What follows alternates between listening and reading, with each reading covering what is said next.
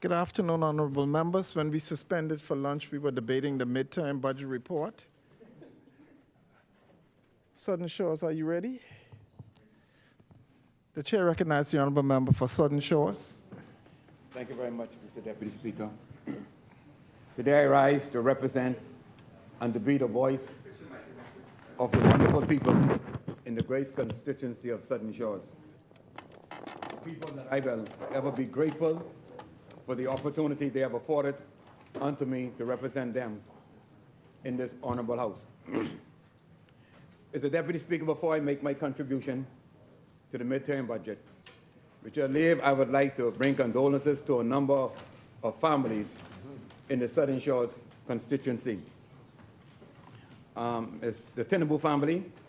It's Edna Tinubu, passed away as a result of a traffic accident on Saturday, February 15th. Ms. Tinubu was not just a resident of Southern Shores, she was also a resident in Misty Garden, where I reside. Ms. Tinubu will be laid to rest on Saturday at Mount Nebo Baptist Church, Marshall Road, at 10 a.m. Ms. Tinubu was a still of a woman. She could have baked some nice benny cake and coconut cream cake, and she makes sure that I get my share.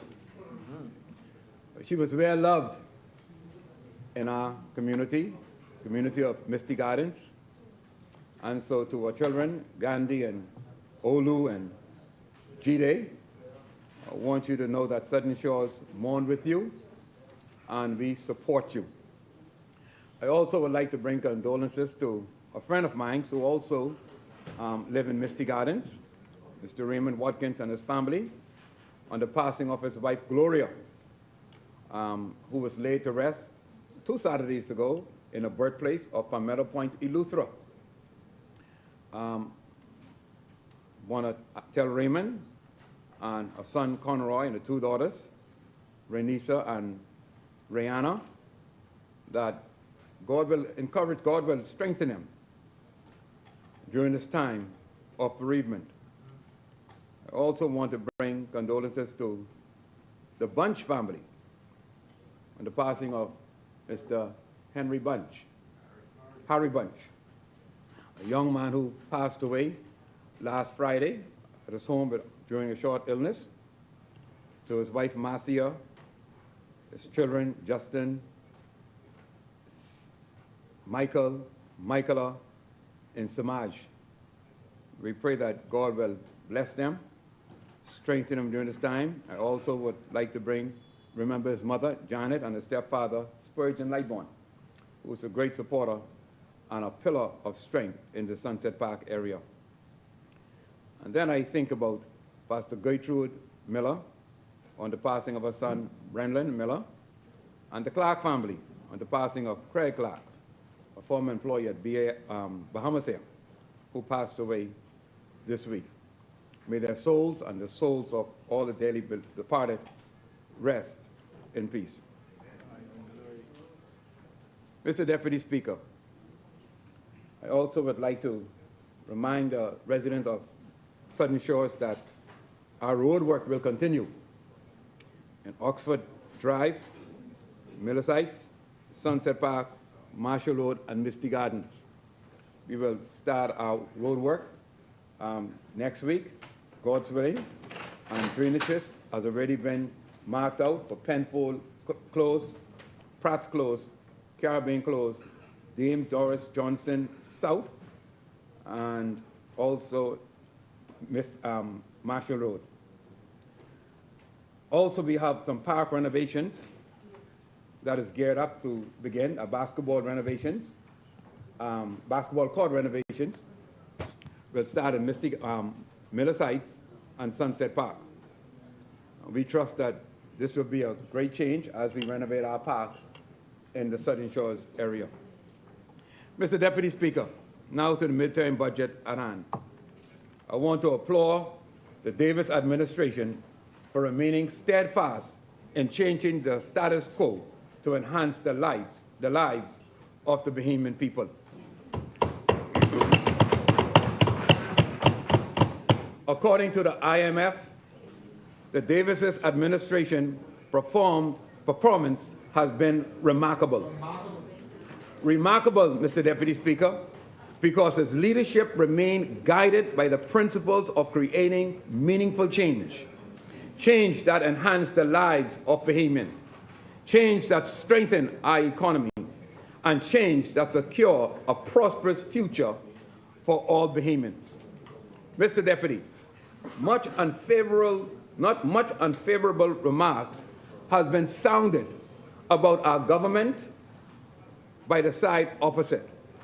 Their mantra is to constantly paint a abysmal picture of our administration and the state of our economy. But may I remind them that on September 16, 2021, the Bahamian people rejected them and elected the Davis' New Day government to rescue them from the hands of the mighty competent authority. Amen. Mr. Deputy Speaker, they failed the Bahamian people miserably. Yes. They failed in the restoration from Hurricane Dorian. Yes. They failed in handling the COVID-19 pandemic. Yes.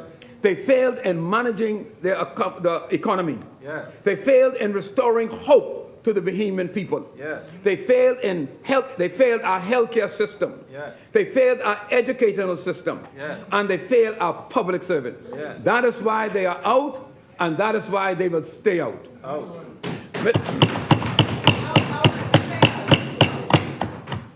Mr. Deputy Speaker, we are not a perfect government, but I can say we're better than them. I can truly say that this administration is working tirelessly to ensure the highest quality of life for all Bahamians. These are challenging times, but we have a leader who is brave enough to make bold, tough decisions for our country. Mr. Deputy Speaker, in early 1900s, there was a Methodist preacher by the name of Frank E.F. He was known to be high-spirited. He was known to be charismatic. And he was extremely hospitable. But there was a time in his life, Mr. Deputy Speaker, when he fell into deep depression. But his comfort came from a portion of Scripture that is found in 1 Peter chapter 5, verse number 7. After pondering upon the words from that Scripture, he went and he penned a song. He penned a hymn. But 1 Peter chapter 5, verse number 7 said, "Cast all your cares upon him, for he careth for you." And so he went in his closet and he penned the words. And the song was, "Does Jesus Cares?" I like the chorus of that song. The chorus said, "Oh yes, he cares. I know he cares. His heart is touched with my grief. And when my days are weary and the long night dreary, I know my Savior cares." Mr. Deputy Speaker, I want the Bahamian people to know that our leader, their Prime Minister, Philip Brave Davis, cares. Mr. Deputy Speaker, the first bold move our leader made when he was elected to serve the Bahamian people was to reduce VAT from 12% to 10%. He did that because he cares. Who put it to do it? Mr. Deputy, today we are here to amend the value-added tax bill to further reduce VAT on unprepared food from 10% to 5%. He is doing this because he cares. The reason why the minimum wage has been increased from $210 to $260 per week, so that his people could have more, to spend more. All of that was done, Mr. Deputy Speaker, because he cares. The reason why over 100 affordable homes were built in 2 years, when the former administration built 0 homes in 4 years. It was done, Mr. Deputy Speaker, because he cares. The reason why there was reduced in custom duty on raw materials to encourage industrial development and promote investment for our people. It was done, Mr. Deputy Speaker, because he cares. The reason why over 500,000 breakfasts was provided in our primary schools to feed our little darlings, to ensure that they have a hot, healthy meal before entering the classroom to learn. It was done, Mr. Deputy Speaker, because our leader cares. Mr. Deputy Speaker, I want to ensure the workers in this country that our leaders care. The reason why 54 industrial agreement was signed under his administration, it was done because he cares. Mr. Deputy Speaker, our leader heard the cries from his people regarding the high cost of electricity. He heard them. He listened to them, and he responded. He fixed the problem. That is why over 50,000 homes receive low electricity bill, under $125 in the month of January. That's because he cares. What has crumbled under the former administration, the Davis administration rebuilt and still rebuilding to make the lives of the Bahamian people better. Mr. Deputy Speaker, Southern Shores is in full support of this midterm budget, which is designed to strengthen our communities, secure our economy, and to uplift the lives of Bahamians. Mr. Deputy Speaker, because I care, you're right. Mr. Deputy Speaker, as we navigate economic recovery and work towards a more self-sufficient nation, it is imperative that we invest in food security, entrepreneurship, and community development. It is important that our efforts continue to align with our government's blueprint for change. Mr. Deputy Speaker, our food security is under threat. The recent egg shortages have reminded us just how vulnerable we are to import reliance. As a nation, we imported over $1 billion in food annually. And with the global supply chain disruption, price hikes, and inflation, we must take a bold step to reduce our dependency on foreign imports. This is why I am pleased to announce the launch of the Citizens and Farmers Cooperative in Southern Shores. This initiative will be headed by a very good friend of mine, Mr. Gerard Darwin. This initiative, which I personally supported with resources, will empower our residents of Southern Shores by giving them direct financial benefit as cooperative members. Not only that, Mr. Deputy Speaker, it will increase local food production, especially in poultry and egg production. It will support our farmers and agripreneurs with resources, training, and access to market. It will contribute to the Bahamas' national goal of reducing food import by 25% by the year 2025. Mr. Deputy Speaker, we must be bold Us, the Bahamian people, deserve to know the facts, not fiction, starting with the issue of VAT. Mr. Deputy Speaker, VAT has never been a popular decision. It is the most significant reform, however, of a taxation system in modern history, introduced as a necessary response to the fiscal challenges facing this country. No responsible government could ignore the need for a more stable revenue base.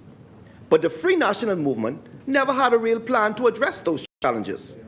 In 2014, when VAT was first introduced, their response was not a plan, not a proposal, but a campaign of posturing. When pressed on alternatives, they offered nothing. To win an election, they promised to remove VAT on bread basket items, but with no real plan to make it work. And when they finally acted, what did they do?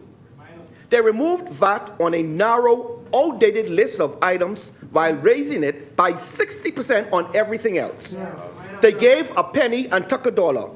And then to add insult to injury, they then campaigned that the tax increase was somehow better for us Bahamians.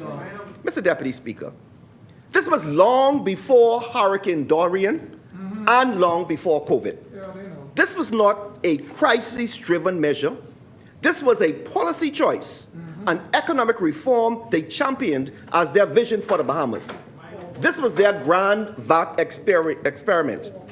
Time and time again, Mr. Deputy Speaker, the FNM has tried to hide behind Hurricane Dorian and COVID-19. And we see it today by East Grand Bahama, we see it by Kalani, and of course we just saw it with Long Island.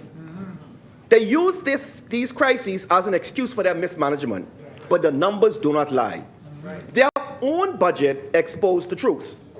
The FNM's economic mismanagement did not begin with Dorian, and it certainly did not begin with COVID.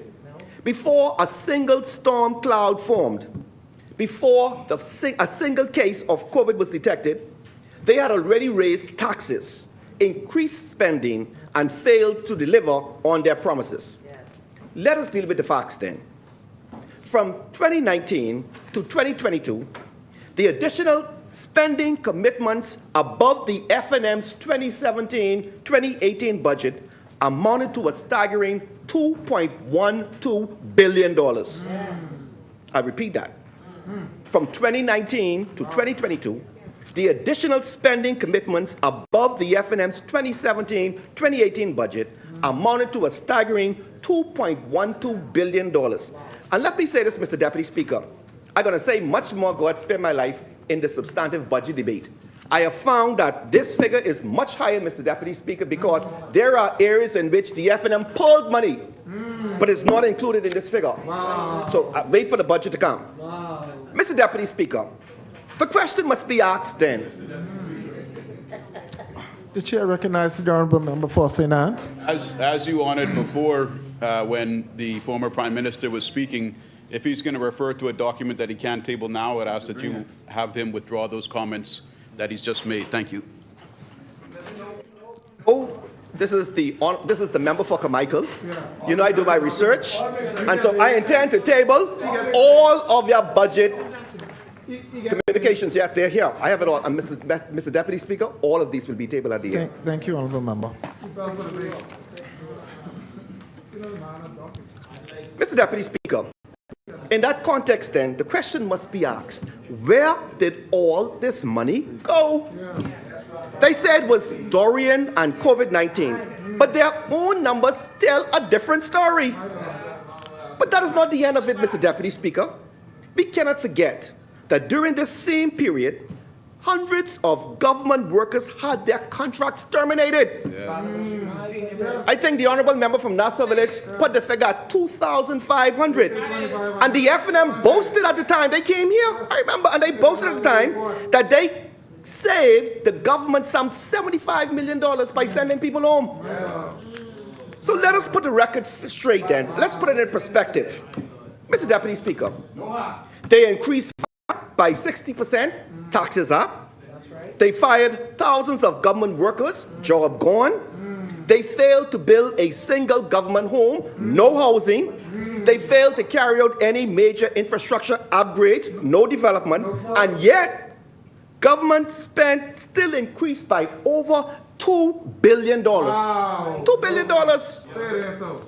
No. $2 billion. You know, Mr. Deputy Speaker, you know, Why didn't you jump up? there is a police investigation that's still ongoing into the food program alone. And the investigation is still going on and monies are still being recovered. And couple things. Still being recovered, Mr. Deputy Speaker. And now, the members from Marco City, East Grand Bahama, Kalani, St. Barnabas, and Long Island have the audacity to come in here and think that we forget about all of this. The people ain't no fool. We remember the suffering.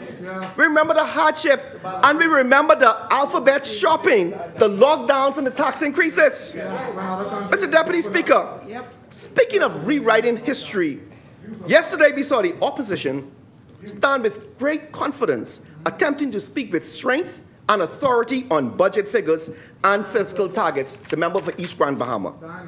But, Mr. Deputy Speaker, the irony is not lost on us. It is both laughable and deceitful for the FM to now challenge the Minister of Finance on budget targets when their own record is a catalogue of fiscal mismanagement, failed revenue projections, and reckless economic decisions.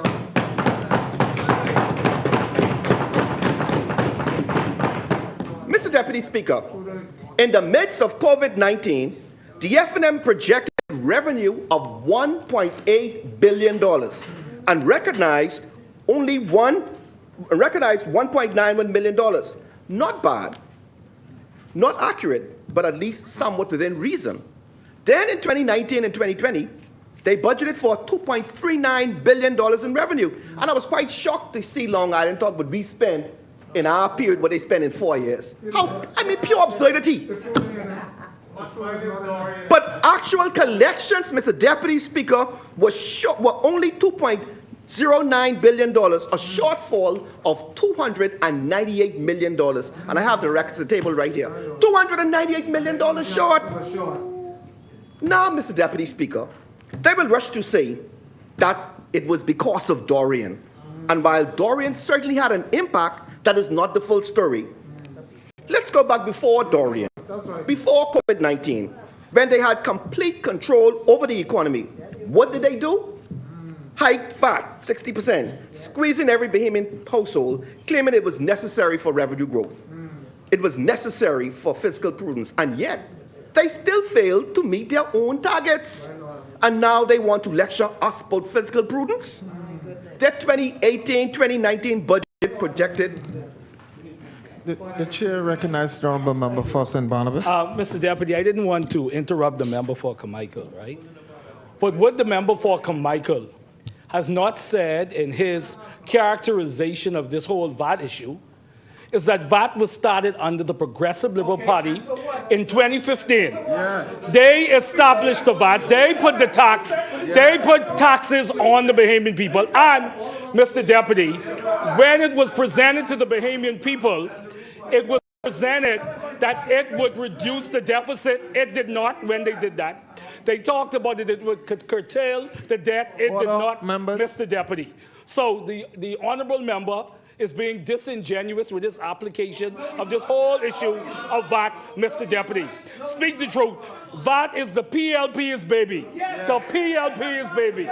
All right? Make sure I say that. The chair recognizes the honorable member. We will be here all night if we don't follow the rules. A point of order is not a rebuttal to a speaker.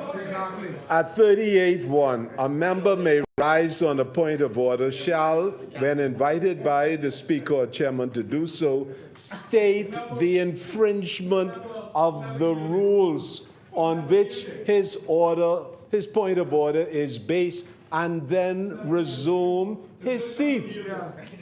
This is, you raise the good member in this public space and on television.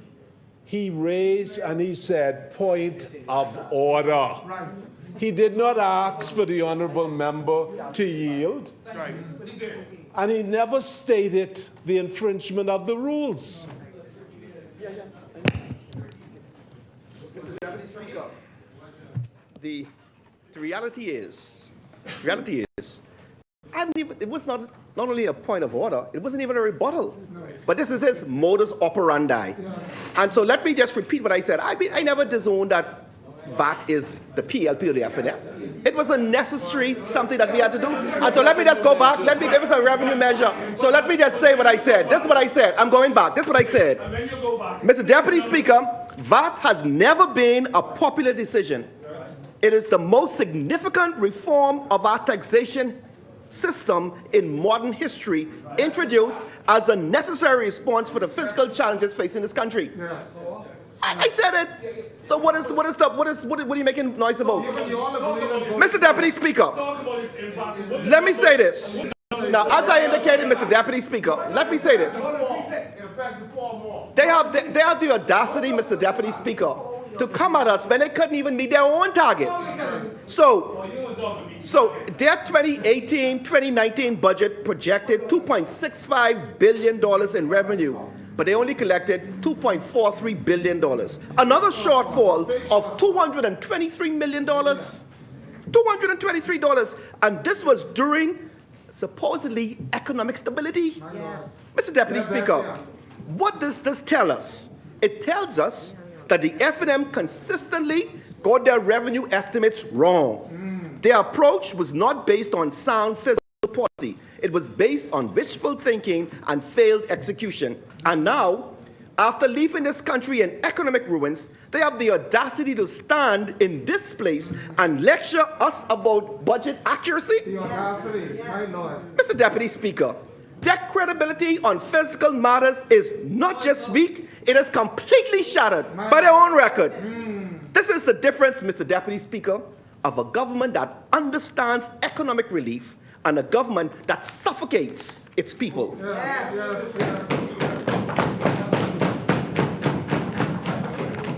And because of this responsible economic management, we have seen real, tangible progress.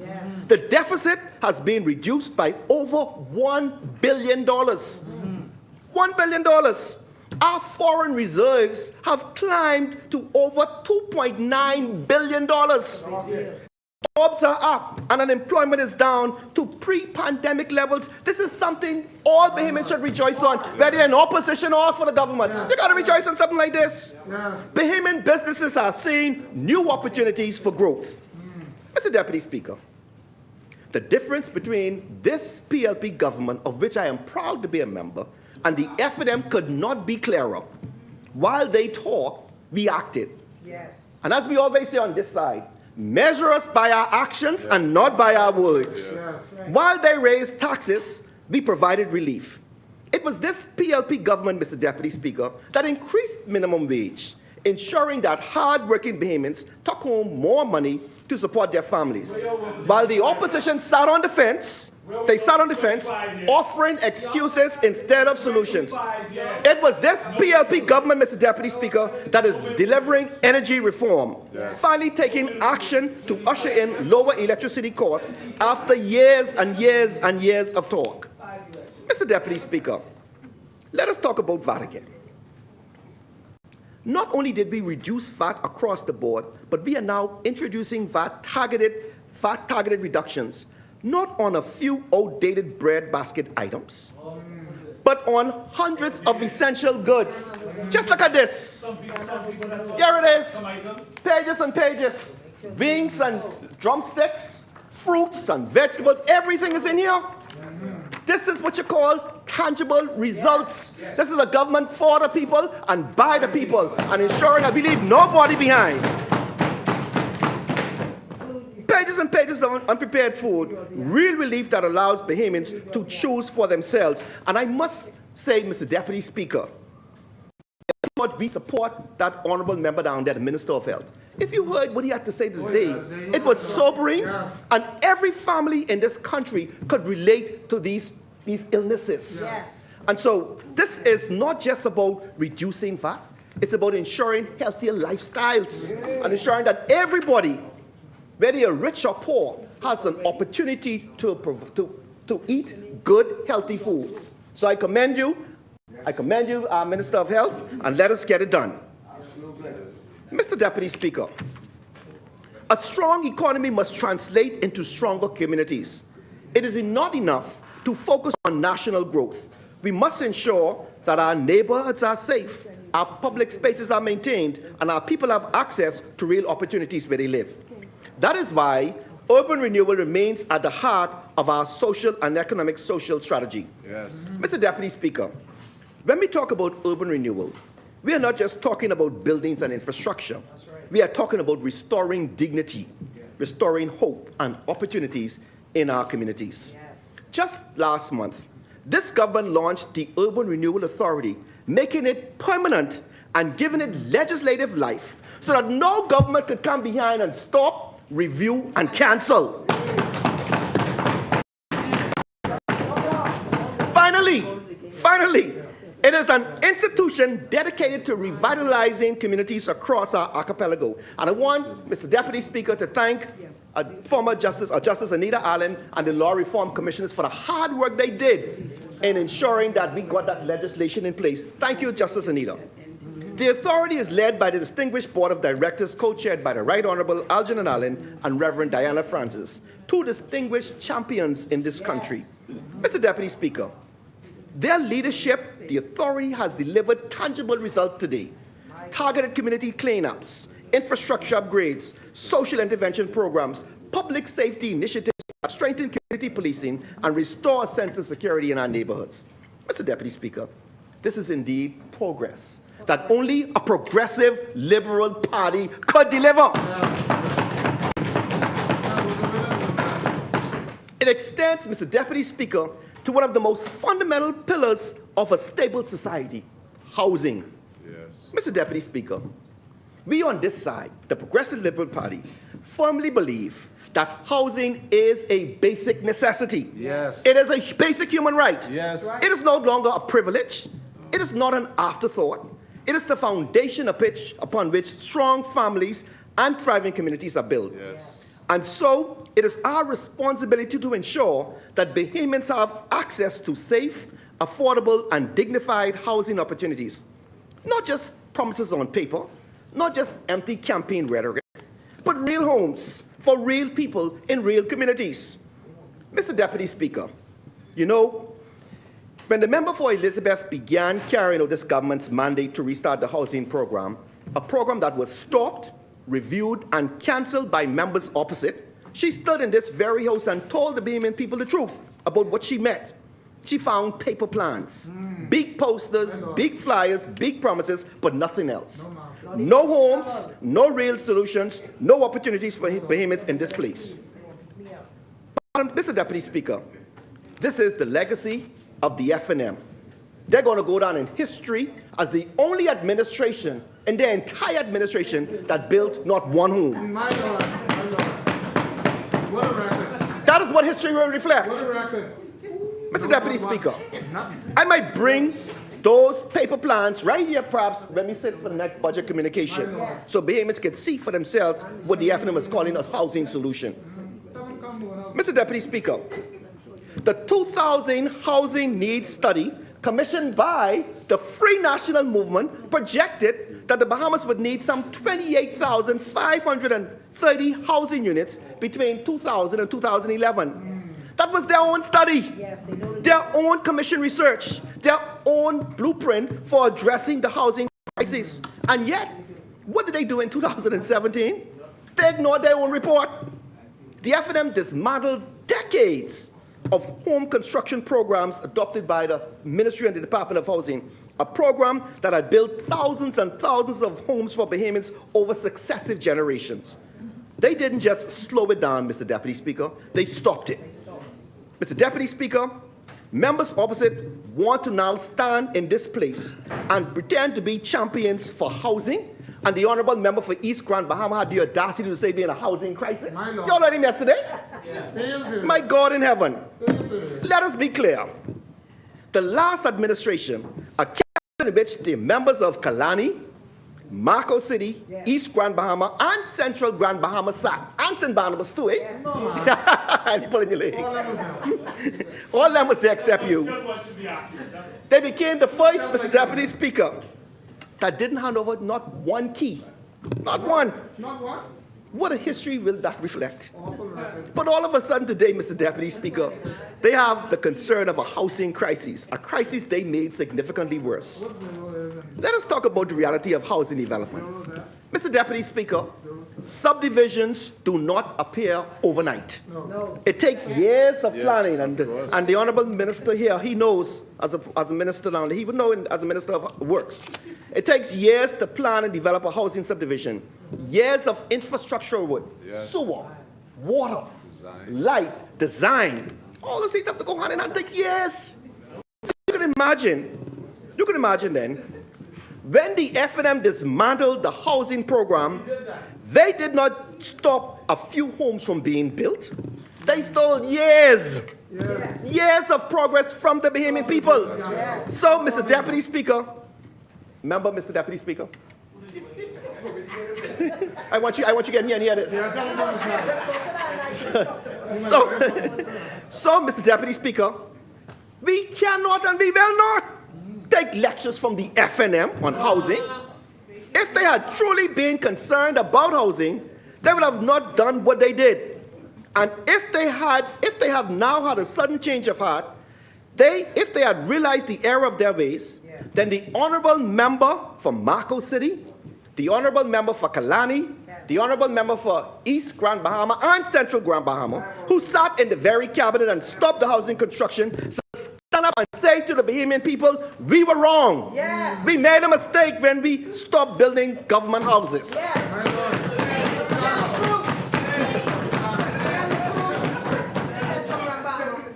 How the song go? Until then, their words ring hollow. Their words have become a sounding brass and a clinging cymbal. Nice. Their record is clear.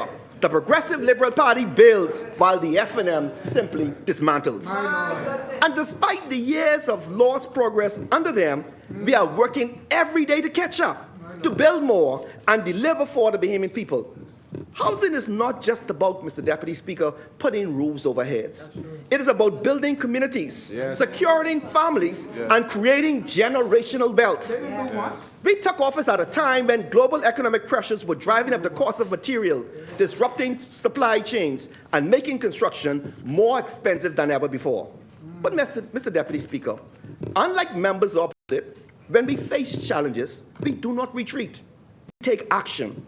We introduced tax incentives for affordable housing in both the public and private sector. We reduced duty rates on building materials to make home construction more affordable. Yes. We implemented direct subsidies to offset the cost of developing new government subdivisions, and we expanded access to financing, ensuring that Bahamians can secure the loans they need to own a piece of this country. Mr. Deputy Speaker, we did this on the mandate of the Honourable Philip Brave Davis, Prime Minister of this country. He told me and my Minister of State, and as I say, he's told the Minister of Immigration, the Minister of Education, the Minister of the Public Service, the Minister of Health, all of us. He told us, and here he is, he told us, fish, cut bait, or get out!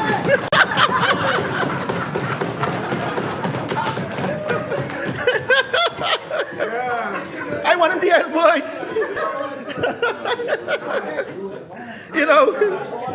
So we cutting fish, we fishing, we cutting bait, and so we're building more homes to build we're building stronger and more affordable homes.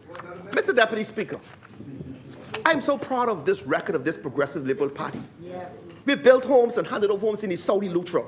We've handed homes in Carmichael at Renaissance. We've built homes in Abacos and Salvador. We're building homes across the length and breadth of this country and, of course, New Providence for hard-working, deserving Bahamians. From Pinecrest to Ocean Hole, from Central Pines to San Salvador, this government is delivering homes.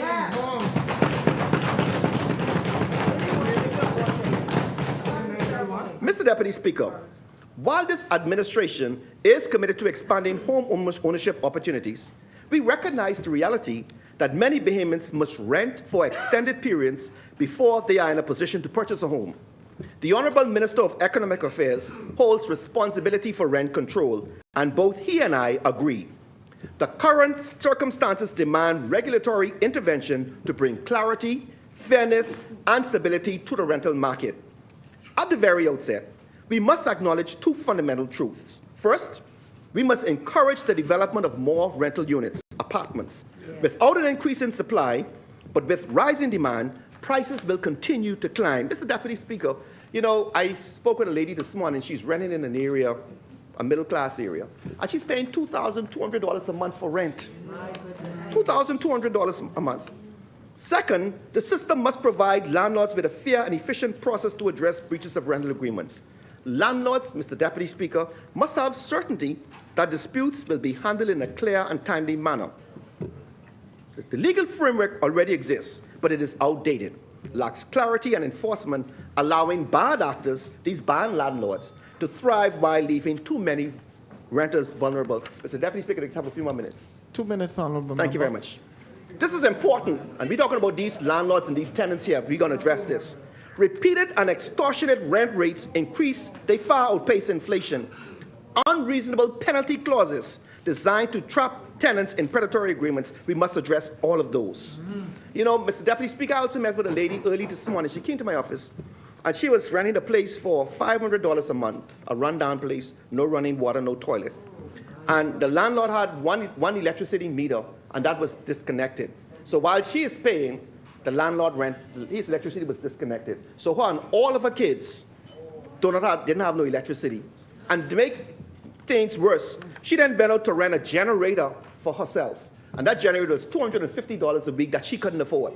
So on top of paying the rent, getting the generator, asking the landlord to update the premises, he then gives an eviction notice. And so she came to us for a government rental unit to see what we could do.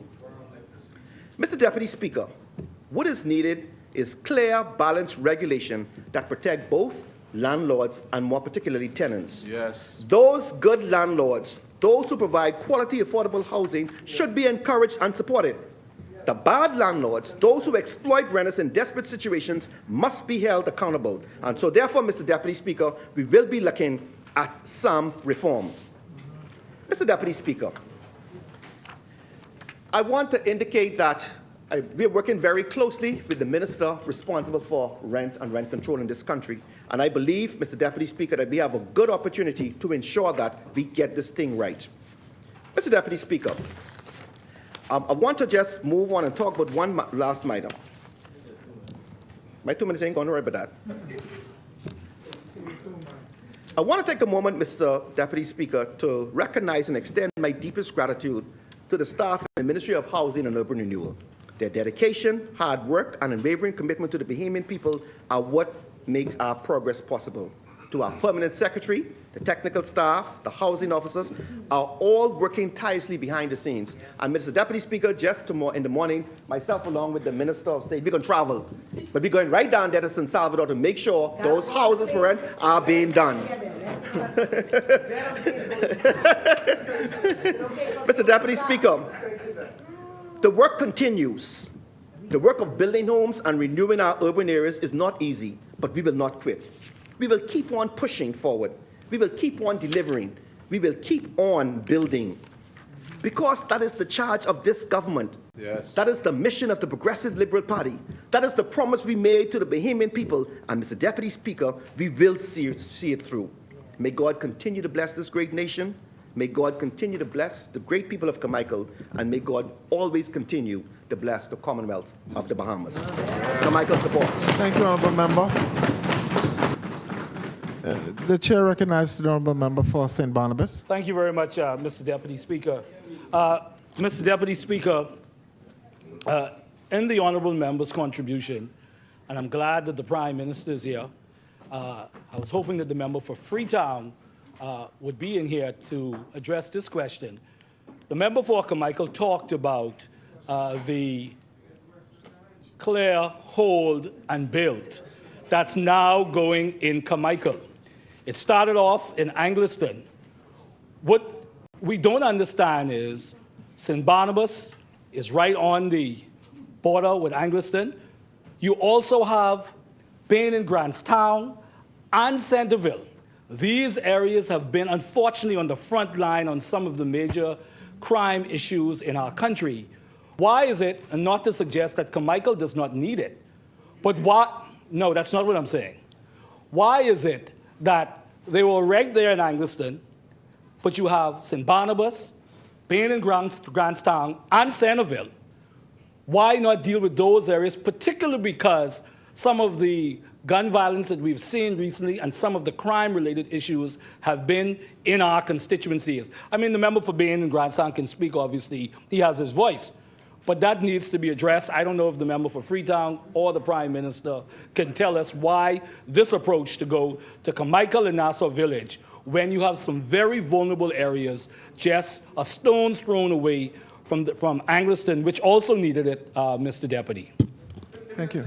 And The chair recognizes the honourable member for Carmichael. Thank you, Mr. Deputy Speaker. The Honourable Minister for National Security will address this, and it's based on the police statistics. But let me just say for a moment, don't you doubt for a moment that Carmichael is not without its share of challenges. Let me just say, just as you have your challenges down in those areas, we too have our challenges in the Carmichael area. When I first came in the Carmichael area, I mentioned in this house that there's an area called Death Row down there. And by its very name, most of the young men have been executed in there. We've had homicides in there. And so the statistics are there to bear us out. What Claire Hall and Bill is doing is it's prioritizing and ensuring that the resources of government are not just spread out, but we target those areas where we need it more than some of the other areas. Carmichael is one of those areas where, and I will bring you the statistics, my brother. I sat a few weeks ago I went to visit this lady, and her son, they were sitting on the porch, and he said, "Mommy, let me go up the road and get you a chicken in the bag." And when he left the porch, she just heard gunshots rang out, and she just dropped to the ground. Her knees just gave out on her. That was her son. These are very real challenges, and so I want to make it very clear that this is evidence-based. We are coming to every community, but I will yield to the Minister of National Security to just walk in to ensure that we all understand, that people understand what's going on here. Thank you. As many? The chair recognizes the honourable member for Angliston. Deputy, thank you very much. Oh, okay. The chair recognizes the honourable member for Freetown. Mr. Speaker, Mr. Deputy Speaker, I would have heard the question about the new policy introduced by this administration, and I'll address it in my contribution. Thank you, honourable member. The chair recognizes the honourable member for Angliston. Thank you very much, Mr. Deputy. Mr. Deputy, yesterday I alluded to a young man in my contribution to this midterm debate. A young man, 16 or 17. How old is he? 16. 17-year-old student at Doris Johnson Senior High School in his final year at that school, who one day, I can't remember the date, was coming off the bus to go to school and saw a woman in a car, I believe the car was turned upside down, who was trapped in the vehicle. This young man,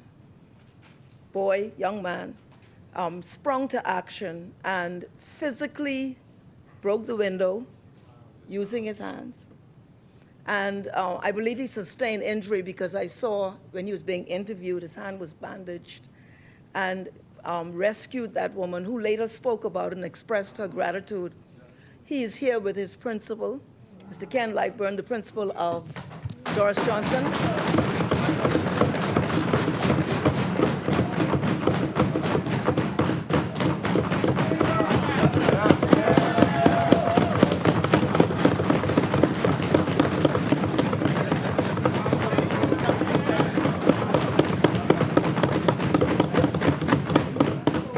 And the Prime Minister is going to say a few words, so I won't say much, except to say, his name is Michael Ferguson, except to say in one sentence, which I hope is a mouthful, we are proud of you, and the nation is proud of you.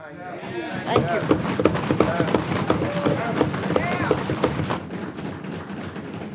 The chair recognizes the honourable member for Cat Island, Rumkey, and San Salvador.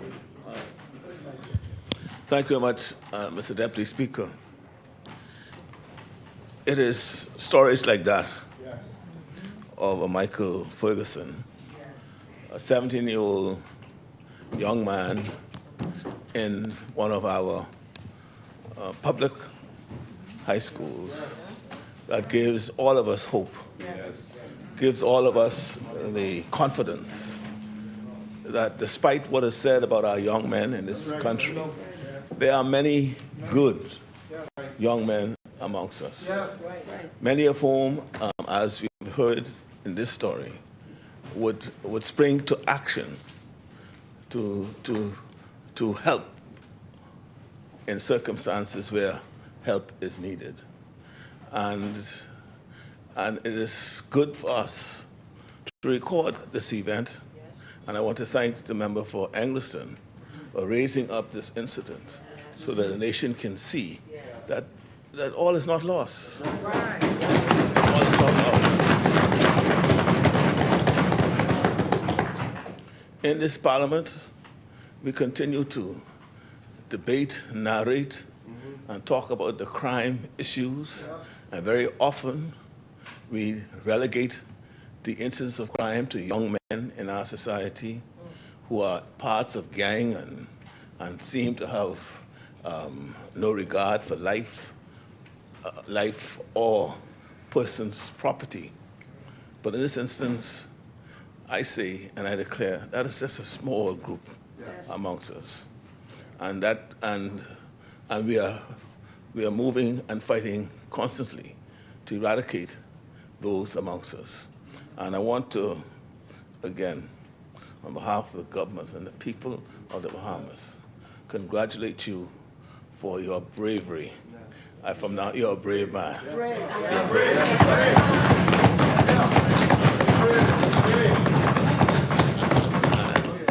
And don't mind anybody sort of trying to make a mockery of the name Brave.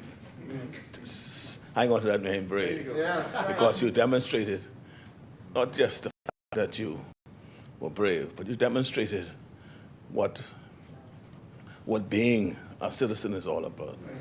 You demonstrated that when action is necessary, you acted. You demonstrated when compassion and concern has to be demonstrated, you demonstrated it. You also recognize and you adhered to that biblical admonition that we are here to help each other, and the least that you do unto the least amongst them, you did unto him. And I want to thank you again for what you've done.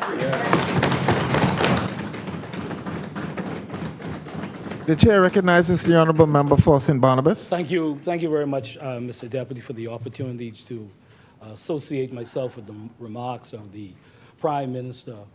It is times like this that really make the difference and transcends all of the lines that we have in our country and political lines, because you represent, in what you did and who you are, the best in us. And with all the stories, as the Prime Minister has said, that is associated, unfortunately, with young men in our country, you have provided an alternative story, one that shows that you don't have to be around a long time to be a hero and to be a patriot and to be a real Bahamian. And so we join with the government, the opposition does, to say to you that to continue to be the hero that you represented that day. We continue to support you and who you are and what you represent. And what you've shown is that at the end of the day, despite all of the differences that may exist in this country, you are a true Bahamian patriot, and we congratulate you.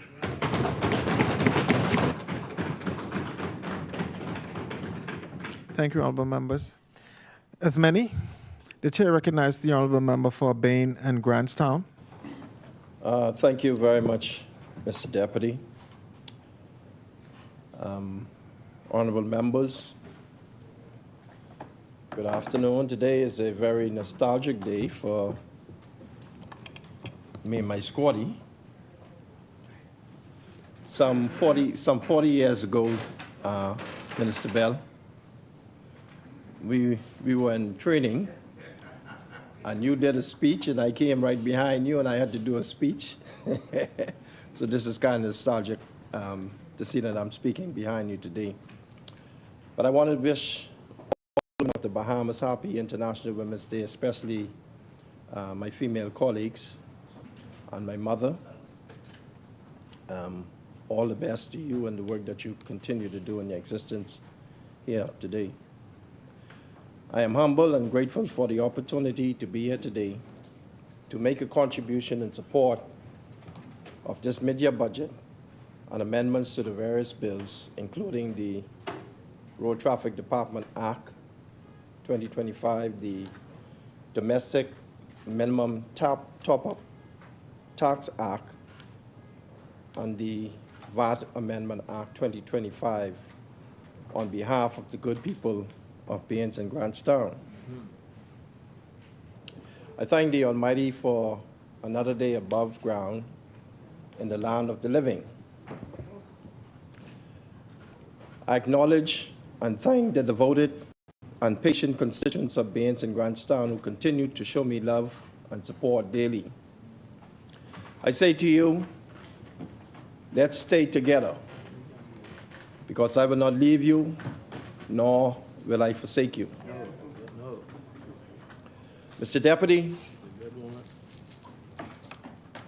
while I'm on my feet and giving thanks, I want to also thank the Honorable Prime Minister and my colleagues for the advocacy received and felt by me and the people of Baines and Grantstown.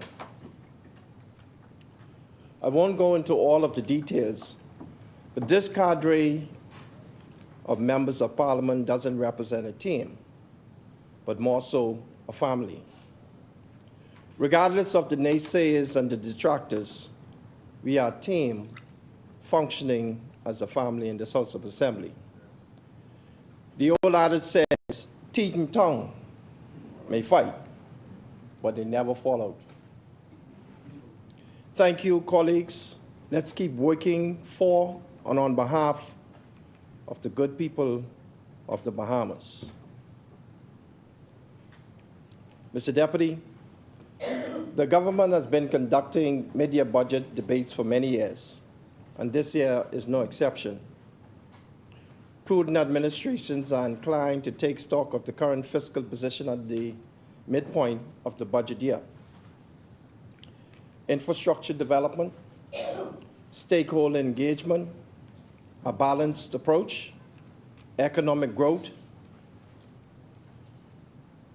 unemployment opportunities, while also ensuring that fiscal sustainability and reducing the country's debt burden are essential and should be managed closely.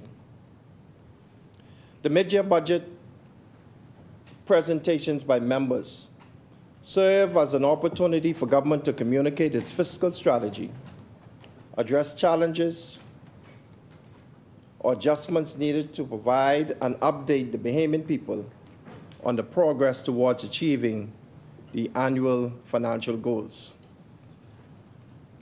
The mid-year budget gives the government an opportunity to make adjustments and redirect certain allocations to more prioritized areas.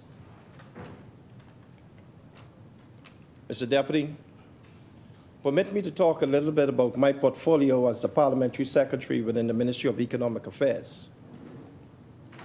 The Blueprint for Change speaks to e-Bahamas Revolution, or the e-Bahamas Revolution agenda. I've been delegated with the responsibility to drive the government's information and communications technology and digitalization agenda. And by way of update, I'd like to report on the following projects for the information of the Bahamian people. This administration has embarked on a project to improve the government's website, which is the official virtual face of the government. We must remember that a first impression is a lasting one, and this new website will do the Bahamian people justice. In a few weeks, the new improved website will be officially launched, bringing the government of the Bahamas up to date with a more modern and sophisticated website. Additionally, Mr. Deputy, As indicated in the previous debate last year, this administration is seeking to replace the parliamentary registration system with a more modern solution and has engaged a vendor to facilitate the implementation. Development has commenced and an official launch date has been announced or will be announced by the Parliamentary Registration Department. This project is in keeping with the government's blueprint for change, as the current voter registration technology and software are old, archaic, and may pose some voter security challenges and concerns in the future. Mr. Deputy, in 2025, we are probably one of the only countries in the region still using a paper-based voter registration card that has no digital functionality behind it. Elections are within months, and it is proposed that the new voter registration system will be completed in time for the next general election. In 2027, this project was on the table, but it was shelved by the former administration and nothing was done. But this brave Davis-led administration is taking action and getting it done. Mr. Deputy, much talk has been mentioned about the Bahamas Parks Connect project, or free Wi-Fi in the park. This project is consistent with the United Nations Sustainable Development Goals aimed at bridging the digital divide. Currently, there are more than 100 parks throughout the Bahamas that are providing free access to the internet for citizens, especially our children who utilize the services to assist with school homework, assignment and projects, and also research. We are experiencing some challenges as the services at a number of these parks have been interrupted due to malicious human intervention.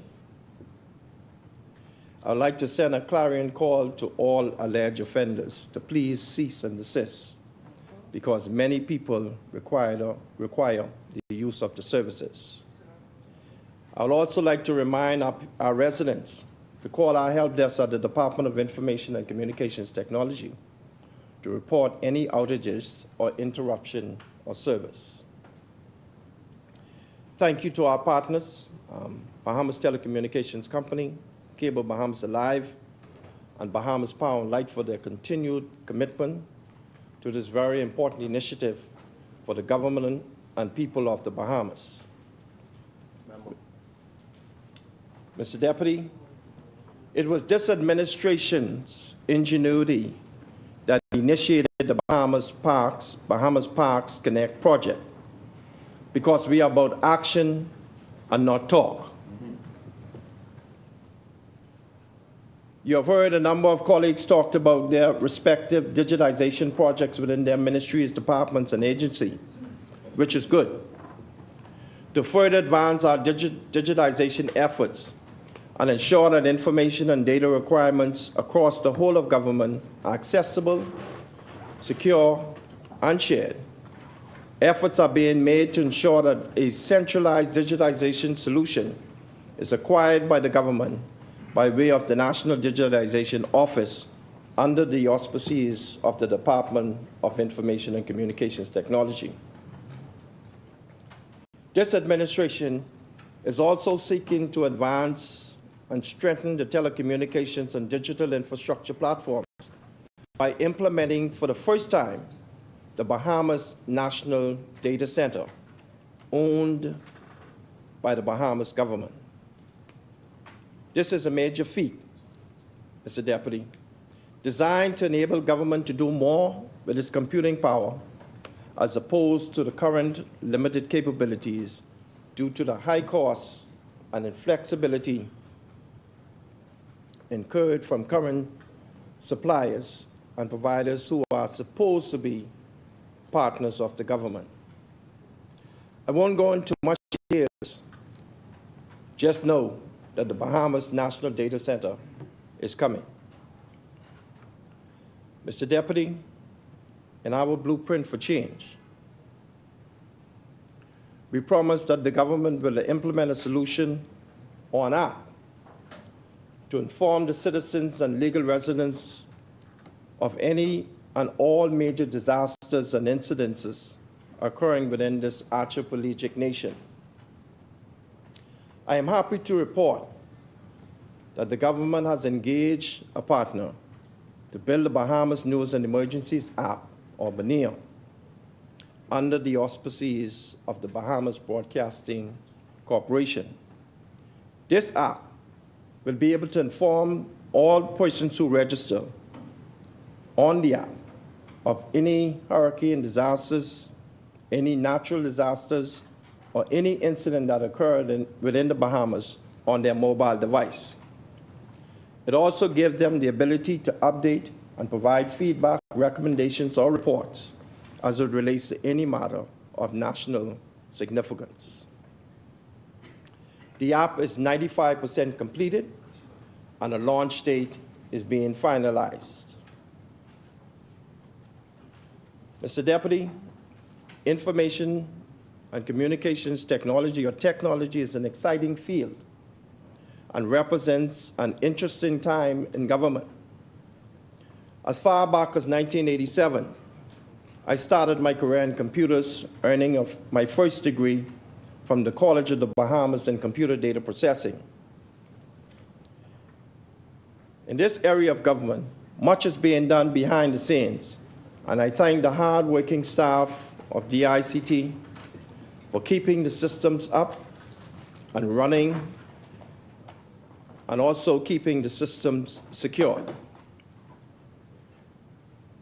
It is not until we are unable to access our systems, or our phones are not working, or your email appears to be down, that we recognize these people of whom I refer. It is not until then that we realize that these individuals do exist.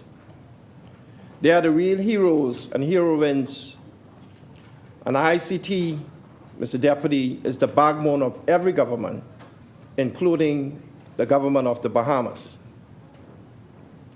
I want to publicly thank Minister Glover Rule, the Minister for the Public Service, for regularizing these officers and ensuring that at least one promotion was had by every officer within the Department of Information and Communications Technology.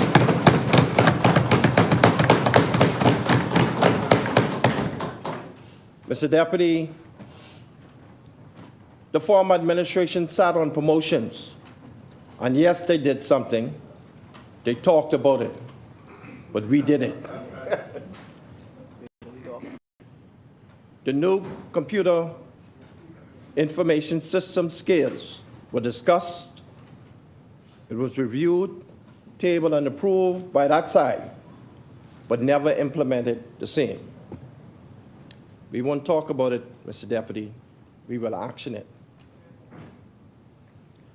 A new human resources management, financial management, and payroll system, or the Oracle Fusion project, is being implemented as we speak. This is another major project, or major ICT project, that was left on the table and left in their care. But what happened? They talked, but we actioned. I say to the Bahamian people, if you want to talk, choose them. In 2021, you chose action, and action is what you are getting with the Progressive Liberal Party.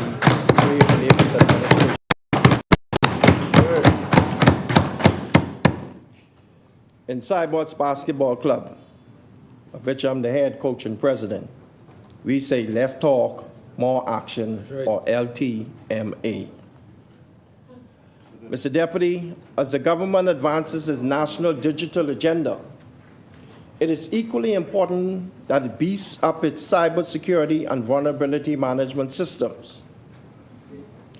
In December 2023, this government launched the National Computer Incident Response Team to facilitate mitigating any cyber attacks and breaches within the government's network.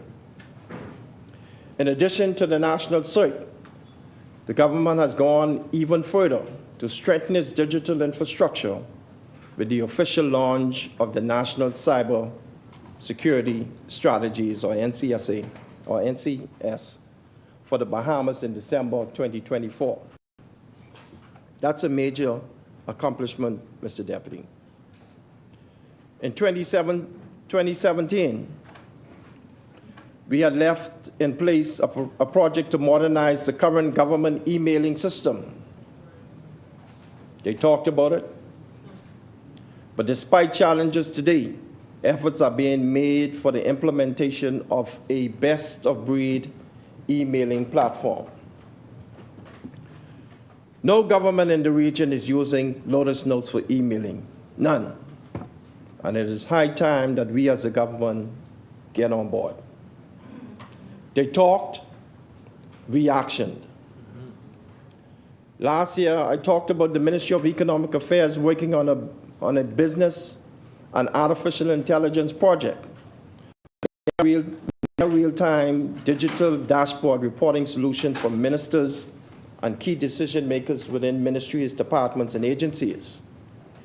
Today, I am happy to report that this project is completed and a pilot project has been launched in the Office of the Prime Minister and Ministries of Finance and Economic Affairs, where near real-time revenues and expenditures and other critical financial data are reported via a cyber dashboard.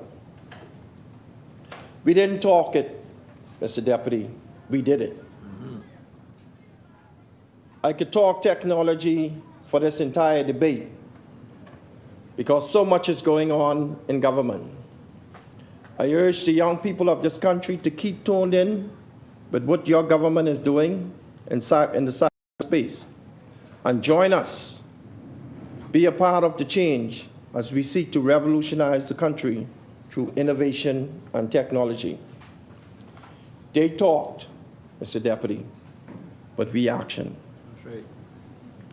I love technology more than I love to eat food. But Mr. Deputy, but Mr. Deputy, permit me to pivot as my time is running out. You got that? Oh, I got plenty time. Sorry about that. No, I promised 20 minutes, so I'll try to do that. The revenue is up, and we are experiencing record numbers. The unemployment rate is down, and it is the lowest it has been in some 17 years.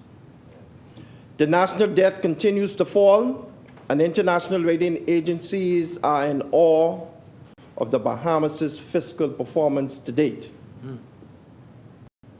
Recurrent expenditure is under control despite the naysayers, despite the detractors, despite the opposition's position.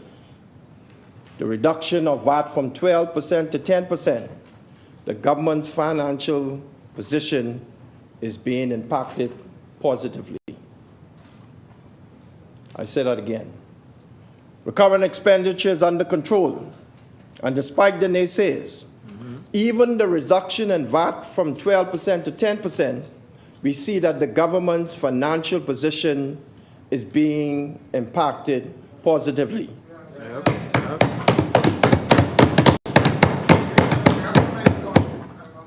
I want to thank the government of the Bahamas for the amendments to the VAT Act, which reduced VAT on cooked foods initially, and now on a number of other grocery items in the food store to 5%. I could afford it. But the great people of Baines and Grants are very appreciative of this adjustment as it increases their buying power. This administration is looking out for the poor today, not in our next term in office, because we support Bahamians today, and we support drying the tears of every Bahamian who needs it. We won't wait for the next term, Mr. Deputy. We're doing it now. While they talk, we action. The Road Traffic Department Amendments Bill 2025, which afford vehicle owners the ability to insure their vehicles at a time other than their birth month, which is a financial burden lifted and a blessing in disguise to many people and many Bahamians, because registering a vehicle and insuring the vehicle at one time is extremely expensive. My people say thank you, Minister Colby Davis, because finding funds to license and insure their vehicles during the same month would have played a major financial burden on many of us. We also want to say thank you for your efforts and steady hands in bringing down the costs of electricity. Mr. Deputy, I support the Domestic Minimum Top-Up Tax Bill 2025 and amendments to it. This again proves to be progressive thinking, that this government is not unreasonable, and that we are prepared to consult, listen, and adjust. My only hope is that these major Bahamian companies and multinational corporations remain socially responsible and live up to their fiduciary obligations to the government and the people of the Bahamas. Mr. Deputy, in being in Grantstown, we love eggs. Yeah, we love eggs and being in Grantstown. And while I'm on my feet, I want to thank the government and the Honorable Minister Campbell and the team at the Ministry of Agriculture for negotiating an arrangement for the importation of eggs in the Bahamas, causing the reduction in egg prices on the shelves in the food stores. I read a social media post which said, please don't come to Nassau Street Super Value Food Store. You know, that's in my constituency, because we didn't want too many persons to come and get all those eggs before we could take full advantage of it. But I suspect that the author of that post was from Bain and Grantstown. Mr. Deputy, I listened to the members opposite talk about the travel expenditure of the government. I and the Bahamian people have witnessed the benefits of the government's travel for Bahamians and the Bahamian economy in the tune of some $1.something billion. I assure the Bahamian people that if the resources were in-country, international travel would be little to non-existent. Therefore, the travel is worthwhile. The travel is a necessary requirement of this government, and we have done just what was necessary in order to make certain that the Bahamian people benefited from travel. Mr. Deputy, in 2024, we successfully conducted more than 32 projects and programs aligned with our Bain and Grantstown 10-point focal plan. I continue to thank the executives of the Bain and Grantstown PLP branch for their assistance and support. This year, we are implementing 4 new programs. 1, the Bonfire Training Program for small business contractors, which would be held on Tuesday, the 18th of March, geared towards assisting our small contractors with the ability to go online, review different bids that may be available, and teaching them the ability, the art or the skill of providing or bidding on those government contracts. Mr. Deputy, we're not about giving individuals a fish. We're about teaching individuals how to fish, and this training program is geared just towards that. Number two, the Bain and Grandstand Youth Conclave, and again, I want to thank the member for Angliston. We stole this from you. But the Bain and Grandstand Youth Conclave Song and All Bahamian DJ competition is scheduled for this half of 2025. We want to engage our young people in Bains and Grandstand, Mr. Deputy. We want to hear what they think.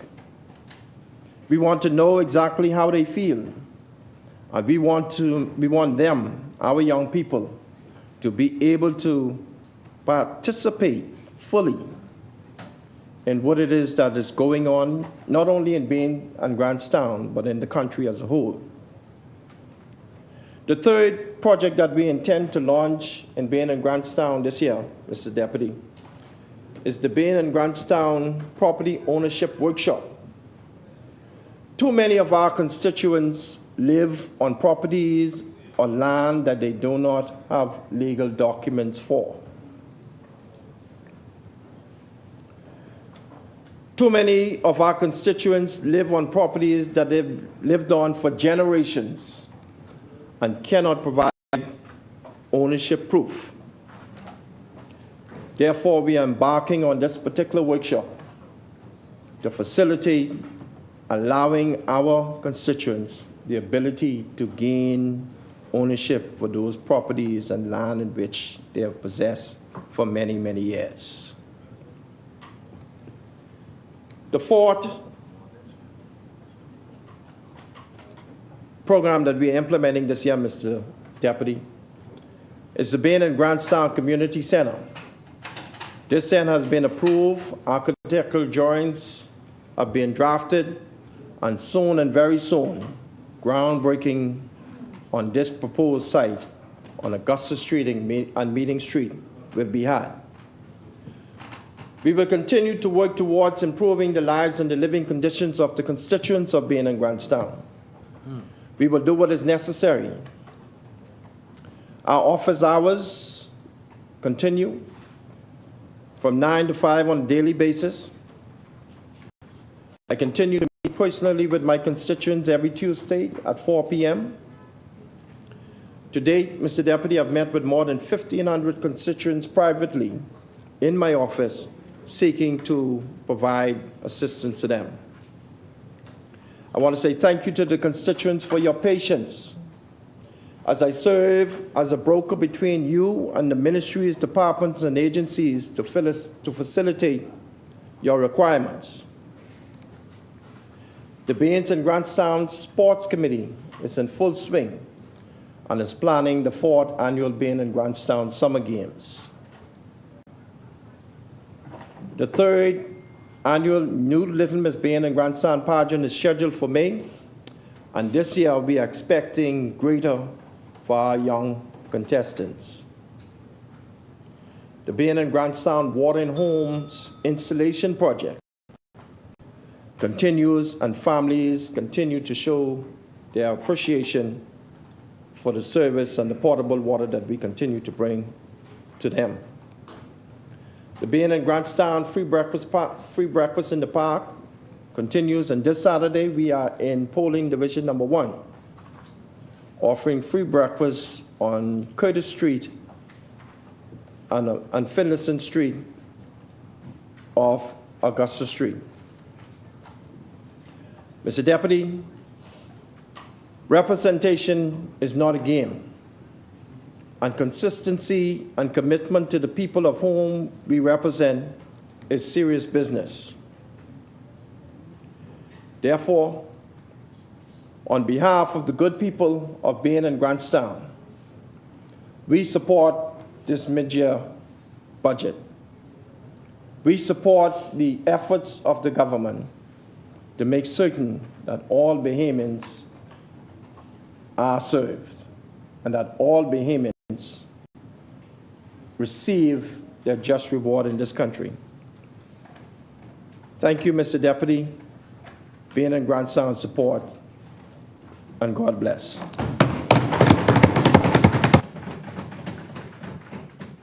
Thank you, Honourable Member. As many? The chair recognizes the honourable member for St. Anne's. Thank you, Mr. Deputy Speaker.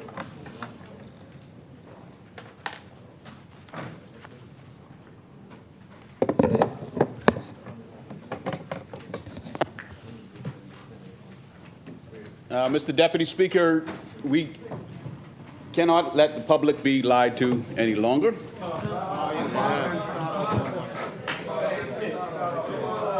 Now, I'm going to, I know a lot of these members of the government side probably have no fishing heritage. Maybe the gentleman leaving from North Andros or from North Abaco.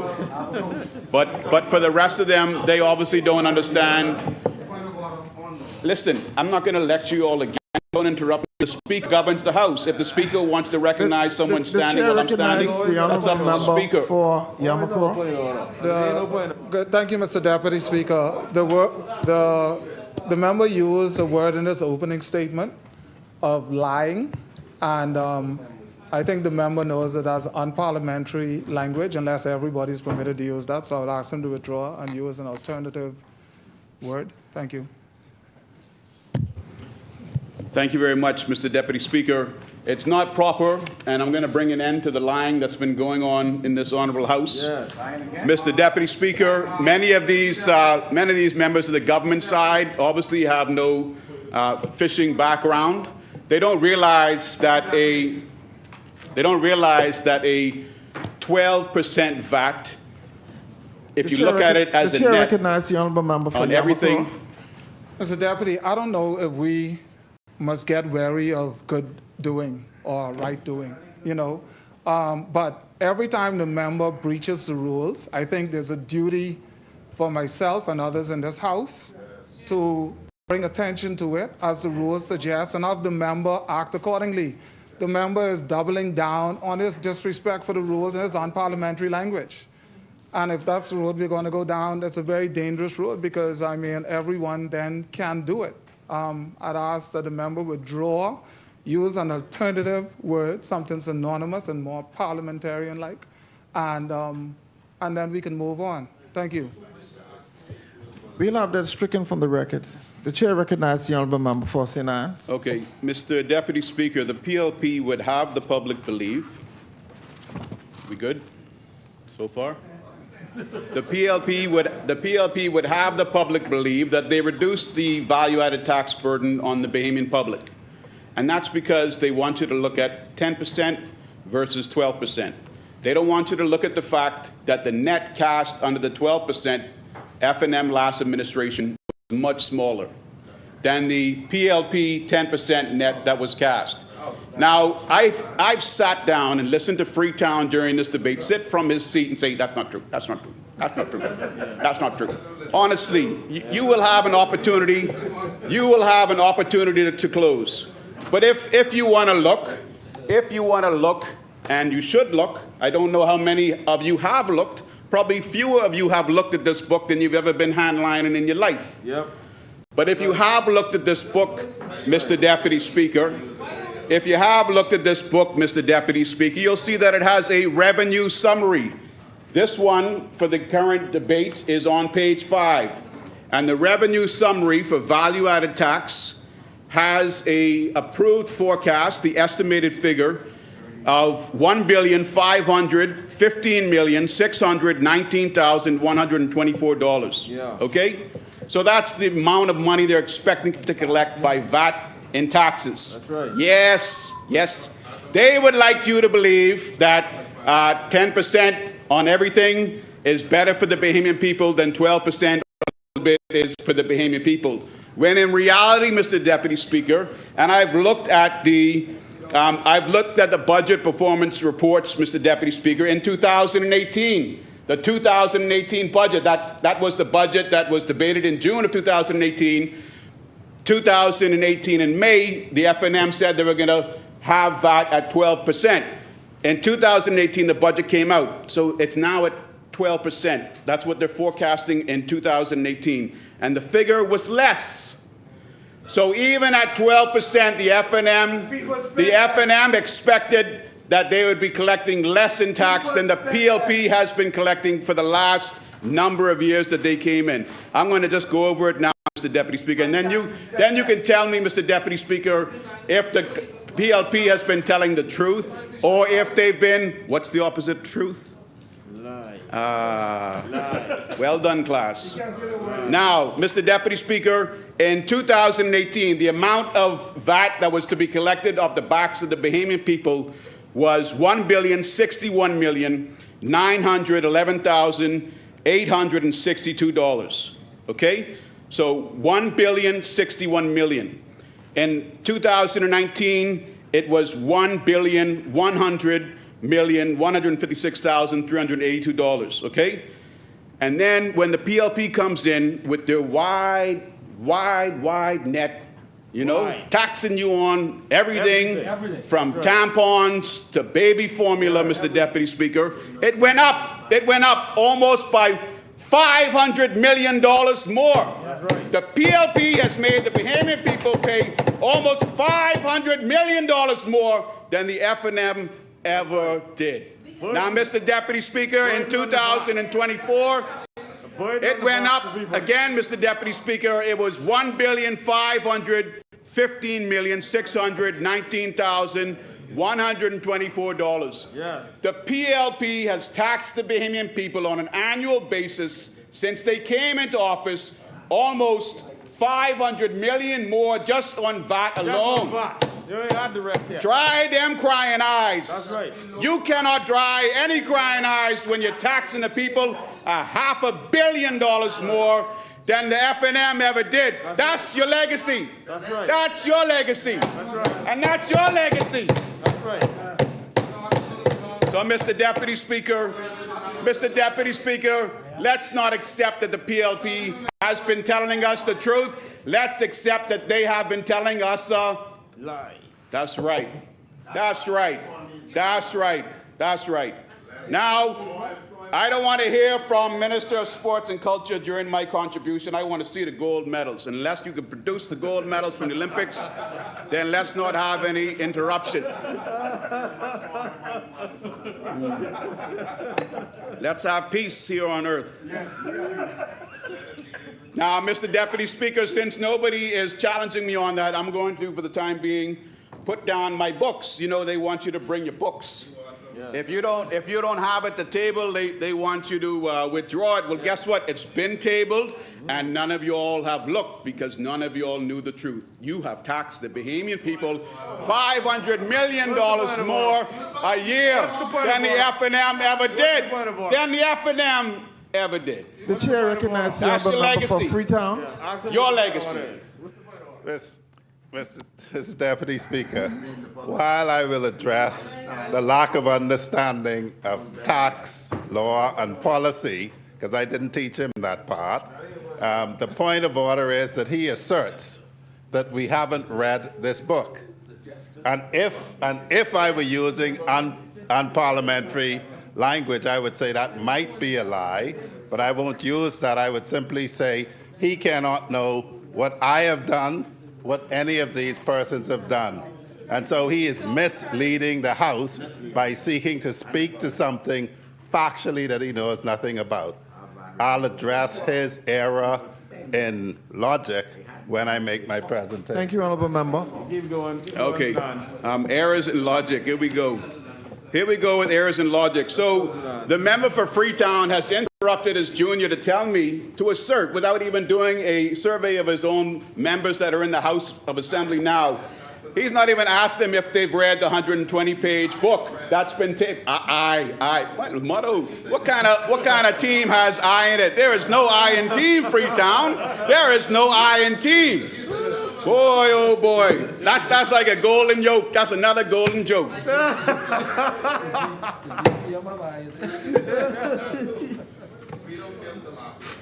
So, tilapia. So, you know, thank you. That's a good segue. He wants to talk about what's been waived. Now, let me tell you, Bahamian people, my constituents, the constituents all the way down in Michael, excellent contribution yesterday. God bless you for bringing the truth about the lack of service and lack of attention to your constituency. So the PLP wants to tell you that they have reduced fat. But if you look at 5% on something that had nothing on it before, is that the truth or is that a... If you were using a... That's the lambs of God. I didn't say it. I said lambs of God. Y'all got the point. But let me tell you what's in their list. I don't know where they got this list from. This list must be straight from, I'm not going to say where it's from because Tall Pines would jump up if he were here in the house and tell me, boy, you can't say that, you can't. I mean, honestly, y'all love to tell me what I can't say. You see the smoke talks. Now, let me tell you what they got on this list for the Bahamian people. Bahamian people, you get to pay 5%. You get to pay 5%, and this is no joke, on meat of horses, asses, mules, or heinies. I ain't even sure what a heinie is that they're talking about here. I ain't even sure what a heinie is that they're talking about here. And let me tell you, they give you options.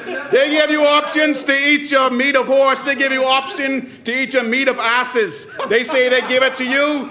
You could have it either chilled or frozen. Sir, how do you want to eat your meat of asses? That's what the PLP thinks to the Bahamian people. Come on. God save this government. Oh, here we go with the whole logic point again from the seat. Now let me continue. So when you finish eating your meat of asses, this government says you can then partake in the meat of whales. Whales. They got whales on this list. Not only did they not look at the expenditure book, they didn't look at this list that came from God knows where, Timbuktu, and I have an idea of what they're trying to give you 5% on. The chair recognizes the honourable member for Freetown. While this is all very amusing, Mr. Deputy Speaker, and I believe that making fun of the Bahamian people never carries you far, but St. Anne's needs to stop asserting what we have not done, and I will always rise because it only takes one person to have done it to falsify his assertion. See, falsify is another word for lie, you see. Misrepresentation is another word for lie. To falsify the assertion that nobody has read it. Thank you, honourable member. If you're going to use another word for lie, I'm going to use the word lie. I mean, that's a word. Word is the word. It's not a foul word. Okay? So Freetown is saying that he knows his government is trying to entice the Bahamian people with 5% on the meat of asses, on the meat of mules. He is proud that he read that and has not had his cabinet move to amend that. In addition, when you finish eating meat of horses, Bahamian people, you can pay 5% on the meat of whales, the meat of dolphins and porpoises, of manatees and dugongs, of seals, sea lions, and walruses. What, you know, WTF if you was using WhatsApp and trying to abbreviate, what is going on with this list? You all have seriously stood in front of the Bahamian public and said we're bringing VAT down to 5% on the meat of asses and the meat of walruses. Yes, Tall Pines got chicken drumsticks thrown in there too. But I mean, honestly, this is what this PLP administration has. Everyone has seen it according to Tall Pines, or maybe not everybody, but at least the team of I have seen it. Yeah. The team of Freetown. Guess what? It goes on. They got dogfish and other sharks. It's illegal to catch sharks in here, but now the government is encouraging you to import it at 5% and you can sell it. Don't break up no law in this country.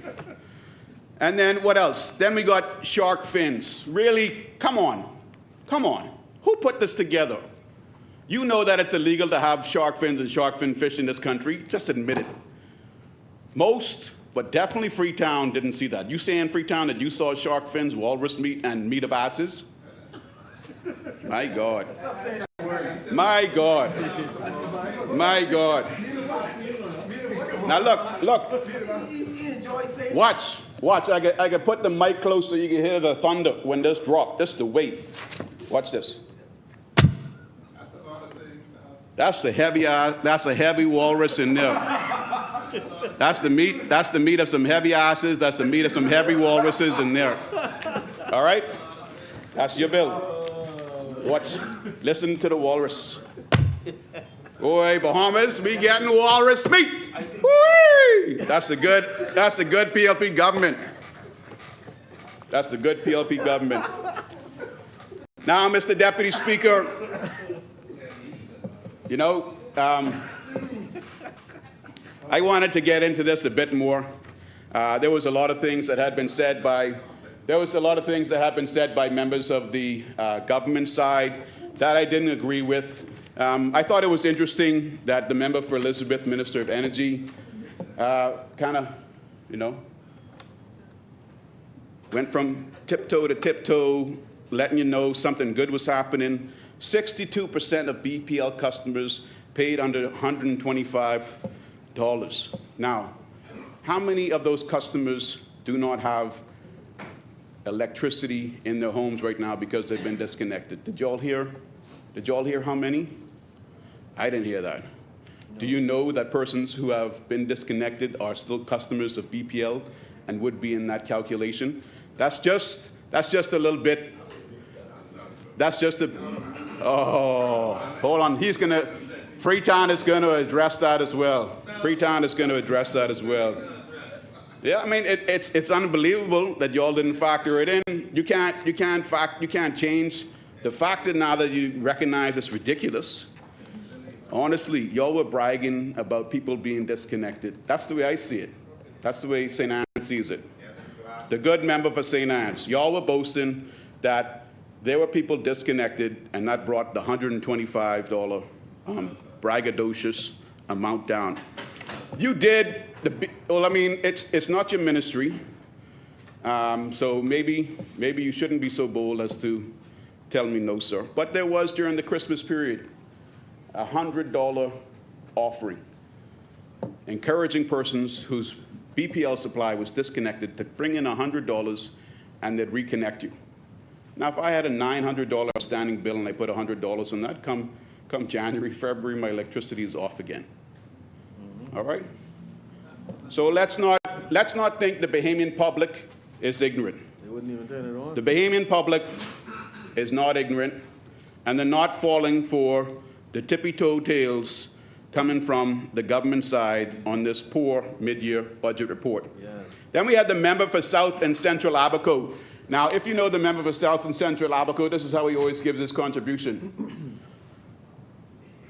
Now, people of Central and South Abaco, I'm going to do this for you, I'm going to do that for you. He's always talking to the camera, Mr. Deputy Speaker. He's not really paying attention or talking to the people in the House. And that's good. That's good. Some people need to have that extra focus. But he went ahead and claimed that, listen to this, the capital of the Bahamas, where we have the most marinas. Don't mind that Nassau, New Providence marinas are down in occupancy, which is a reflection of the yachting industry. Don't mind that because they were up in all the family islands. That's a lie. Can I say lie? Are we past that now? Are we grown up enough that I could say lie? What is it? What's the word? What's the word that you will remain in your seat for? Falsification of the truth? A falsification. That's a falsification of the truth. Now, Mr. Deputy Speaker, Abaco and Abaco only saw good numbers last year, except for in the fourth quarter. In the fourth quarter, marina bookings, yachting in Abaco in the fourth quarter was down. It was good the rest of the year. But in Nassau, it was down. That was recognized by the member for Central and South Abaco. Also, in Eleuthera and Exuma, the marinas reported that their bookings were down 40% last year as well. Is that good? Is it good to end your annual business year and realize that your business is 40% less than it was before? That's not good. That's not good, Mr. Deputy Speaker. Now, what's going on is that the Bahamas Tourism Office, which the member for South and Central Abaco is affiliated with, has entered into a brokerage agreement with Northrop & Johnson, and that has resulted in some brokerage entities being fed up after the increased fees in our waters they are beginning to boycott sending charters to our country. Let's not be blind and have this continue into the next year, Mr. Deputy Speaker. I've stated what I've stated there because there needs to be correction on the record. Now, how many of you here were here last night, towards the end? Those that hang on the longest. We had the privilege of listening to the member for Mount Moriah give his contribution, and boy, he came out punching. I think he sent about 3 or 4 reminders to his WhatsApp members that he was about to speak. And when he did speak, he came out punching. He was delivering. He had members of the backbench, he had members of the government side rallying with him. But the man didn't last the 30 minutes. You know, if you ever studied the greatest Muhammad Ali, you would know that you let your opponent exhaust himself. And when he can't finish that 30 minutes, you finish him off.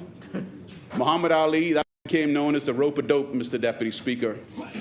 So what happened with Mount Moriah last night, not being able to finish the 30 minutes despite punching hard at the beginning, reminded me of the rumble in the jungle. The rumble in the jungle. Now, then we had the member for Pine Ridge, and she stuck on this Afro-Caribbean marketplace. And for some reason, she thought it necessary to dig the knife into her former employer, the Port Authority. And she said, you know, despite us having the miracle man as prime minister, those weren't her words, I'm just describing the prime minister. Despite our having the miracle man as the prime minister, Grand Bahama Port Authority hasn't waived $1.5 million in maintenance fees. Wow! The government isn't waiving real property taxes either, Mr. Deputy Speaker. You enter into a transaction, you have a plan for what you're going to do. You know that there's going to be costs involved. You do the transaction, you pay the costs. You don't stand up in the House of Assembly and call out a private entity and tell them that they're holding things up when you don't even have the money to do the project to begin with. But wait, maybe, Mr. Deputy Speaker, they do have the money now because they're about to give us a resolution through this honorable House for a $300 million loan from AfriXM Bank. Now, AfriXM Bank, we had the Afri conference here last year, and you'll remember that despite our best efforts, they decided they weren't going to set up their office in the Bahamas. They were going to go down to Barbados, down south. They rejected us as the location for the head office, which is a shame because we don't have Royal Bank here, we don't have Scotia Bank here, and we don't have First Caribbean Bank here in the Bahamas. And despite our best efforts, they said we're going to go with Barbados and Mia Motley. But maybe that $300 million is now going to be the money that'll be used to set up the Afro-Caribbean marketplace in Grand Bahama. And if so, that's all good. That'll be interesting to see if it works out. But in the end, we thought we were negotiating, or at least the country had the concept we were negotiating for a Afro-Caribbean marketplace.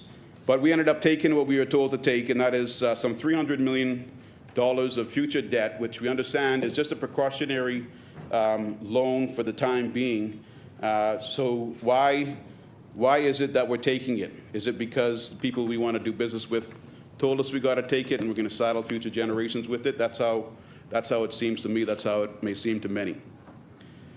Then we also have, Mr. Deputy Speaker, a situation going on with cybersecurity. Now, we heard this mid-year budget report brag about tourism numbers, brag about VAT. We already know VAT's getting paid by the Bahamian people, and they're collecting $500 million more than the F&M ever thought necessary to collect from the Bahamian people. So what else do we have besides increased? What else do we have besides increased tourism numbers, which is down to cruise passengers? We also heard about cybersecurity, Mr. Deputy Speaker, and how we're going to invest, I think, millions into cybersecurity. I mean, was that really newsworthy, Mr. Deputy Speaker? I don't think that it was necessarily newsworthy. Of course, if you're going to put everything online, you're going to need to make sure you're protecting everything online. So to me, what that tells me is there's some sort of contract coming up for a friend, family, or lover, Mr. Deputy Speaker, under the cybersecurity issue. Now, that cybersecurity issue raised a concern for me because as we heard about that in the movers communication, the movers presentation, we also got news that public service had an issue with their software program that same day, and that a lot of the files dealing with promotions were not getting into that system. Now, this is a system with the public service that deals with the management that couldn't get processed yesterday. Apparently, before that contract was issued out, they were told that the program likely would have a lot of issues and it wasn't the right program to select. However, that program was selected, and it makes me wonder which family, friend, or lover is going to be seeing something from that. And then finally, we had the Minister of Energy, also the Minister for Transport, Mr. Deputy Speaker, who told us 3 years after the contract was given to Digisoft, which is responsible for managing the ports in the Bahamas, 3 years after the contract was given to Digisoft, they were now ready to roll out the program for testing. So this should have been in place in 2021. They got $3.8 million under the contract to make sure it got rolled out. And they were to get $3.8 million every year since. 3 years later, it's not been used once, and we're just hearing that the rollout is ready for review. Now, if you believe that, Mr. Deputy Speaker, then unlike me, you don't believe that at times the PLP does not tell the truth, Mr. Deputy Speaker. Now, those three instances are examples of the PLP government's lack of will to do the right thing for the country first. Contracts get issued out for individuals, and the country suffers, Mr. Deputy Speaker. This government, PLP government, has a grabalicious way to it, Mr. Deputy Speaker, that a lady recently asked me if I thought they had gunkovitis. I didn't know what gunkovitis was, Mr. Deputy Speaker, but apparently the lady said that's where somebody can't resist the gunk of a sweet deal. So something that we in this country otherwise attribute to the PLP as their all-for-me baby culture is also known to others as gunkovitis. All right? Now, Mr. Deputy Speaker, some examples that I thought of gunkovitis worth sharing were this mooring lease deal with Bahamas Mooring Limited. Now, there was a document that circulated. You know that this administration loves to keep things away from the public's eye. There's been a number of sealed documents. I listen to Freetown and I say he's like a pleased father. You know, he's like a pleased father figure to me. He's picking at me, Mr. Deputy Speaker, but as a honorable son, I'm going to temper my response, Mr. Deputy Speaker, because I still know, Mr. Deputy Speaker, that if this good father figure wanted to, he could probably make me regret it. But for the time being, I just want to temper us both. I only have 5 minutes left, unless I get an extra 10 minutes, like the member for Fort Charlotte got, Mr. Deputy Speaker. 10 minutes would be lovely. But we have seen this lease, Mr. Deputy Speaker, and it's a lease that gave Bahamas Mooring Limited rights to install and operate mooring services in the Exuma or elsewhere in the Bahamas. I mean, they were out of the gate. They were getting grabalicious. Exuma wasn't even enough. They wanted elsewhere in the Bahamas too. That's grabalicious. That's gunkovitis, Mr. Deputy Speaker. Can't resist the gunk of that sweet deal. They just went overboard. They went overboard so much that there was outrage from the public. The public was outraged because there was 4,165.13 acres of seabed being given by this lease to this entity, to this entity for 21 years, Mr. Deputy Speaker. Now, this entity was meant to put in a type of buoy, a helical anchor, Mr. Deputy Speaker, that would have gone down into the seabed. Yet, even though they went ahead, and I'll get to it, even though they went ahead without all the necessary approvals, they started not dropping these helical anchors in, but they started dropping regular heavy-duty anchors onto the seabed, not even into the seabed, tying a buoy to it and getting ready to collect their millions, Mr. Deputy Speaker.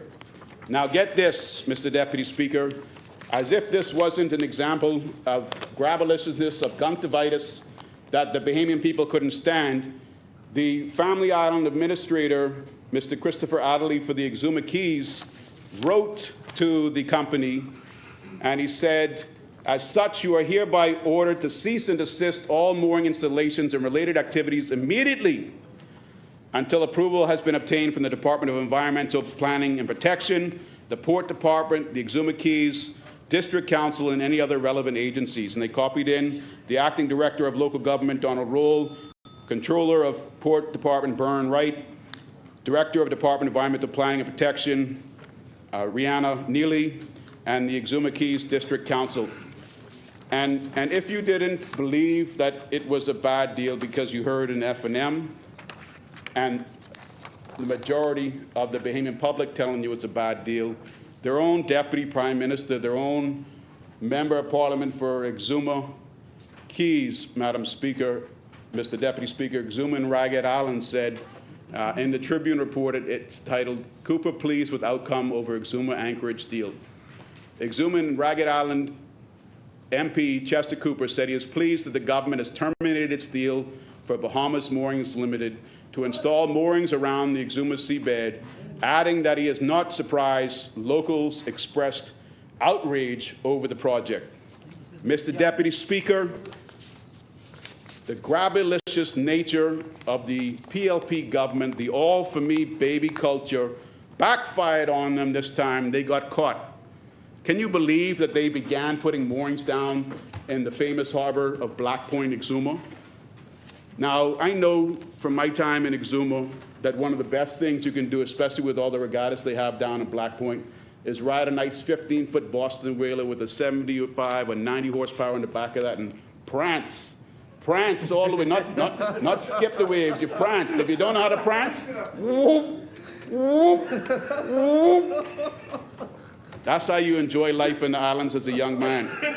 Instead, what this government was looking to do was allow a few family, friends, and lovers to enrich themselves worth millions and millions and put basically landmines in the way of every young Bahamian man in Black Point, Exuma. When one of them buoys catch you in your prop, you getting yucked back and you going flying forward. God bless those members of Exuma that stood up, the members of the public that stood up and had that deal canceled, Mr. Deputy Speaker.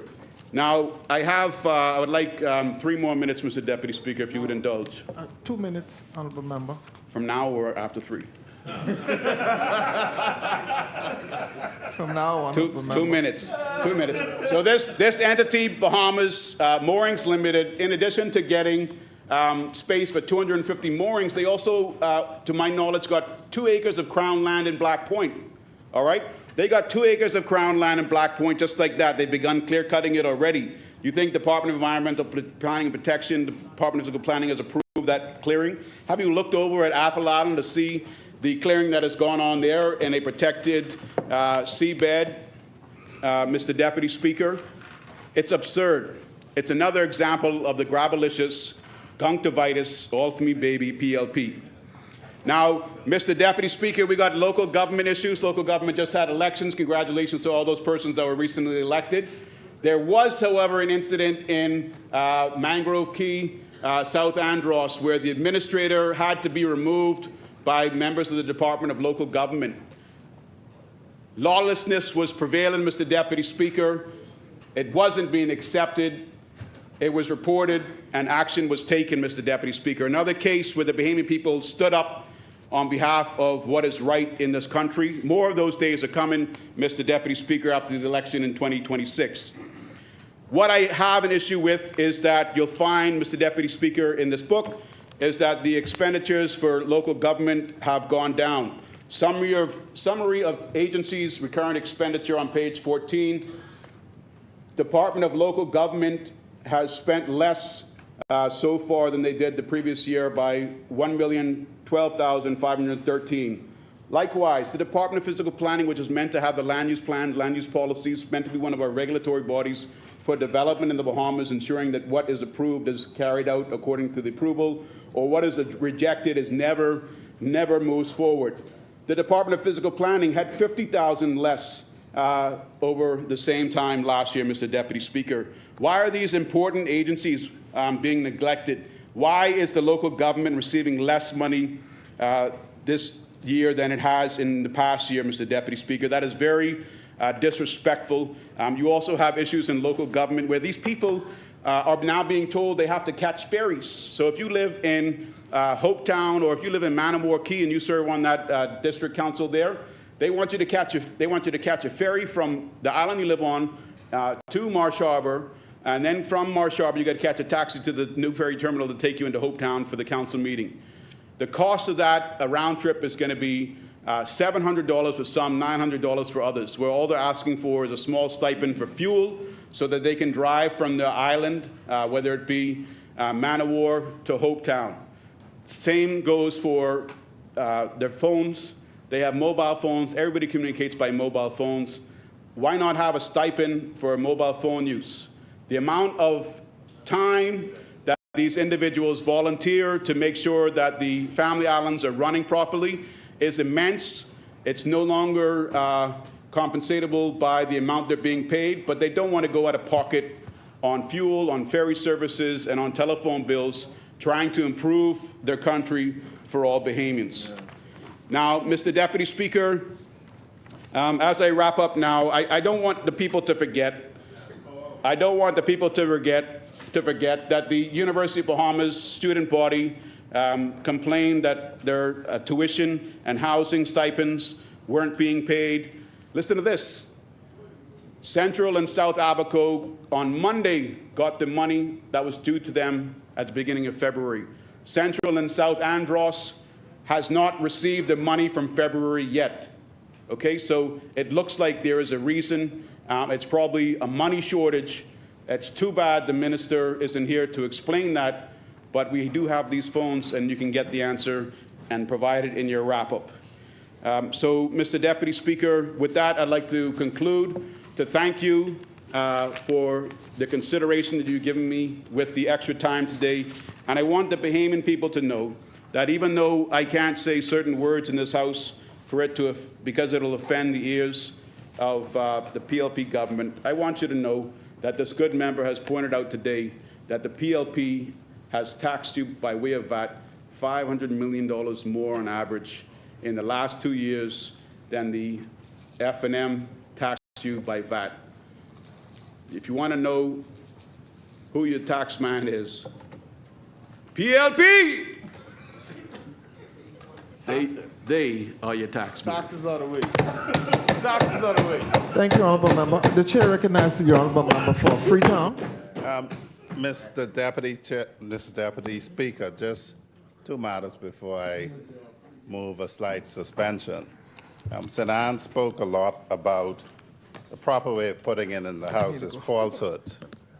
And a falsehood that he perpetrated was that somehow Afro-XM rejected us. The fact is that when they chose to meet for the first time outside of Africa, and if he had attended, he would have heard it, in the Bahamas was the first time they met outside of Africa. They already had their offices in Barbados. And so factually, they did not reject us for Barbados. And what did the IMF call it? What was remarkable was that a bank that has its headquarters in Barbados chose to hold the first conference of its kind outside of Africa in the Bahamas. But that may have something to do with travel to Africa, personal relationships, and getting to know people who then decide that they want to come over here. Ethiopia Air flies its jet over here for the first time, and everyone is happy. So that factually is a falsehood. Mr. Deputy Speaker, that's the first point that is a point of order of a falsehood by St. Anne's. I would ask that all to be kind to my junior. Everywhere in the record that he said lie, it's replaced by falsehood. I'll teach him that lesson. Thank you, Honourable at this Member. moment. And on that, I would move for a 10-minute suspension, Mr. Deputy Speaker.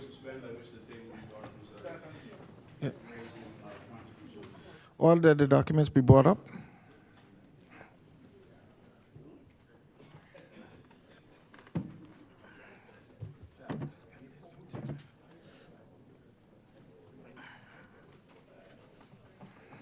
Order that the documents to lie on the table. It has been moved and seconded that the business of the House stands suspended for 10 minutes. As many as are in favor will remain seated. Those opposed will stand. The motion is carried. The business of the House stands suspended for 10 minutes.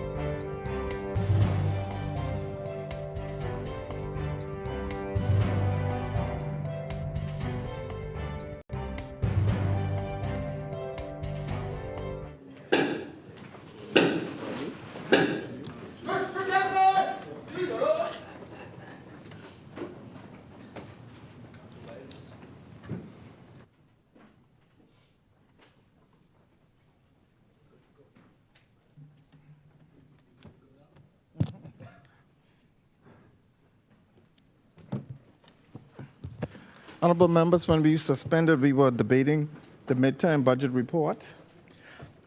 The honorable member for Seabreeze, I assume you're ready to begin. The chair recognizes the honorable member for Seabreeze. Deputy Speaker, honorable members, good evening. Before I begin my contribution, Mr. Deputy, I would like to extend my apologies to my colleagues for missing a few of their contributions. My absence was due to my role as a proud parent. Both my husband and I were at the stadium supporting our children, Layla Marie and Liam Javon, who are both competing in the BAISS track and field meet. Granddad was there as well. I must take a moment to commend not only my children, but all the incredible athletes participating.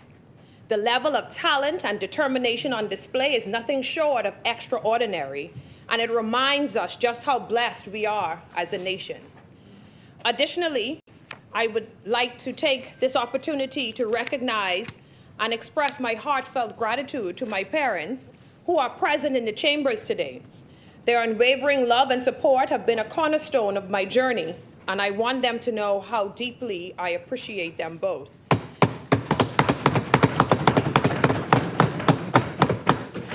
Delvon Ferguson, thank you for being here today. I appreciate you. I also want to take a moment to acknowledge my son, Quaid Leslie, who is also watching. Quaid, I want to say a special hello to you. You inspire me every day, and I am so proud of you. Deputy Speaker, it is moments like these, celebrating the achievements of our youth and acknowledging the sacrifices of those who came before us, that truly reflect the strength and unity of our nation. I stand before you today filled with admiration for the breathtaking beauty of our beloved Bahamas.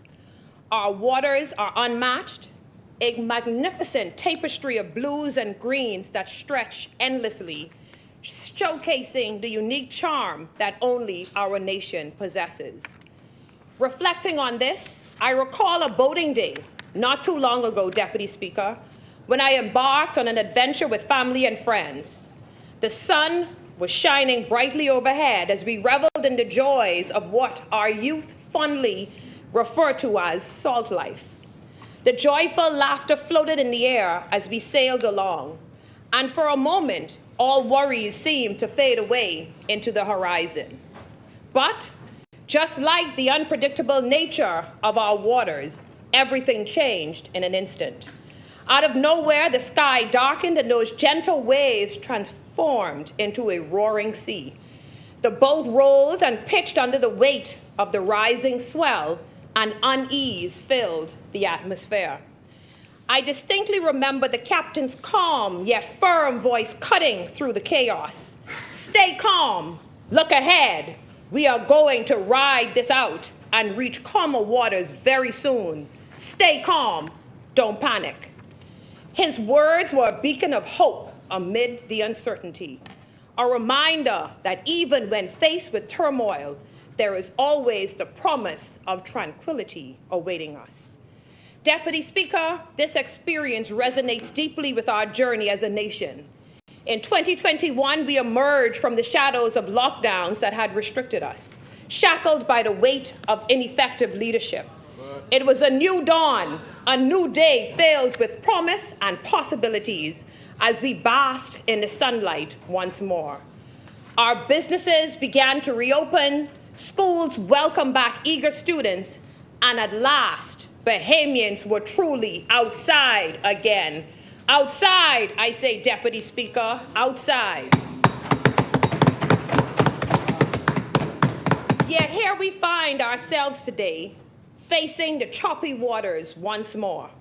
The turbulence is not a result of our failures, but rather the global shifts and challenges that affect us all. Global shortages and international disturbances threaten our imports and vital access to essential goods. Still, at this critical juncture, we hear our captain, the honorable member for Cat Island, Rum Cay, and San Salvador, encouraging us with steadfast resolve. Stay calm. There are calmer waters ahead. Just hold on. Don't panic. Yes. As we move forward together, I want to assure the Bahamian people that while it may be easy to surrender to despair and turn away from the challenges we face, we must not do so. I say no retreat, no surrender. Deputy Speaker, one of my friends on that fateful boat trip started to grow anxious. At one point he shouted, "Turn around, man, let's go back." But our wise captain explained that going back and turning around would be far more difficult and dangerous than continuing to move forward. Deputy Speaker, we cannot afford to turn back. We must keep moving forward. Deputy Speaker, I repeat, we cannot turn back. We must keep moving forward. The Bahamas has been weathering storms physically and metaphorically every 5 years for the last 25 years. It is high time we refuse to turn around and instead keep our focus on progress, determined to reach the other side. I stand here today with profound gratitude for the steady leadership that has guided us through turbulent times. In appreciating what we have overcome, let us recognize the strength it takes to remain calm in the face of uncertainty. We have the capacity to adhere to our vision, to remain resolute in our purpose, to navigate through the rough waters to ensure a brighter future for generations to come. Deputy Speaker, the fruits of our labor are evident. Unemployment rates have plummeted to 8.8%, the lowest we have seen since 2008. I repeat, the lowest in 17 years. This did not happen by accident, but by steadfast and being deliberate in our actions. We are witnessing homes rising from the ground, a number of them in the Seabreeze community. Health clinics making vital, much-needed improvements, hospitals in the planning stages, and roads being paved to ensure smoother daily commutes. The upcoming VAT cuts will alleviate some financial pressures on our citizens. Moreover, we proudly recruited and hired over 2,000 Bahamians under the age of 35 into the public service, ensuring that the voices of our youth are echoed in the corridors of power. Our unwavering commitment to education will not falter. We are diligently working to improve national graduation rates and the opportunities we create for entrepreneurs through the Small Business Development Center and the Bahamas Development Bank continue to expand. Deputy Speaker, it is important that Bahamians refocus and keep our eyes on calmer waters. Let's concentrate on the facts, focus on the solutions, and commit to governance that listens. A government that pivots in times of pressure, leadership that sees not just the immediate obstacles, but the larger picture, responding effectively to the needs of its people. Deputy Speaker, it fills my heart with joy to share that we are preparing for the upcoming CARICOM Youth Regional Symposium, scheduled for March 20th, themed One Youth, One Voice. This administration has made significant investments in our young people, exemplified by initiatives like the National Youth Guard and the innovative National Breakfast Program. Together, we have served over 500,000 free breakfasts. The impact of this groundbreaking program is far-reaching. Since its inception, the National School Breakfast Program has expanded to reach 90 schools, impacting over 11,000 students throughout the Bahamas. Schools involved in our pilot program have seen attendance rates rise, more students in classrooms, by 3.3% in New Providence and 4.5% in the Family Islands on days when breakfast is served. With 100 local vendors hired, I said hired, new jobs, Deputy, to ensure that no child begins their day hungry. Let's spotlight our success in the tourism sector as well. The islands of the Bahamas welcomed an astonishing 11.22 million international visitors in 2024, surpassing surpassing the previous record of $9.65 million in 2023. This remarkable resurgence signals our commitment to maintaining the Bahamas as a premier tourist destination. Yet, Deputy Speaker, while we celebrate our achievements, I acknowledge that more work remains to be done. The opposition may attempt to paint a picture of discord, but I remind you that their government issues existed long before the pandemic struck. They left a legacy of inaction and inefficiency while we are filled with urgency and purpose. Deputy Speaker, at this moment, I want to express my gratitude to the remarkable people of Seabreeze. They have honored me with the privilege to represent them in this esteemed place. The residents know they have exceptional representation. It is not only about hosting events, it's about being present in the community, providing warm embraces, and genuinely listening and supporting the great people of Seabreeze. Deputy Speaker, this year we are tirelessly working to equip our Seabreeze families with crucial financial tools, budgeting, and financial planning necessary for success. It is essential that we help our citizens understand that no matter how robust our economy may flourish, living without a budget is indeed a fatal misstep. The hard-working Team LB is actively engaged in ongoing community cleanups and minor infraction enhancements, infrastructure enhancements, ensuring every request is met with immediate action. As we approach the annual call to prayer in our community, I must earnestly reflect on the toll that violence has taken within our beloved community. One murder is too many. The senseless loss of life fractures our society and brings unbearable grief to families. While many may profess their faith in God, the heart-wrenching truth is that there seems to be a disconcerting lack of respect for human life. Violence that disregards the innocent individuals around us, leaving mothers in mourning and children to suffer. As this government rolls up its sleeves to work hand in hand with the Royal Bahamas Police Force, Royal Bahamas Defense Force, and other organizations, we also must engage as volunteers in our communities to address these challenges. We must collectively pray, stand in solidarity, and take action. I invite everyone to join us at the annual call to prayer, March 14th, Charles Carter Park.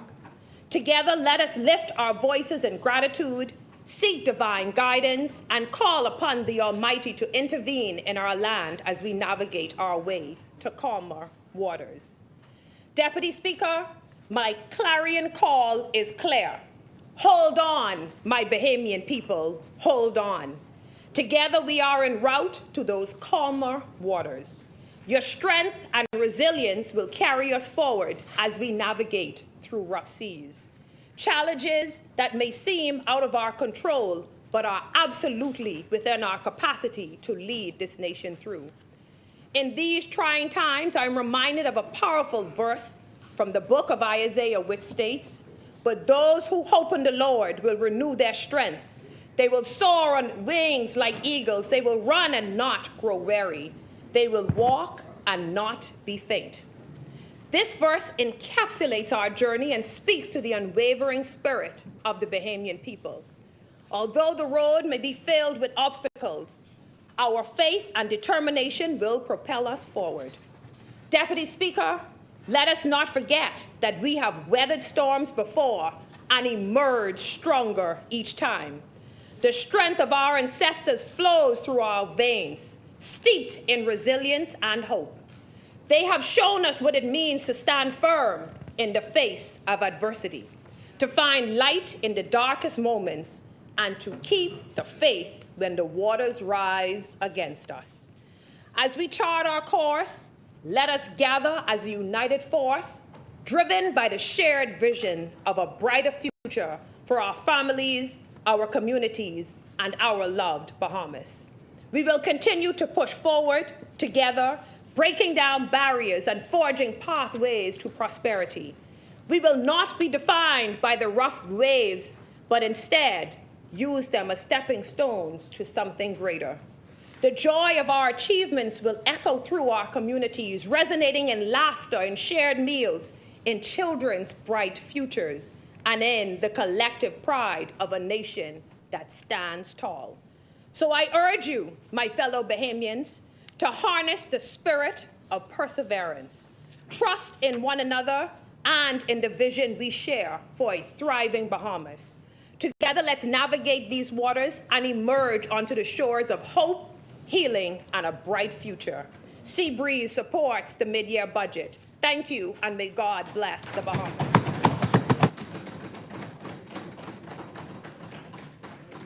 Thank you, Honorable Member. The chair recognizes the Honorable Member for St. Anne's. I didn't want to interrupt the good member for Carmichael during his presentation, but he was saying that the F&M didn't build one house, and then he was also saying that it takes 3 years to start a subdivision, 3 years of planning.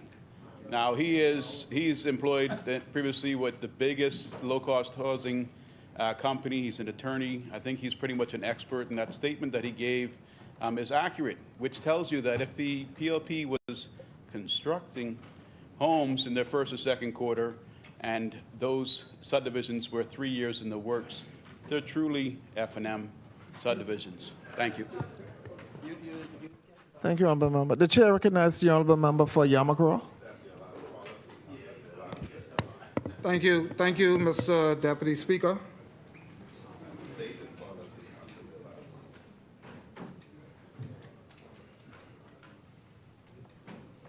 Mr. Deputy Speaker, before I begin, allow me to graciously thank the great people of Yamacraw, a constituency that has seen fit to elect me to this Parliament as their representative. I must further extend my gratitude to the ministry that I am a part of and the administration of the Ministry of Environment and Natural Resources, where I serve as Minister of State. Mr. Deputy Speaker, I will not forget my family and supporters without whose aid I could not have reached these lofty heights. I'd like to send condolences, Mr. Deputy, to the family of Mr. Durwood Livingston of Winton Meadows, Meadows Boulevard. I'd like to send condolences also to the family of Ms. Cheryl Maria Williams of Elizabeth Estates.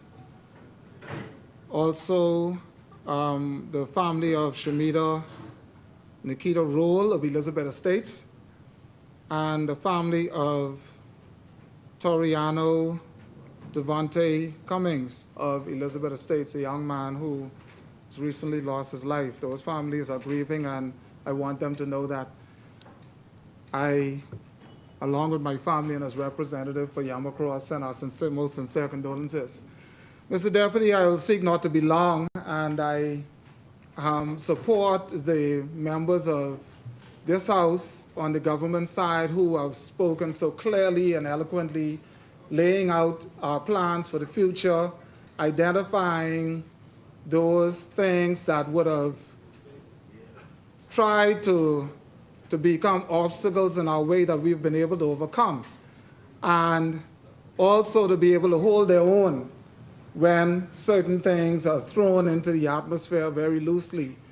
I thank them for also being honorable and showing restraint in the midst of many outbursts that they could easily respond differently to. Mr. Deputy Speaker, although we have reached a halfway point in just a few short months, we know we'll be back here to discuss our plans for the upcoming fiscal year. I believe that it is our sacred duty as members of Parliament to keep our fellow citizens informed as to what has been done in the interests of the Bahamians and what we will do to improve this Commonwealth of the Bahamas. I join my colleague from Seabreeze in identifying this Bahamas in all of its beauty and splendor, and the beauty of our people who continue to excel, and a young student out of education. I know the principal of Doris Johnson. He is a Lightborn. And the young student who came here to be recognized, or who he brought here to be recognized because of his heroic activities that have saved a life in this country. And I certainly applaud our young people for continuing to show who we really are as Bahamians. Of the three major challenges facing us, the ones that we might most be able to control at a national level is pollution and waste management. I'm certain that the member for Golden Isles, as the senior minister, will highlight in his address that there are several environmental challenges that face us. The most pressing of these challenges are global warming and its impact on our seas, our biodiversity loss, and pollution and waste management. Mr. Deputy, before stepping into the meat of my contribution, it would be remiss of me not to recognize the great work and progress made by the Ministry of Finance, led by our Honorable Prime Minister of the Commonwealth of the Bahamas, the Honorable Philip Brave Davis. These remarkable achievements have been hailed regionally and globally as this country continued to break records in all of the positive areas and just blaze new trails in what's to become the new Bahamas. Our young people are certainly expressing how proud they are of our Prime Minister and this administration, and I too lend my support and congratulations to him. The results of our economic growth is the result of hard work, Mr. Deputy. The opposition has clearly shown us once again that they don't like good news, and they seem to be pulling against us. They're pulling against us, they're pulling against the progress for the country. They are offering little or no help other than criticism. The amazing thing is that when the opposition talk, if the Bahamian people didn't know any better, they would think that these opposition members are brand new. They would believe the same untruths that the opposition sang last time. It was just recently, a constituent said to me, they must take us for kunks. During their campaign, they knew what their motives were the whole time, whilst they were telling people, it's the people's time, it's the people's time. They knew. They told the people that was bad for the country, and once they won, they turned around and increased VAT by 60%. Amazing. Does this sound like a group that can be trusted? No. Like I've said to my, the 60%, and I'm glad the member for Angleston, and the St. Barnabas is shouting for a seat, right? But let me take them back in a little bit more history about that 60% vote.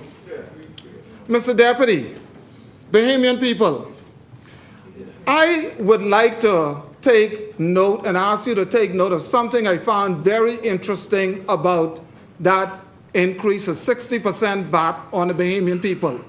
From St. Barnabas, who is shouting from his seat now.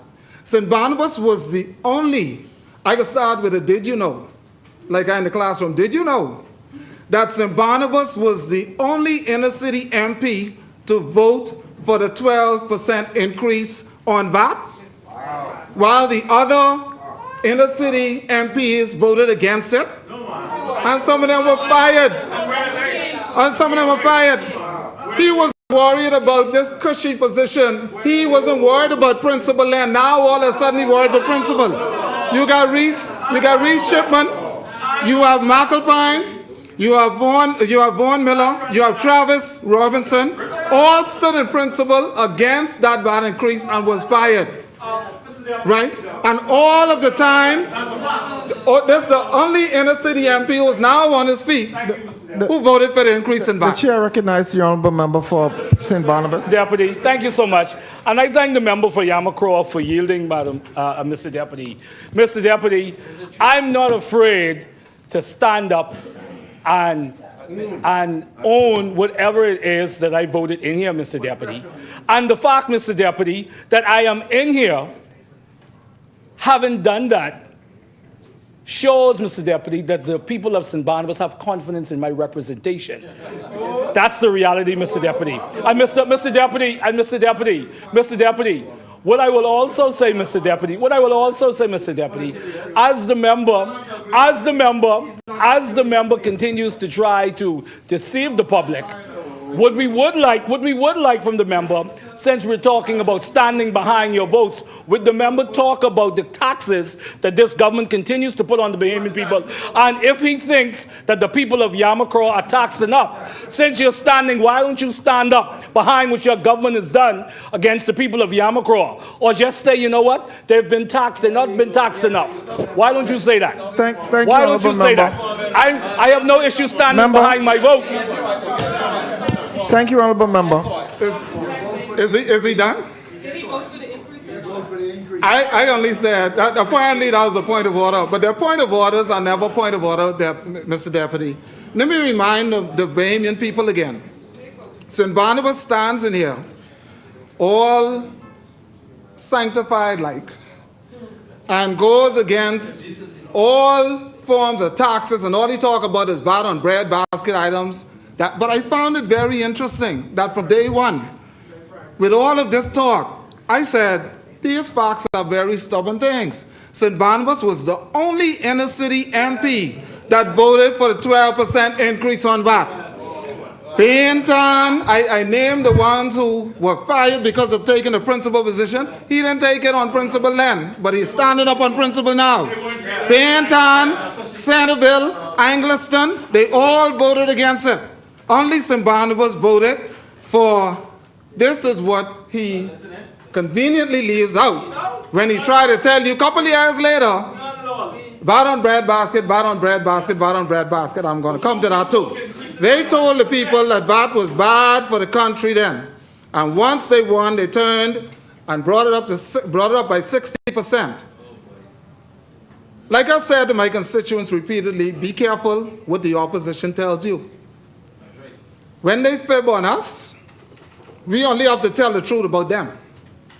Their best work is in opposition, as all they do is critique everything from the government and promise that they have all the solutions for all the problems.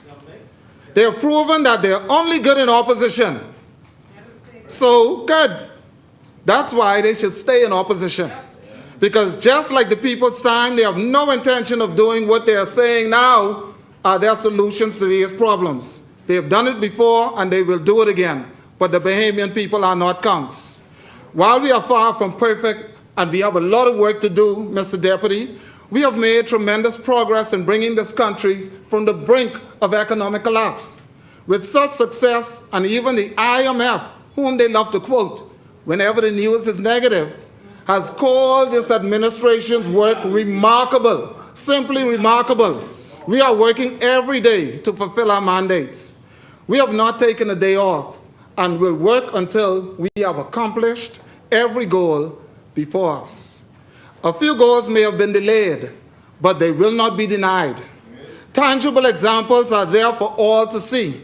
The National School Breakfast Program for our children, an increase in school attendance, the building of homes for Bahamians, hundreds of homes, and opening subdivisions, the revival of the urban renewal and the creation of the Urban Renewal Authority, the raising of wages across the public service, including minimum wage, the negotiating and signing of industrial agreements, record low unemployment levels, the energy reform efforts, the repair of sporting and swimming complexes and facilities, the return of sports in paradise and national events, Wi-Fi on the parks, the opening of community centers, the building and improvements of schools, the paving and removal of derelict vehicles, the cleanups, the clearing of overgrown properties, the record tourist levels, the investments of private sector to create more rooms because of their optimism in our future growth, the lowering of VAT from 10% to 5% on all food, just to name a few.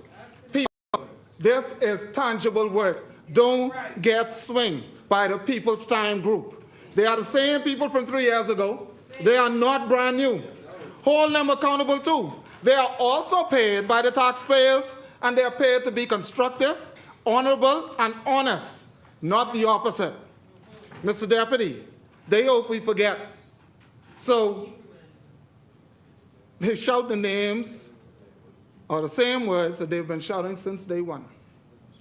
Mr. Deputy, after building homes and more to come and lowering the cost of that by additional 50% on all food items, I was shocked to hear the opposition still come in here and talk about housing crisis, travel, and breadbasket items.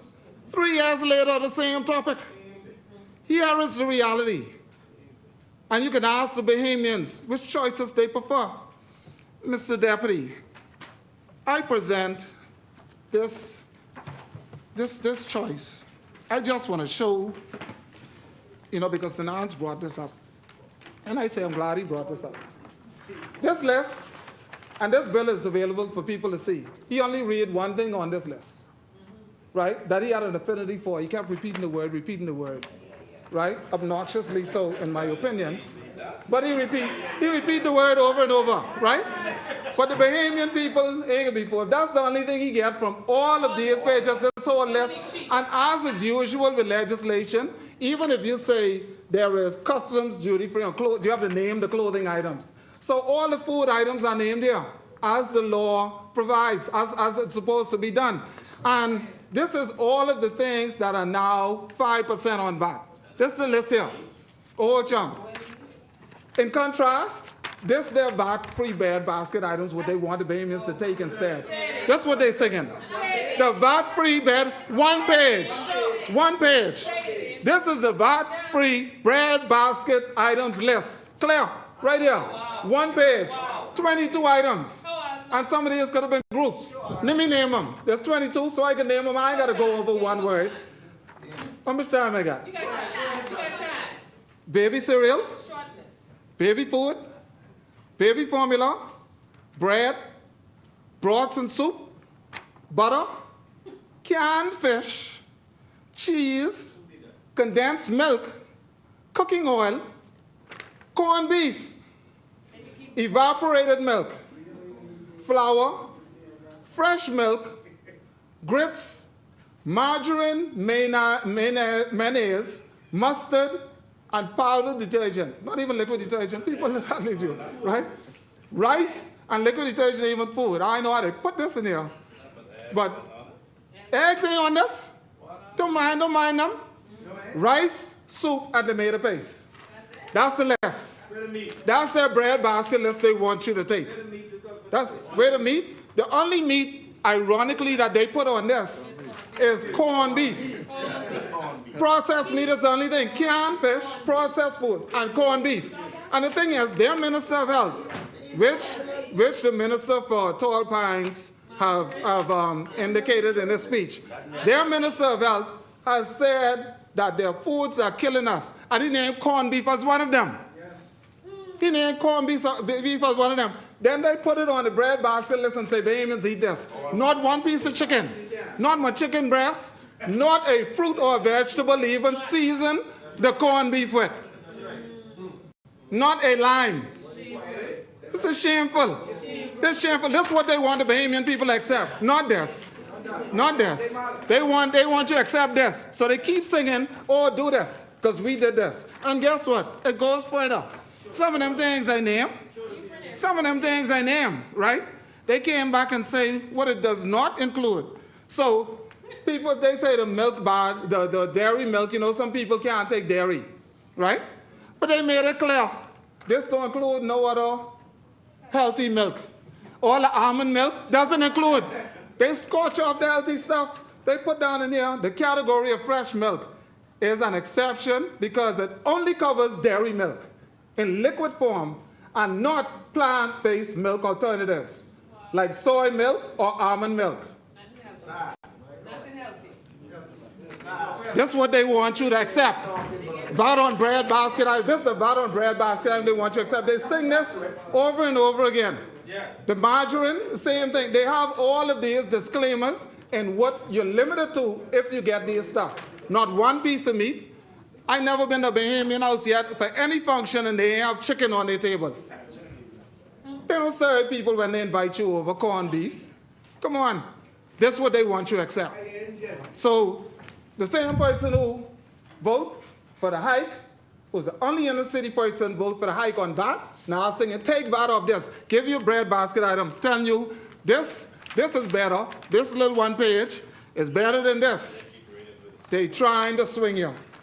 They trying to swing you. Read it for yourself, Bahamians. I will table them because that's their documents, and they're free to take a look. If they forgot, they can look at them. Mr. Deputy Speaker, these documents say plenty. I remember when, I see why the people marched, because corned beef was never on bread basket. When they added corned beef, the Bahamians marched hundreds down the street. They even made T-shirts. And the T-shirts say what? Keep your corned beef. Because that's the only meat they put on there. After they tell them it bad and it poison you. Come on. So don't try act brand new in here. You're not. Mr. Deputy. But I digress. He shouldn't have interrupted me. Mr. Deputy, they try to tell the people about these 22 items. And you hear them talk about medicine. You know what's crazy about it? I made a link.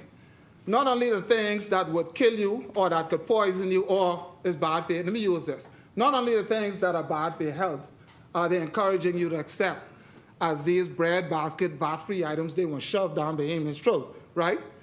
And they tell you no plant-based milks, none of healthy stuff. They went further.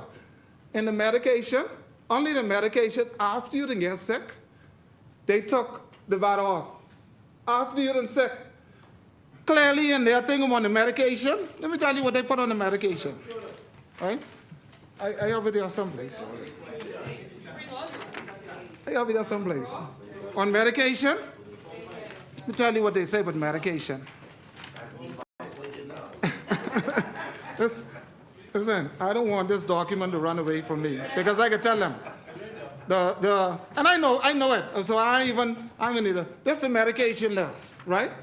So they have some things to help you after you're sick, right? After you're sick. After they give you corned beef, they give you some things to help you after you're sick. But on the bottom, they write this. It does not include nothing to try to keep you healthy. It does not include vitamins and any supplements. First aid kit and medical devices. Not even to detect if you're getting sick. None of them. They put it there. This their document is right there on the bottom. Don't try to swing the Bahamian people again. Change your message. We told you that from day one, and 3 years later, you're still bringing it back, trying to swing us just like it's the people's side. I ask you, honorable members and Bahamian people, to consider for a moment before I go further down that road, because I have something on this travel too, and I have some quotes from Marco City, but I go wait for Marco City because I know he could come with this travel, and I have the document here. Madam Speaker, sorry, Mr. Deputy, I ask the honorable members and the Bahamian people to consider for a moment two horrifying facts when it comes to environment that does not appear to affect this country. The first horrifying fact is that garbage has been at the bottom of the Mariana Trench. For those that are unfamiliar, the Mariana Trench is the absolute deepest part of the ocean anywhere on the planet. It is roughly 5 times deeper than the tongue of the ocean. Oh, sorry. Deputy Speaker, I will have to move to the House to sit beyond 7 p.m. It has been moved and seconded that the business of the House to continue beyond 7 p.m. As many as are in favor will remain seated. Those opposed will stand. The motion is carried. The business of the House will continue beyond 7 p.m. The chair recognizes the honorable member for Yamakura. Thank you very much, Mr. Deputy Speaker. Mr. Deputy Speaker is saying the Mariana Trench is the absolute deepest part of the ocean anywhere on the planet. It is roughly 5 times deeper than our tongue of the ocean and runs between the islands of Andros and New Providence, the tongue of the ocean. Robotic cameras have filmed single plastics on the seabed of the Mariana Trench, which is more than 200 miles from the nearest land. Garbage.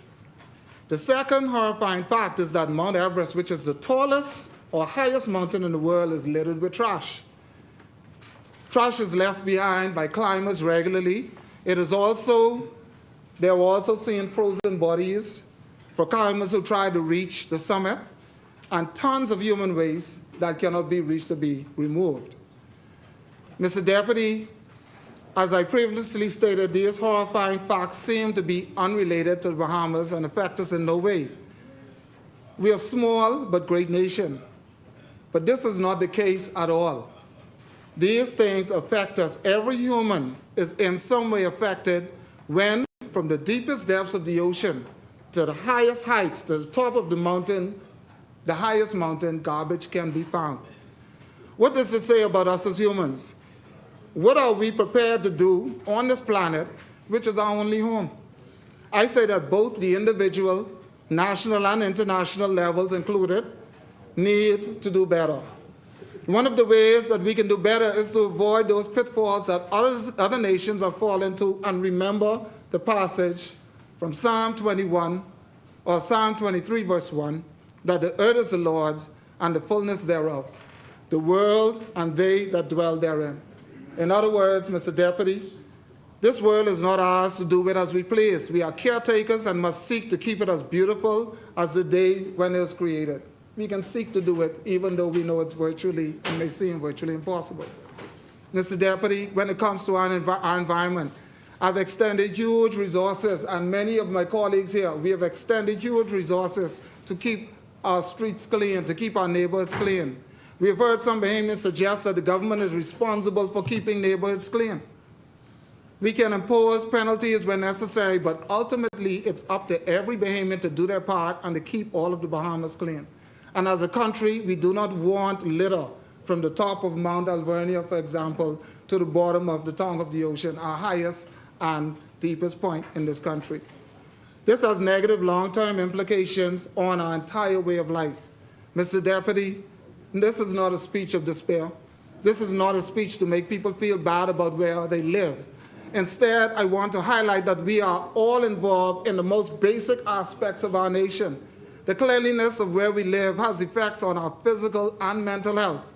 It is us who must improve our conditions, not impress those or only impress those who visit our shores, but for our own benefit. Mr. Deputy, while the government cannot do everything, it can make things easier, or we can make things easier for residents to properly dispose of trash of all sorts, which is one of the functions of the Department of Environmental Health. The department is committed to the promotion and maintenance of a clean, healthy environment and protection of public health through the application of environmental education and enforcement. In 2024, the Department of Environmental Health made strides in keeping the general public healthy by hiring a total of 10 lab technicians, 5 in Grand Bahama and 5 more here in New Providence at the Environmental Monitoring and Risk Assessment Division, or EMRAD. As the testing and monitoring unit, EMRAD responds to the complaints such as oil spills, water quality, air quality, coastal seawater, potable water quality, meaning bottled water and city water, and of course, mold detection. Mr. Deputy, the work of the department is extremely important to the national health and development because improper disposal of waste can lead to diverse and healthy outcomes, as I stated earlier. For example, through water, soil, air contamination, unsafe waste treatment, such as open air burning, can directly harm neighbors and neighboring communities. Poor waste collection leads to environmental and marine pollution and can block water drains, which result in flooding. We have seen that. Alternatively, stagnant water in waste items lead to the spread of mosquitoes and mosquito-borne diseases such as Zika, chikungunya, and dengue fever, or dengue, which causes dengue fever. The Bahamas has had outbreaks of all of these diseases in the past, and we must be involved in reducing the number of cases whenever these things arise. This brings to me an important innovation by the Department of Environmental Health, which has pioneered in mosquito control. During the last quarter, I'm proud to announce that the last quarter of 2024, the department engaged the services of avionic drone services to assist in the reduction of mosquito proliferation in the country.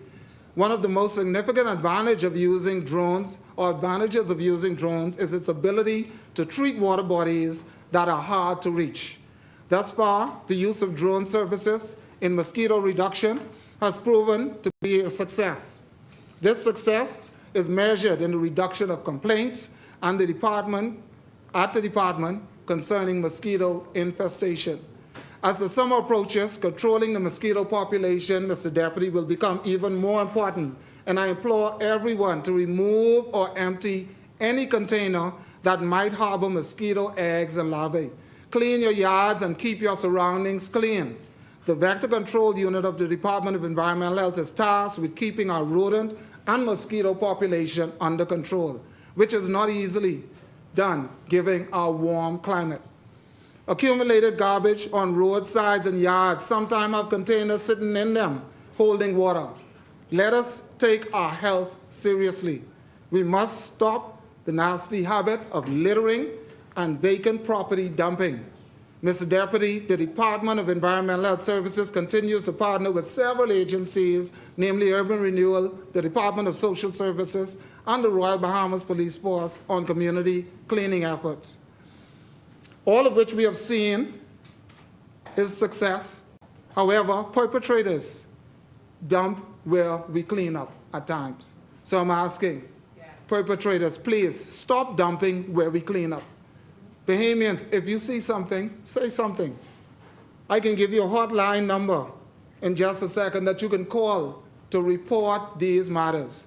Some cleanup efforts for the year of 2024 include derelict vehicle removal in Centerville, Seabreeze, Elizabeth, Pinewood, Engliston, Golden Gates, Yamacraw, Golden Isles, Baines and Grantstown, Garden Hills, Bamboo Town, and Freetown, just to name a few. For the year of 2024 alone, the Department of Environmental Health has removed 3,111 derelict vehicles throughout the communities of New Providence. This is the most derelict vehicle removals on record. Based on the number of derelict vehicle removals seen so far for January 2025, the department is expected to surpass that 3,111 number in 2025 if it continues at this pace. I ask the Bahamian public to be minded that derelict vehicles are vessels for crime, rats and mice and snakes, and liquids leaking into the groundwater. In times of flooding, these vermin will seek to move into homes of constituents. Please have derelict vehicles in your constituency tagged for removal and ask those persons in your area to collect derelict vehicles to stop doing so. And the number is 302-5240, 302-5240. Please call that hotline if you have derelict vehicles in your area. Mr. Deputy has spoken on how we improperly dispose of waste at times and how it affects our communities and what is being done concerning collection and vector control. A feasibility study was done to determine the need for transfer stations in selected areas throughout New Providence. Areas include Golden Isles, South Beach, near the swimming pools, and Yamacraw, and the program has proved to be successful. On the onset of the program, 2 bins were placed at each of the temporary transfer station locations. Soon after, we placed a 3rd transfer station bin in the area of Yamacraw. Also, during the initial stage, bins were emptied once per day. And to date, the department has emptied bins up to 3 times per day. That's how much garbage usually thrown in these bins. This is a remarkable accomplishment for the department, as persons no longer have to travel the long distance from home to dispose of their waste at the New Providence Ecology Park. As a result, the program is coming on stream, and the department has had fewer complaints of indiscriminate dumping on properties in particular areas where transfer stations are now located. So we are looking to expand this program.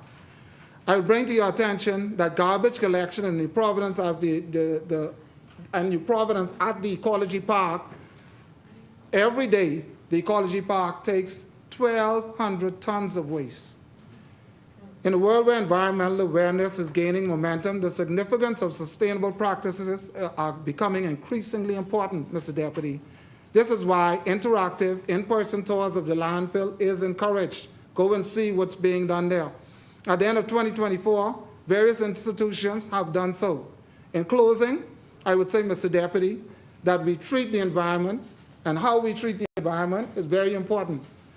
It's a reflection of what we think of ourselves and what we think of our children. It deserves for all of us to do better. They will inherit what we leave behind.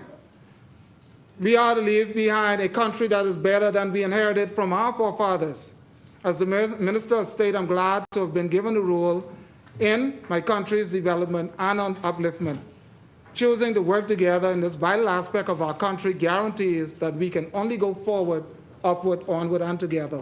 Mr. Deputy, I thank you for your time and attention, and Yamakwa support these bills. Thank you. Thank you, Honourable Member. The Chair recognizes the Honourable Member for St. Barnabas. Good. Thank you, Mr. Deputy. Mr. Deputy, the member for Yamakwa, who is also the Minister of State for the Environment, Mr. Deputy, I brought this subject up in a past contribution in the last 2 weeks about the fact that the Commonwealth of the Bahamas and, of course, the Prime Minister has really been championing climate justice. Mr. Deputy, I find it fascinating, Mr. Deputy, that with all of the contribution the member just made, there was no contribution, no part of the contribution as it relates to the concern about the SpaceX program and the lack of the lack of EIA, or even the moorings deal and the lack of an EIA, Mr. Deputy. But particularly, Mr. Deputy, as members would look at their phones right now, social media is ablaze, and even sorry to use that word, because they are concerned, because as they look up in the sky, by their description, they see falling debris over the Commonwealth of the Bahamas. And if you look at the reports, SpaceX has lost contact with one of its spacecraft. I'm not trying to be an alarmist. The point that I'm making is,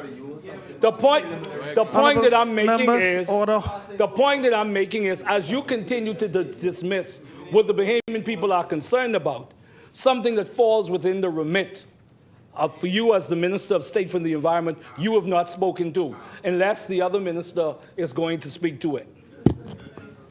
Thank you, Honourable Member. As many, the Chair recognizes the Honourable Member for South Beach.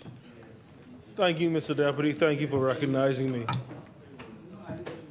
Mr. Deputy, it's getting late and I don't intend to be any longer than I need to be. But please allow me to associate myself with the remarks the member for South Beach, the member for Sea Breeze, as she made recognition of our young athletes participating in the BAISS track and field championships yesterday, today, and again tomorrow. But I must give special congratulations to one 12-year-old. One 12-year-old student, 8th grade student at Queen's College, Mr. Darius Omar J. Dahl Roll.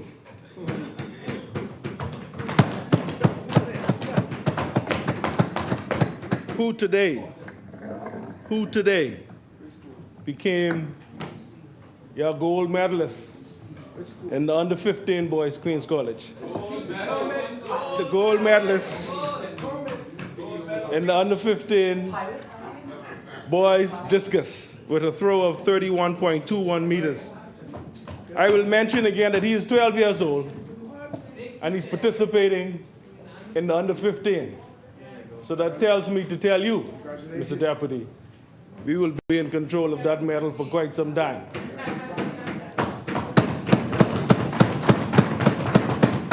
But Darius, Daddy is very proud of you.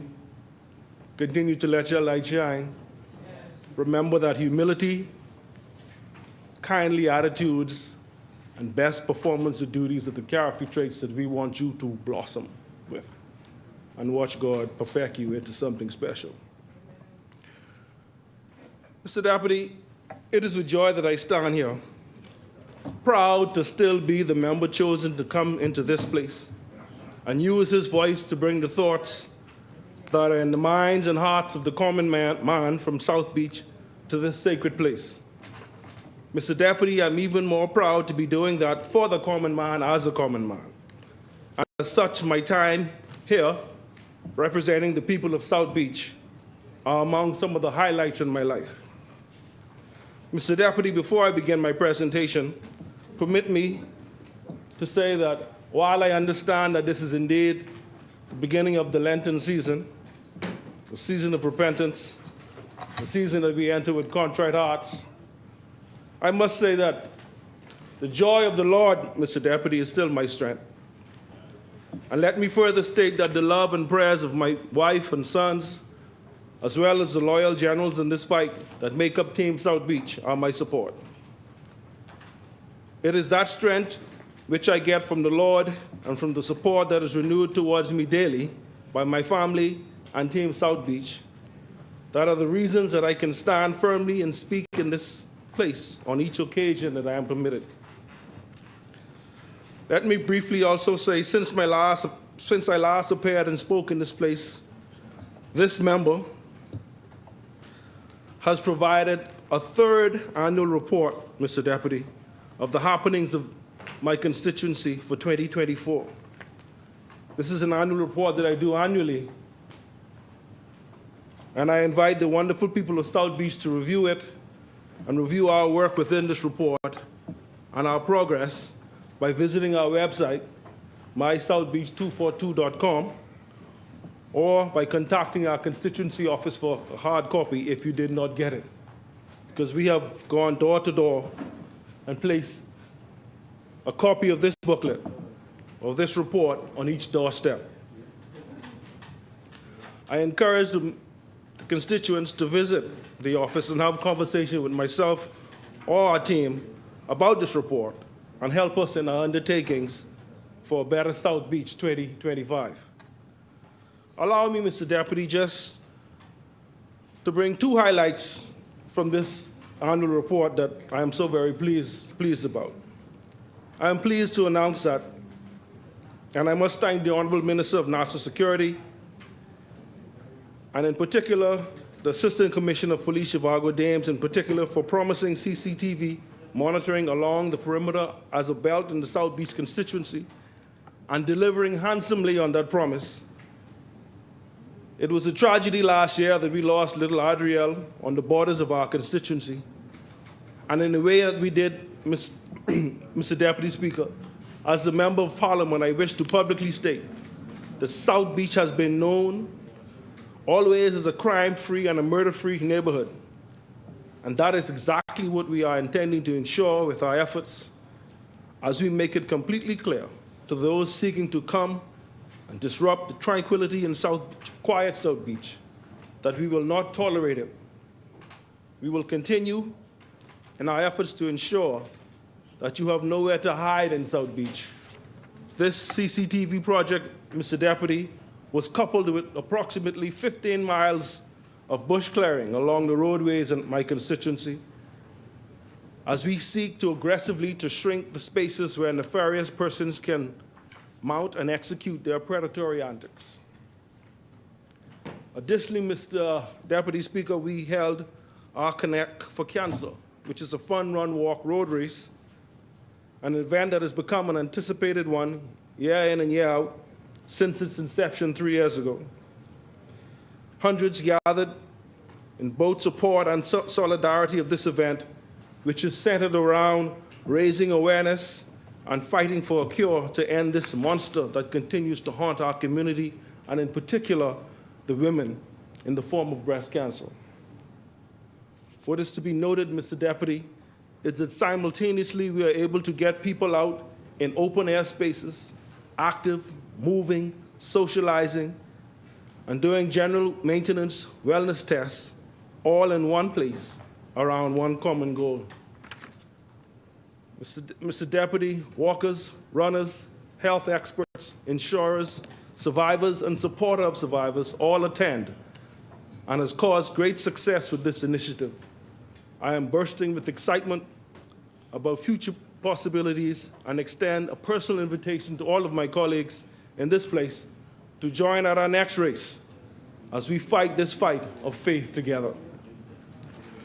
Lastly, On a housekeeping matter, Mr. Deputy, I'm elated to announce that we had a meeting as recently as February 17th, 2025, where I presented a proposal or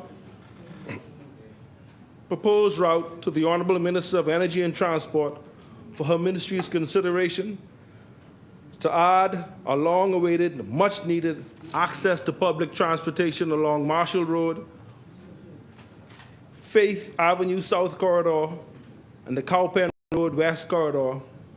Mr. Deputy, the Honorable Minister has it in hand and has committed to, as urgently as possible, reviewing that proposal, and hopefully soon I will be able to return to this place and to advise my colleagues and the members of polling divisions number 9, 10, and 11 that they can anticipate relief.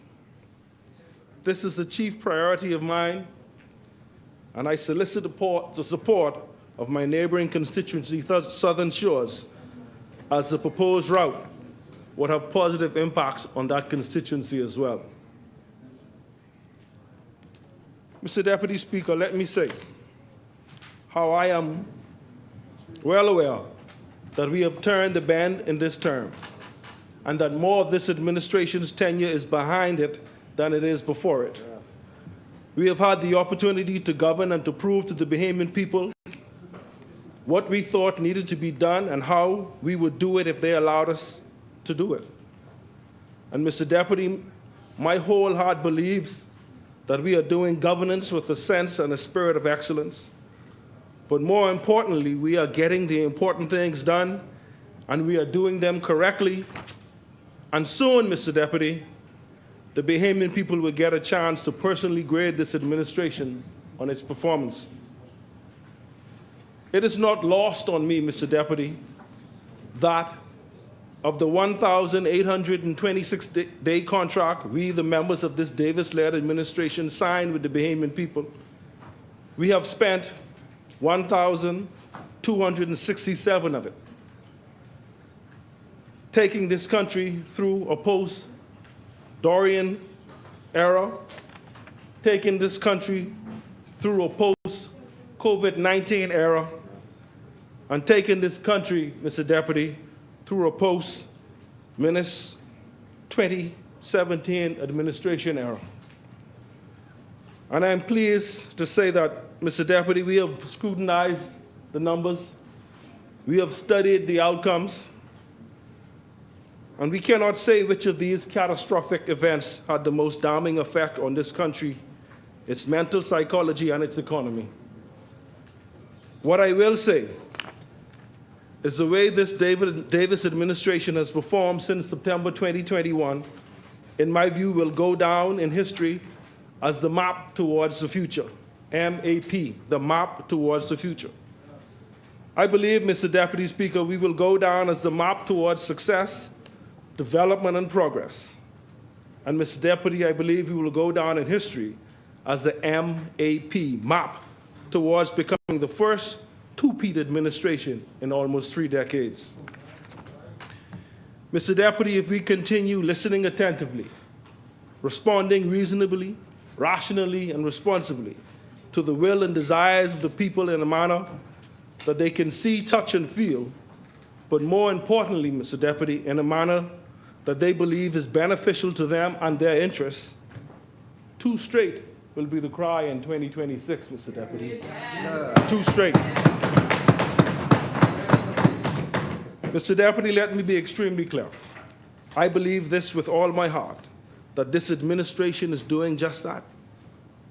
We are not hiding from the hard stuff, nor claiming, like our predecessors, that the tasks are difficult and unusual. No, Mr. Deputy, instead, this Davis administration have heard what the issues were, made the necessary considerations, and have responded to challenges after challenges after challenges, and have done so in a way that even the international bodies sing our praises. They said it was remarkable. I'm telling you, Mr. Deputy, we are the MAP, the map. We are the most action-oriented party. MAP, the most accountable party, MAP, the most attentive party. And I dare say, Mr. Deputy, the most attractive party to lead this country now and well into its future. We are continually to prove this daily. We are getting things done, Mr. Deputy, and we are getting it all done with a sense of urgency, remembering always to keep our wits about us and never sacrificing speed for accuracy. We are doing it all from saving the Dundas, thank you, Garden Hills, from saving the Dundas to protecting the dogs, Mr. Deputy. We are doing everything from modernizing our airports to making master marinas of our youth and school-age students with the LJM Maritime Project. Mr. Deputy, we are reducing the debt to GDP and reducing VAT, all while simultaneously increasing the minimum wage and improving the country's international ratings. This administration, Mr. Deputy, is getting it done. We are pioneering the way forward and charting a clear course from the new day to an even brighter tomorrow. That is why, Mr. Deputy, as we look at this midterm budget 2025, or as I look at it, all I could do is support the government and the Prime Minister, because it naturally makes sense to do so, solely based on the return on investments we have been having as a country, on the investments that we've been making as a government. But I get it, Mr. Deputy. I get it. Oppositions must oppose. I mean, after all, that is the science behind opposition politics, right? However, Mr. Deputy, speaking very frank, I take very little note of what the politically motivated handful on the other side has to say. For me, I catch myself often wondering, where do they get the moral authority to be so critical of this administration? And more importantly, Mr. Deputy, where do they get the audacity, as if we weren't here? As if we wasn't here, we didn't see what happened in the last administration.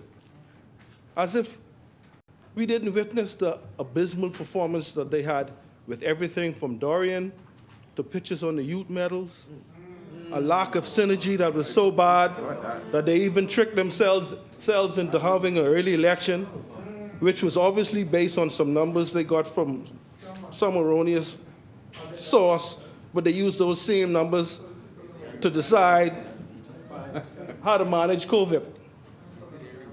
Mr. Deputy, they appear now to be grasping at straws, which only further proves that while they were in government, the reason they did so poorly was simply because they had no clue how governments should or could work.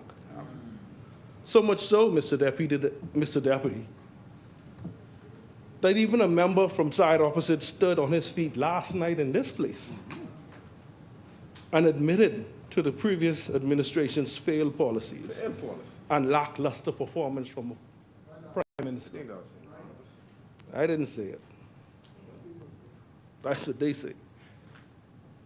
Admittedly, Mr. Deputy, I typically expect very little from them and their daily attacks, because the facts are, Mr. Deputy, the facts are the previous administration couldn't even get legislating a left turn at the red light right.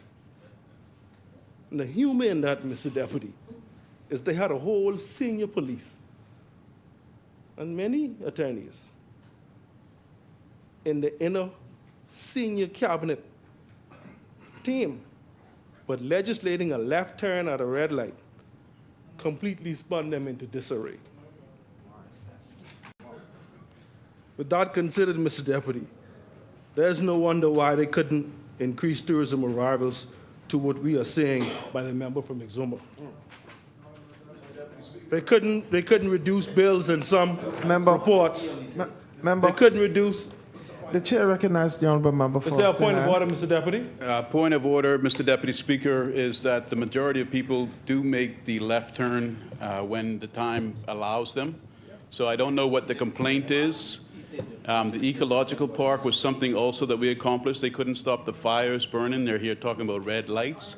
The good member led off highlighting his son. I banged on the table in support of such a valuable contribution. But if he's going to continue to attack the Free National Movement, it's not going to end up the way it began, Mr. Deputy Speaker.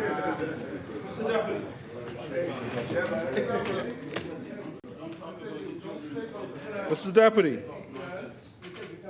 it's no wonder they could not. It's no wonder, Mr. Deputy, that they could not increase tourism arrivals like we see by the member from Exuma.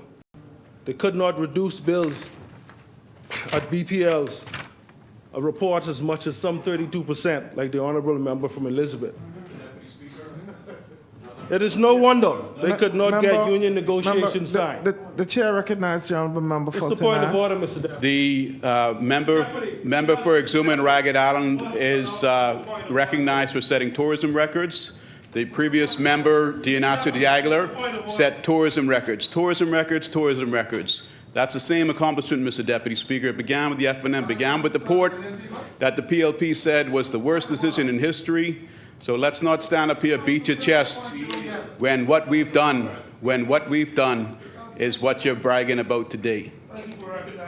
Subdivisions to the ports, all done by the Free National Movement.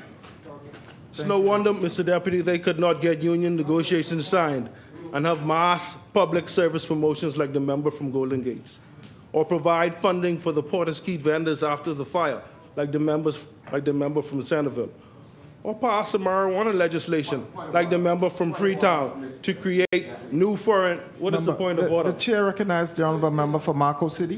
Thank you very much.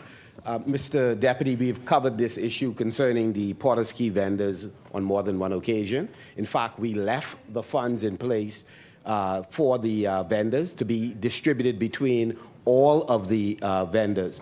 And the time period, Mr. Deputy, between when the fire occurred and we, in turn, provided the funding is dramatically shorter than this administration that has been in for 3 years. And they still, they're working on the exact blueprint that we left in place, which was to, one, put in a substation for electrical power on Porterskeet, to have water and sewage, Ministry of the Environment, the various ministries whose functions impact Porterskeet. So I just wanted to just correct the member, just so, and so the public can know that we did, in fact, financially left in place funding as agreed with the Vendors Association.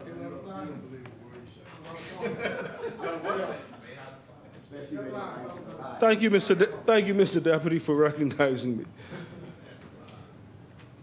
So it's no wonder, Mr. Deputy, that they could not pass a marijuana legislation like the member from Freetown, or create new foreign missions and gain regional confidence from our counterparts to become the beacon of hope on a message of global warming and environmental sobriety, which has taken us as far as Glasgow. What is regrettable, Mr. Deputy, is out of all of this, the politically motivated handful only seem to see travel for the Prime Minister. But I get it. I understand. We always have to consider their public position against the backdrop that they had no clue what governance was and what positive return on investments were during the 4 years and 6 months with the novice Prime Minister and a freshman class cabinet, who again, Mr. Deputy, I must remind you, could not properly legislate a left turn at the red light. That being the case, Mr. Deputy, why would anyone take them seriously with their antics?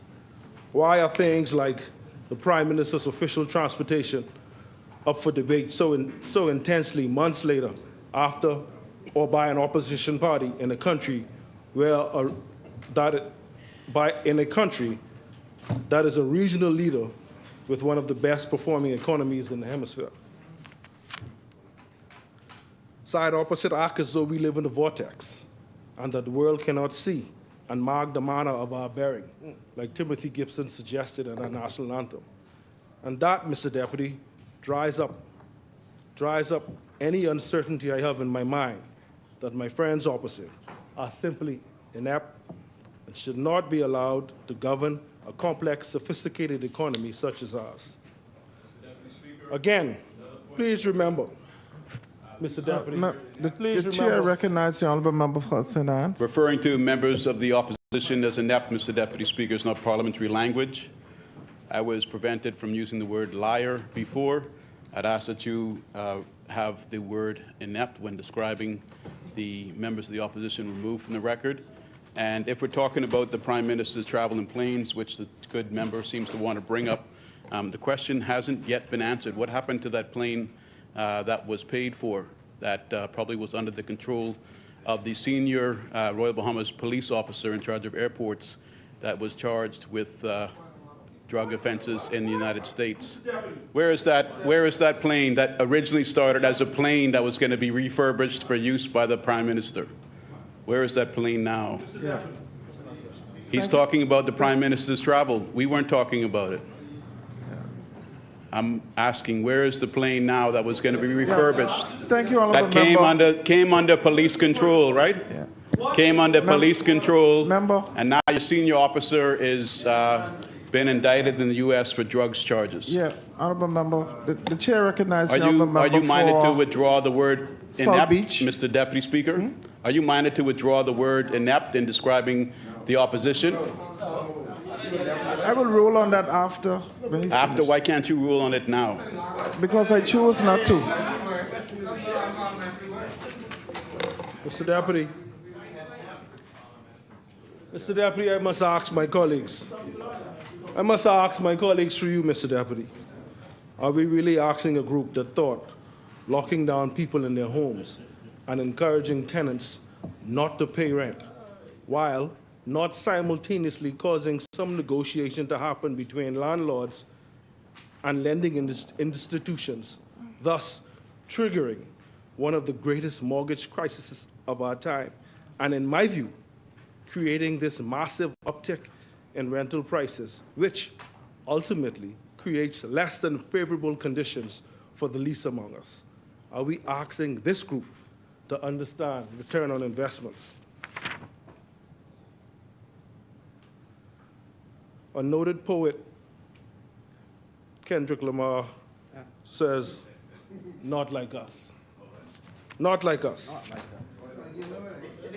Mr. Deputy, daily as I look around and wonder what a nightmare it would be if we did not have a course shift in 2021.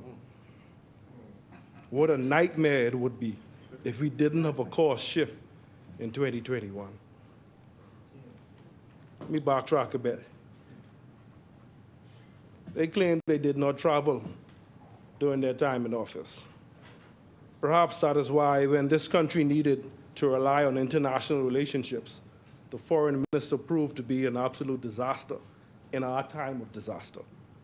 So again, I don't expect them to get it, Mr. Deputy. I don't expect them to understand that travel accomplishes things we are presently witnessing with our neighbors to the north, who is visiting and being visited by almost every major world stakeholder. Because travel matters. Travel matters, but I don't expect them to understand the value of that return on that investment. Conversely, in 2025, after negotiations, travel engagements, the Bahamian people are getting to witness a space missile launch and docked right here in the Bahamas. That is the power. That is the power of our might when a government of the Bahamas knows its worth and the world acts accordingly. What's more, Mr. Deputy, and I must go here, I must say this, it's not just young Bahamians that are being engaged, but instead, young Bahamian women. Young Bahamian women are leading the way, both on the science side and the environmental side. In the person of Aisha Bowe and Dr. Rihanna Neely, which is a testament to our desire to be not just an administration that invests and empower youth, but one that simply creates the kind of opportunities that allows for the Chantanals of the world to break these old age glass ceilings, Mr. Deputy Speaker. I equally, and unfortunately, wouldn't expect that the politically motivated handful to understand that, nor would I expect them to celebrate it. Today, Mr. Deputy Speaker, in this midterm budget, we are debating laws that are being amended to protect motorists who have largely became victims during traffic accidents. Simultaneously, we are adjusting VAT on real food, a testament that we are a multi-dimensional government and not some political one-trick pony. Mr. Deputy, I know and I understand the nature of politics. And side opposite may choose to oppose or to just frustrate this midterm budget for optics or to prevent the government from communicating its message to the public clearly. However, I wish to remind them through you, Mr. Deputy, I wish to remind them through you that history books are being written on what we do with the time we spend in this place. History books are being written on what we do with the time that we spend in this place. And with that, Mr. Deputy, I invite them to use good judgment, while on occasion, in the recent months, they have used good judgment very sparsely in this place. Consider, and I must ask them to consider to support this midterm budget of 2025, because it is certainly providing the forward movement that this country needs, and that could not be barred for Bahamians, regardless of their political side, or even if it's just a politically motivated handful. I have to circle back. I have to circle back, Mr. Deputy. Sorry. But every time I think about the tenure, the 4 years and 6 months, I cannot forget, and I cannot understand why they choose to compare their 4 years and 6 months with this tenure or this administration. The only thing that comes to my mind is the old church hymn, Jesus, I'll never forget. Jesus, I'll never forget. Every time I look at what we did or what happened in the 2017 era and compare it to the compassion and good leadership that we see from this Davis administration, and as I consider that we have already spent 75% through this first contract with the Bahamian people, and the elections are drawing nigh, I see the signs, Mr. Deputy, of a desperate opposition with no real policy talking points. And I have to say, Jesus, I'll never forget. I'll never forget how they locked us in our homes and triggered a mortgage crisis. Jesus, I'll never forget how they stood us on lines outside of food stores for hours in the elements. And Mr. Deputy, I must apologize on their behalf, because I'm a role.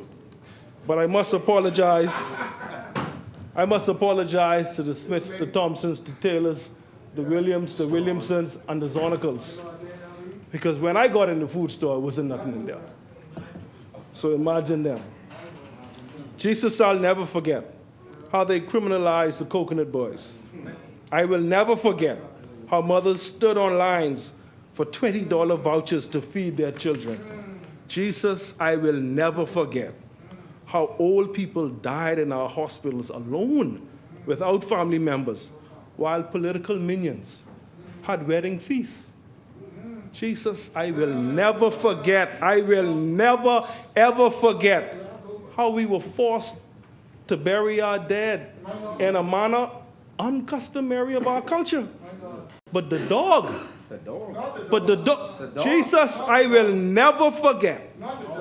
I will never forget how a competent authority said to lock us up after his non-scientific curfew.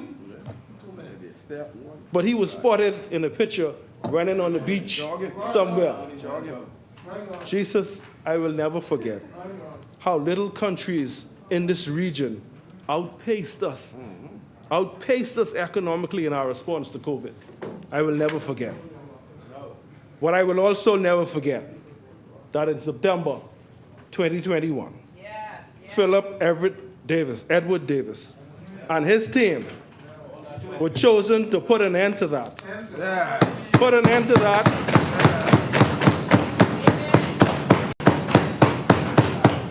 And to govern the Bahamas for Bahamians. And Mr. Deputy, we are doing just that. I will never, ever forget. Mr. Deputy, pioneers must chart the way forward.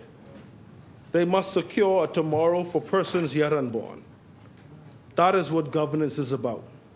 That is what visionary leadership is about. And Mr. Deputy, it is safe to say that along this journey, that is the kind of leadership I have witnessed, and I continue to watch daily at the helm of this administration as it guides its ship of state. In this most simple form, it is leadership that listens to understand and then acts. It acts with poise, precision, and compassion, Mr. Deputy. This midterm budget 2025 is yet again another thing that provides insight to our population on why we are simply better to govern. And we are doing it, and we are doing it now. To protect the future of the Bahamas, we are doing it now to protect her institutions. But further, Mr. Deputy, we are doing it now to reclaim and retain the trust of the most powerful unit in this country. And that, Mr. Deputy, is the Bahamian people. That is why we are making the moves we are doing. That is why we are expanding foreign missions the world over and going into uncharted territory. The Bahamas of tomorrow requires us to do so. Therefore, we must act boldly. This midterm budget is bold. This midterm budget is bold. It's goal and vote for roll. But sorry, no. This midterm budget is bold. And we are brave enough to achieve all of our targets, even in the face of adversity when they arise. South Beach is elated to be supporting this midterm budget, and I look forward to supporting many other bills as we continue to govern on behalf of the Bahamian people, all of the Bahamian people. South Beach rests. Thank you.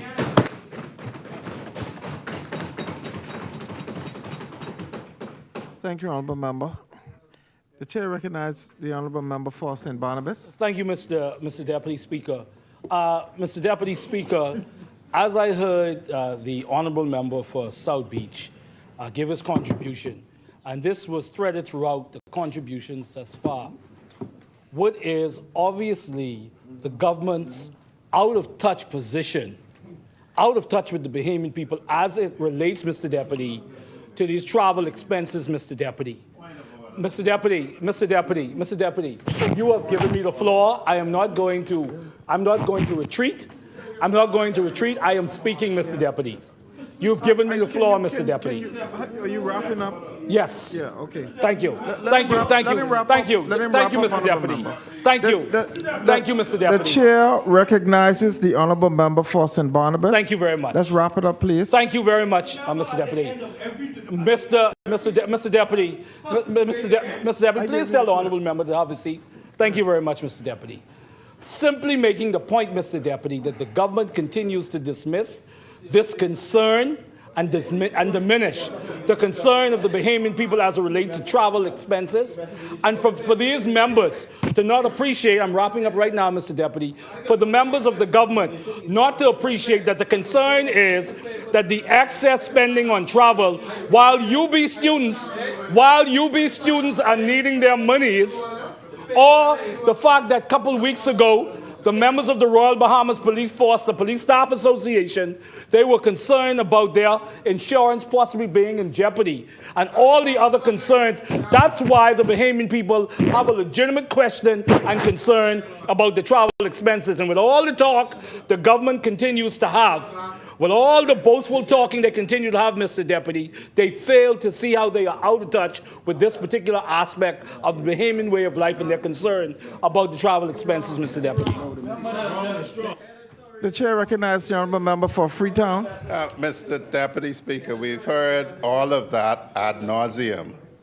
And I'd like to say, Mr. Deputy Speaker, the risk of permitting double, triple contributions is that what's sauce for the goose is sauce for the gander. The persons who are out of touch, we can get up and at the end of everybody's contribution say that. You get to contribute once, and if there is a point of order, you can stand on a point of order.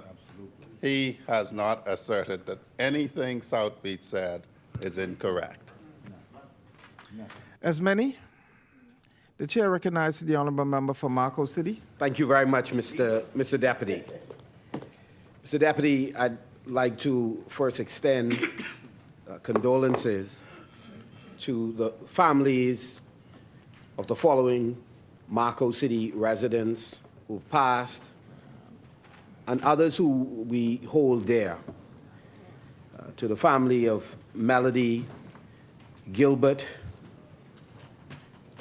Raquel Wallace, Oswald Johnson, Peggy Cambridge, Lewis Clark, Angela Butterfield, we extend sincere condolences. And to the family of Reverend Dr. Shervin Smith, Bishop Hubert Pinder, Marquin Edwards, Agatha Bowe, Ricardo Eldon, Tracy Sands,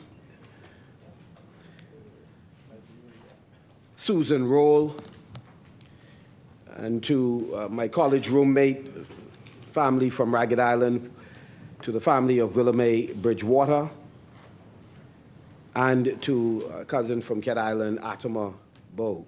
We extend condolences to all of you in the passing of relatives. Mr. Deputy, before I go into the contribution this evening, there's a recurring theme and chorus from members of the government, and it's consistent with their modus operandi, the way in which they behave. They wish for us to come in this house, head bowed, and surrender to them, and not to speak truth to power. We have listened to them while in opposition before and while they are in government. And what is true, Mr. Deputy, is unlike them, we have often conceded when we did not get a number of things correct. Often conceded in this place. It's been a part of how we function. We recognize that all of us have feet of clay. And we have made the point that one of the reasons we are here and they are there is for some of those reasons. But nevertheless, it is not sufficient for them. They wish for us to be quiet. And what is ironic about that, Mr. Deputy, what is ironic about that is the veterans on that side who have served in cabinet before. They have served in cabinet against the backdrop of a litany of scandals, undeniable, indisputable scandals that resulted in them being kicked out of office. And despite having served in those cabinets, and despite having lost government because of those scandals, for some reason it didn't silence them. It didn't silence Cat Island. It didn't silence the member for Freetown. It didn't silence Tall Pines. It didn't silence Fort Charlotte. It didn't silence Angliston. It didn't silence them. No, we'll take you out of that Freetown. First time, last time. And so, if it didn't silence them, how is it possible for us to come in this place, having lost government and having observed their manner of behavior? How is it that we lose the ability to critique them on their behavior. And furthermore, Mr. Deputy, we speak on behalf of others. We are merely representatives and servants of constituents, including theirs, that have frustrations. Many of the persons who they represent and we represent cannot pay their rent, despite their best efforts. We're not talking about people whose habits hinder their ability to live. There are persons who have to make choices between the high BPL bills they are responsible for, Yes, sir.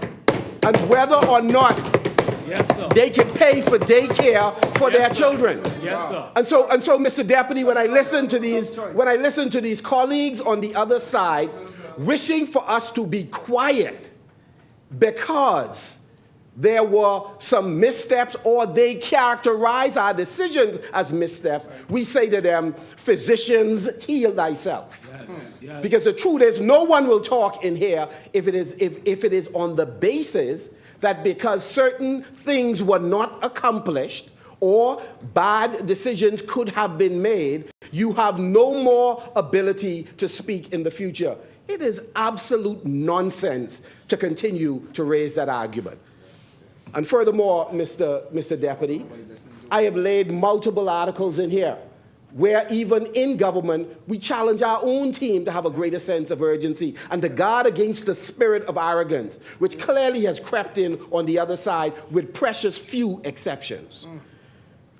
Just before I turn our attention to the budget, the midterm budget report, which we have already said, every one of us have indicated we support the resolution, but we have misgivings about the extensive borrowing. Let me first just touch on a couple of very quick matters, Mr. Deputy. First, the member for Elizabeth. It's absolutely incredible. She made a couple of points I just want to very quickly go through. One is the arrangement with Island Grid and the Pike Enterprise, she said, is in progress. In other words, they are still working out the details. I would like to submit that she has misled this House. Because the reality is, when the Prime Minister and the member with responsibility for energy initially presented this arrangement, the presumption was, based on what we heard from them, is that the arrangements were made. In other words, they were able to commence work because they had sufficiently examined all of the considerations and they had signed off on an agreement that allowed persons to come in, to co-opt some of the staff of BPL to commence work because there was a critical need that was time sensitive. And now, months and months later, when the public recognized that some people parking up equipment appear to be leaving the jurisdiction, they come with this half-hearted, false explanation that they are still working out the details. It is absolutely untrue. They are unable, I believe, to pay the folks, Mr. Deputy. This is an administration that only fesses up after they are caught. So even when they talk about 0.5%, 5% discount, this has very little to do with some great care and compassion. I'm not suggesting that members opposite don't care about the Bahamian people, but I am saying it is not that feeling in their heart that people are suffering that moved them to that. It was a series of scandals back to back that motivated them to find a thing to incentivize this public, to get the public to calm down, because the natives are restless. And why are they restless? Because they have invested their trust in this administration, and they have found out that it has been misplaced trust, Mr. Deputy. And so each time you see them come with something, it is often to switch the discussion, to calm down people who are outraged at them living large while others, those that they ought to be serving, are suffering. The second thing about the BPL comments that were made is the minister has come once again to mislead the House. Let me remind the public, the BPL bills are higher than we are accustomed to because of this administration. The Prime Minister Davis and Alfred Sayers increases. They are responsible for this, having made bad decisions despite good advice that they have gotten. And let me say this.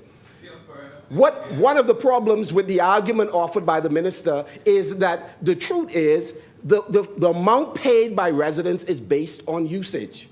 of the electricity. And the government made a decision that they were going, the first 200 kilowatts, they was going to basically cover that cost.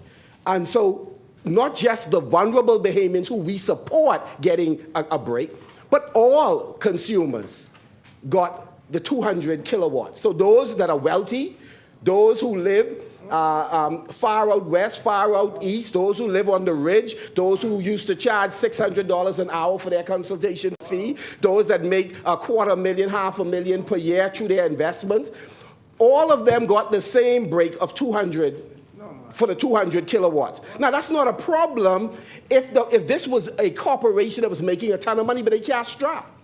So the corporation that's already broke took an additional $2.2 million hit because of an ill-advised decision to make sure that everybody is covered for the first 200 kilowatts. And yes, this winter was cooler than most. And so one of the other things that occurred is that the bills naturally went down. Remember, I said it's based on usage, so they use less energy. I would love to see them report this again 1 month, 2 months, 3 months from now. The bottom line is I do not believe them. And I don't believe the Bahamians believe them either. The second point that I just want to clarify real quickly and keep it moving is the Afro-Caribbean marketplace. The Afro-Caribbean marketplace, I want to say to all Bahamians who are listening, to the extent that this administration is engaging in conversations with brothers and sisters from the continent of Africa or the Caribbean is a good thing.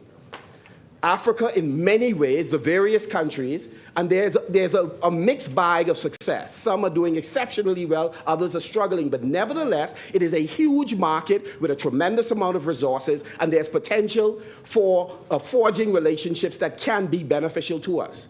And the Caribbean is the same. The concern, however, is this administration has an affliction of always overselling a thing and under-delivering on it. You remember the hotel sale in Grand Bahama. You remember the airport that is stalling. And so the concern really is that the minister got up and represented some things in the House of Assembly and then tipped out. I didn't even hold up the little finger like you're in church, just tipped out without laying the documents. Unfortunately, she indicated on her feet, again, in my view, misleading the Parliament, that what she did in the aftermath of the cabinet making a determination to proceed with this project that we hope succeeds for Grand Bahama, that she, in fact, provided the proof of a feasibility study and a plan to the relevant authorities in Grand Bahama. Now, my understanding is she simply apprised all concerned that the intention was to give a plan and a feasibility study, but no such feasibility study was conducted and no plan has been constructed. So it's not necessary to come in the House, mislead the public in terms of the delays. You know what the delays are. Chances are you don't have the money in hand. Chances are you haven't completed the feasibility study. Chances are you haven't finished the plan. But if you have, lay the plan and lay the feasibility study. The chair recognizes the honourable member for Cat Island, Rumkey, and San Salvador. This characterization that the member from Elizabeth I talk about BPL, he's talking about BPL. It's misleading or misrepresenting the issue as it relates to what is occurring with the major transformation of energy in this country. Is clearly not supported by what he's saying. It's mere conjecture, surmise, fueled and informed by his own mistrust of this government. It's not at all fueled by any fact that was of evidence that's before this House. Right now, the fact is, he don't believe it. He's going to wait to see it, and just wait. You'll wait, and you'll see. Wait and see. I say, I'm going to allow you to speak. You know, you said a lot of things before. You know, you said, don't raise minimum wage, and what's going to happen?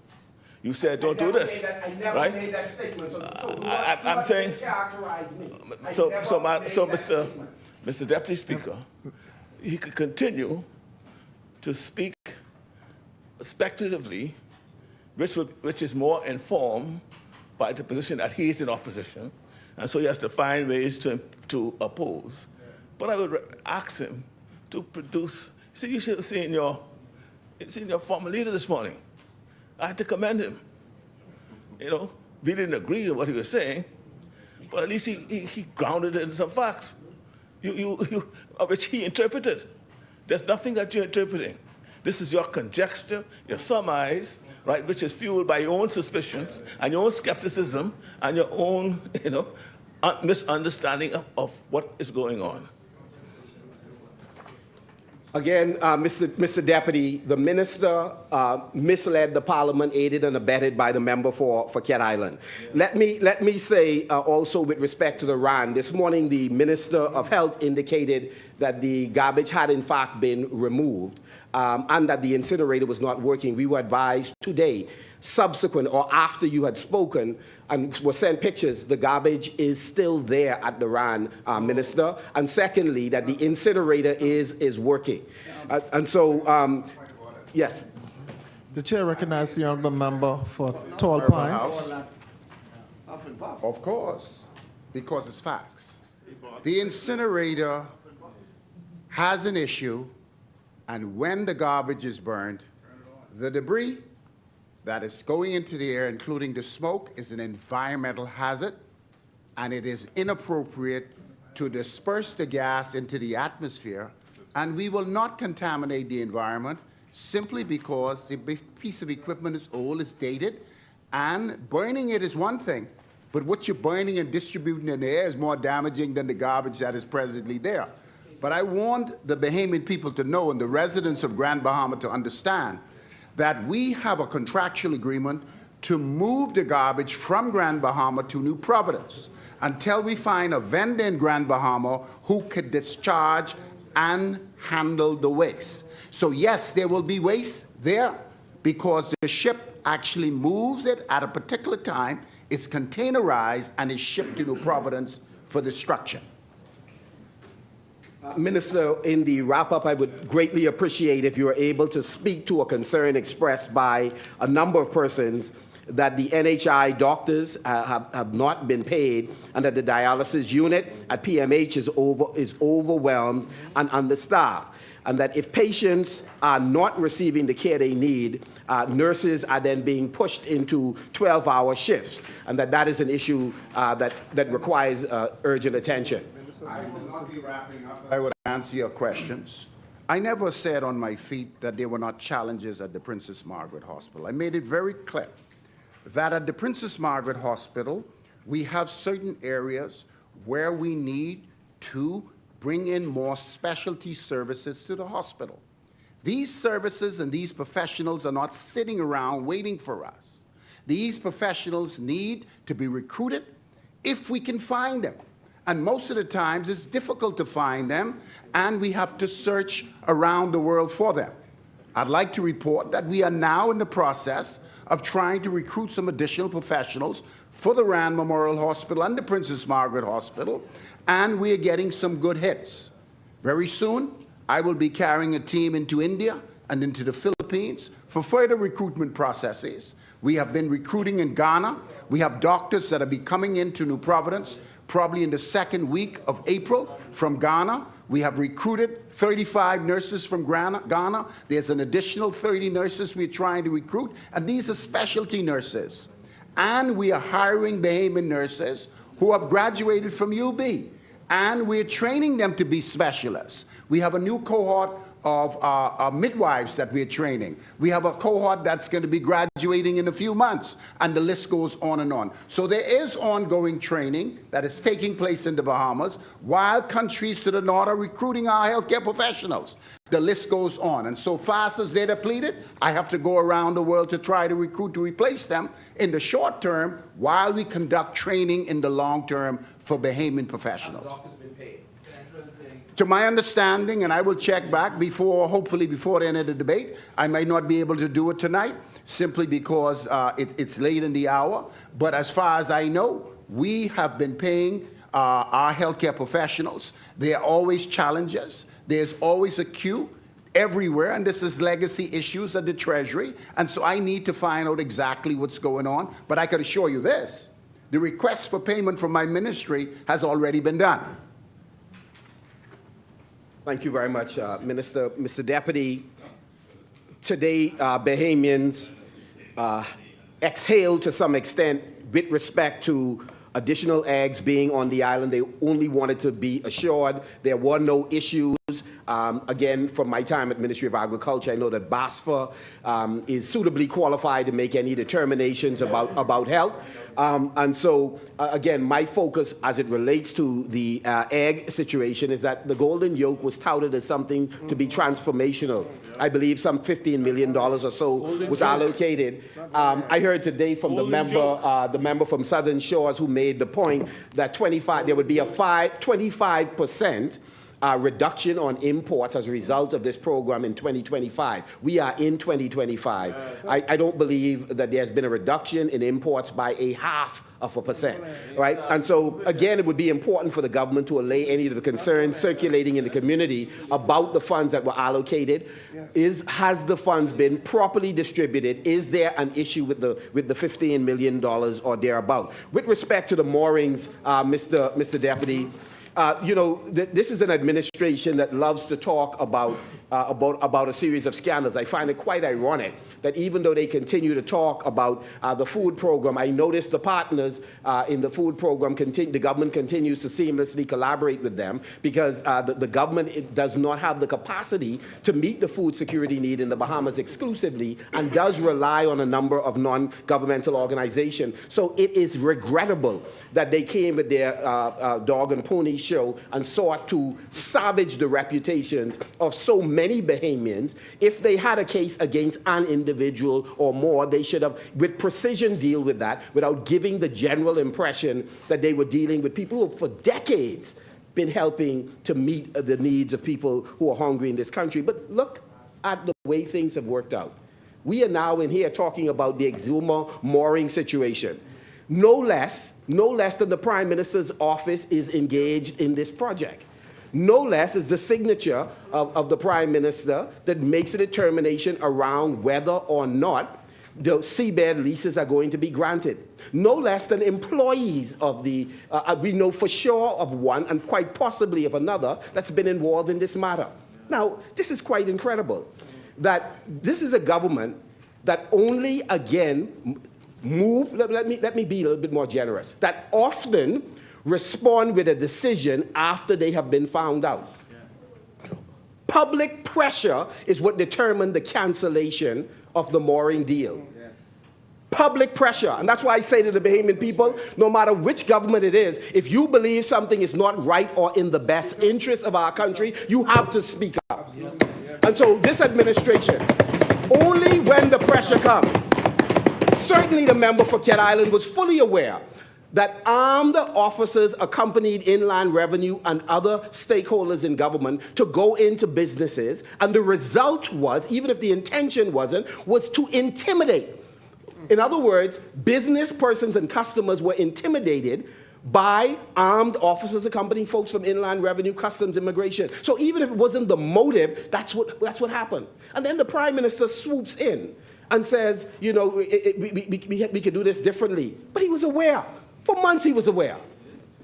And so we have to, again, say to the government that the mooring situation in Exuma requires a full investigation. We must know what triggered the series of decisions. See, for those of us who've sat in cabinet, we understand a little bit about how this works. How is it possible for the Deputy Prime Minister not to be surprised at the response of all concerned and is pleased with the result of it being cancelled when he sat in the very cabinet that made a decision on this matter? I mean, this is mind-boggling. In other words, what he's saying by that admission, that he's saying that the decision made by others, i.e. my colleagues, was such an egregious decision. I didn't win the argument on that day. And it's a shame that they went ahead with this, but thank God for my constituents standing up and speaking truth to power. Now it's off the table. And that tells you about how our Prime Minister manages his cabinet. That you can have multiple members who can say on their feet about a fundamental project that the government supports. We are not on that run. And the Prime Minister seamlessly moves on. That's part of why they are getting very little done in this administration when it comes to fundamental issues about the sovereignty of this country, about the ownership of this country, about the thousands of acres that they've made available to people who are friendly to this administration. And again, Mr. Deputy, just before I go into my presentation, let me raise a matter concerning the Western Atlantic Medical School. It is my understanding that the Western Atlantic School of Medicine that they are in the process. They're in the process of completing the project that they have started. They've gone through phase 1. I understand their inability to move on with phase 2 and 3 after having put, I believe it's some $60 million in the ground, is that the government has not proceeded with the heads of agreement. And the government ought to be very clear if they no longer have interest in this project, if they believe something is amiss, they ought to address it forthright. But what it comes across as, and it's sending a message far and wide to potential investors, that this is a government that is not serious about removing the impediments to investment, despite the fact that they intend to attract somewhere in the vicinity of 1,800 students, having spent $60 million, I'm advised already, and both workers and students will continue to pour money into the community of Grand Bahama, which this government claims that they love. And so it is important for the government to be absolutely transparent about what is hindering them from signing the heads of agreement. Thank you so much, City. The chair recognizes the honourable The member issue for with the medical Tall Pine. school is a complicated one, and to go into the details associated with the delay of the signing of the heads of agreement, this is not the appropriate place. For two reasons. One, there was an issue associated with accreditation. The government is not responsible for accrediting the institution. The institution must present its document to NACORP for accreditation, and NACORP is the institution that is responsible for accreditation. It was a process. The process did not fall at the foot of the government. The process was the responsibility for the medical school. Now, with that being said, the ministry, as well as the NEC, is working diligently to resolve this particular problem. I'd like to say on my feet that this matter is pretty much completed. There are some finer details that need to be done, and when that's done, this matter would be resolved. It has already proved and have already been passed through cabinet. There are a few little small indicators that does not fall at the feet of the government. But the reality is, it is worthwhile because the institution is playing a significant role in the Commonwealth of the Bahamas. And as minister, I have gone beyond the call of duty to assist the medical school to the best of my ability to ensure that they attract students into our jurisdiction and the school becomes successful. So the complexity of the signing of the heads of agreement is far deeper than it is seen on the surface. But I assure you that this matter is near completion, and I would like to see it done, and I know the Prime Minister is pushing very, very diligently to resolve this matter in the matter of a week or 10 days. Thank you very much, Minister. It would be helpful if there is a liaison between the government and the school so that they can understand what is happening in the timeline. It does appear on the surface that there isn't that understanding. Marco City, the school has legal representation. There has been communication with the investment authority, with legal representation in collaboration with the AG's office and the Ministry of Health and Wellness. Once the school receives accreditation, which it has done via ECFMG, it means now that everything is falling in place. We cannot sign a heads of agreement before the school receives its accreditation. So all of this has now been completed. It's been a long journey. It's been a frustrating journey for them and a frustrating journey for us. But I assure you, and I assure the Bahamian people and the representatives of the school that this matter is near completion and it has already passed cabinet, and there is a few small legal things that need to be done before the heads of agreement is signed, and that meeting is scheduled for Monday with the Attorney General Office, my ministry, and legal representation from the school. Thank you very much, Minister.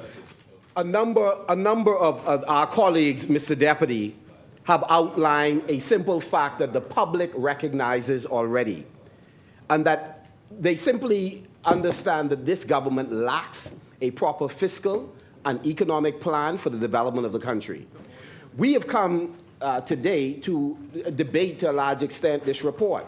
And Mr. Deputy, as you go through this report, as you go through the budget books for the last 3 years, one of the things you would find is that there's a disconnect between what goes in this book and the way this administration behaves.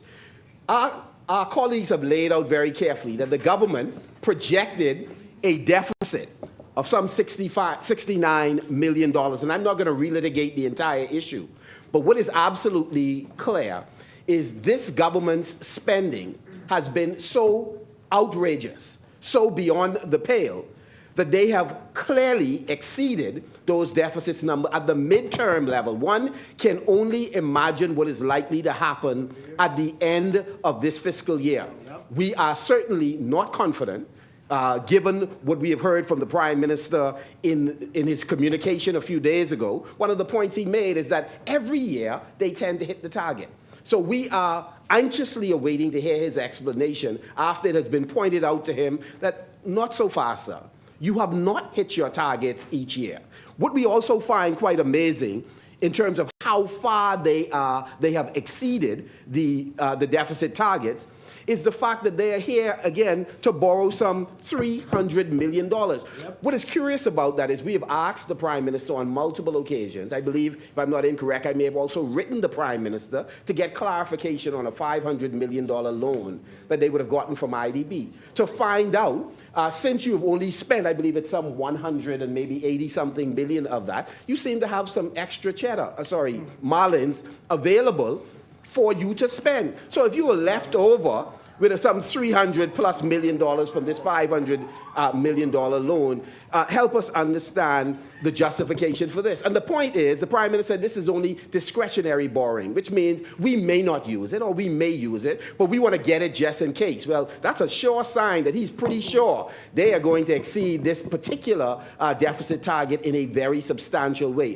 And if in fact, it's discretionary, he has only a few more months before the actual budget debate when he could have come and brought a resolution to seek to borrow this money. I think the Prime Minister knows full well all of the things they have in the pipeline, all of the plans that they have outside of travel, despite how high that is, that they are likely to go far over the deficit targets that they have. And so we want to say during this exercise, the Prime Minister has to be more focused on his job. You see all the bombing that's being done?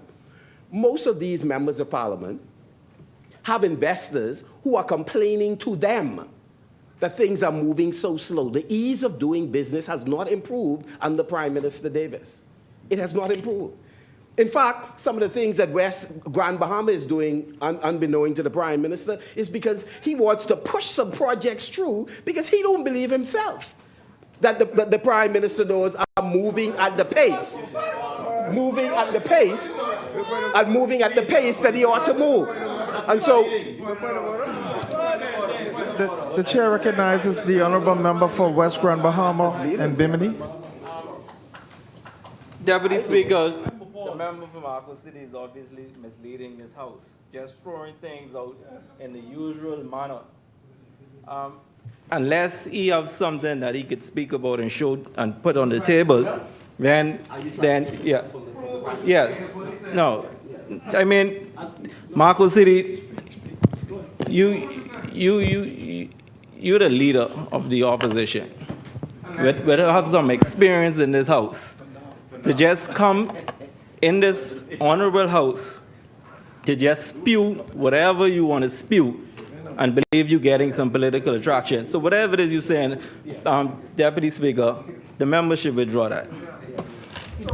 I simply said, and I want the member to stay on his feet before I follow those suggestions.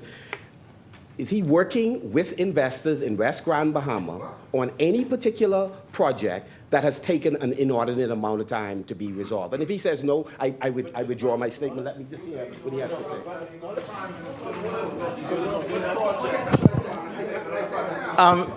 Deputy Speaker, I don't work in the Bahamas Investment Authority. That is for the professionals in that agency. And so I don't know what the member is talking. Thank you, Honorable Member. Honorable Member, are you going to withdraw? So he didn't answer the question, but if he answers it directly, I have no problem withdrawing. I'm just asking whether or not there are any projects that he's working on with any group of investors that there's a challenge getting things resolved in a timely fashion. If he says no, then they would hear him, the Prime Minister would hear him, and I have no problems with that. If the answer is no, then I say, colleague, no. Okay. So, Mr. Deputy, the Prime Minister cherry-picked, and let me go very quickly, the Prime Minister cherry-picked the rate at which our economy is growing. We wish to work with the Prime Minister to ensure that we could grow at a percentage that would allow us to meet not just present challenges, but those we anticipate will emerge. The Prime Minister seeks to represent to the public, as he did with the VAT receipts. He's saying, listen, we are collecting record amount of VAT money, which is, you know what is amazing about that? The Prime Minister is bragging about the burden, the taxes on the backs of Bahamian, and boasting as if his administration is doing something extraordinary. He doesn't attribute any of the VAT receipts to inflationary pressures on the Bahamian people. It's not a moment for him to be gloating and boasting. And one of the additional reasons why he shouldn't boast and gloat is because for all of the revenue he has earned, the deficit continues to get worse. Yeah. And the Prime Minister does not have a whole lot to show for it. I heard the bombing on these desks that need to be changed, right? I've heard people celebrating a whole list of things that they have done. Every administration that comes in this house can give a long list, and for a moment it makes you excited. But there's a difference between output and outcome. So what they identified was a whole lot of output. We did this, we did this, we did this. But why is it not helping the lady on McCullough Corner, the brother in Key West Street, who's struggling the choices between rent and the electricity bill? Why isn't it helping somebody in Limewood Lane, in Marco City, or in St. Barnabas? What they are boasting about is output, plenty, activity, but the results are not felt on the ground by the average Bahamian. That's why they're angry. And the PLP is tone deaf. That's why people are angry when somebody is accused of hiring a jet to fly halfway around the world for a meeting to seek money that would probably be less than what he pay on the jet. Now, if it's false, then you only clarify. Just say, I didn't spend $500,000, I didn't spend $800,000, I didn't spend $1 million on a. The bottom line is we are not slow. We clearly understand that government leaders need to travel. We do know the entourages don't have to be as big as this administration. But we know you have to carry some people because they are angry with you for other reasons, so you give them a trip hoping that would soothe the wounds, eh?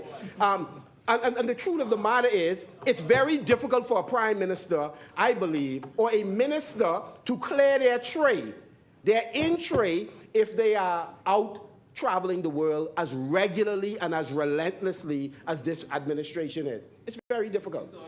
And so at the end of the day, we believe that the Prime Minister has to settle down and focus. We saw the FS was here the other day. Quite frankly, some of the most heavy decisions being made in the country is being made, it appears, by the Financial Secretary. And the truth is, major policy decisions are determined by persons who sit in cabinet, who have a fiduciary responsibility to residents who have given them a chance to be in this house, who are saying that, listen, your priorities are not ours. We have other considerations and other interests that you are not presently addressing. With respect to small business development, for example, it's most unfortunate that this government has not followed what we have left in place. Over a 3-year period, I believe we would have spent somewhere around $150 million on small business development. This administration is struggling in 1 year to find $20 or $30 million. And so, again, the Prime Minister has to settle on this to discipline his team so that persons spend money wisely and consistent with the priorities that are important for the Bahamian people. And let me just, as I wrap up, comment on this issue of housing.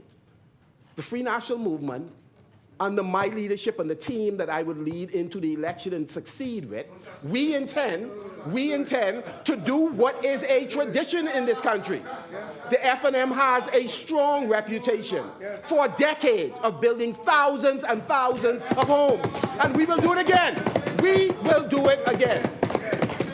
The difference between us and them is, Mr. Deputy, we will make sure Bahamians who 12,000 plus of them who are trying to get homes, that we will make sure that we don't cherry pick between F&Ms and PLPs and others. We believe every Bahamian deserves an opportunity. That's why we believe in competitive bidding, because too many people are left out of the food chain, and everybody in this country deserves to eat. And so we intend to run a robust housing revolution. And we believe that it is time. And over the course of the next few months, we are going to come back to this House with recommendations around how you can link the moorings, how you can link a land trust for the building of homes and the starting of business to the Bahamian Sovereign Wealth Fund, so that we are in a position as Bahamians to benefit from using government assets, the people's assets. And so, Mr. Deputy, if only for 2 minutes, Mr. Deputy.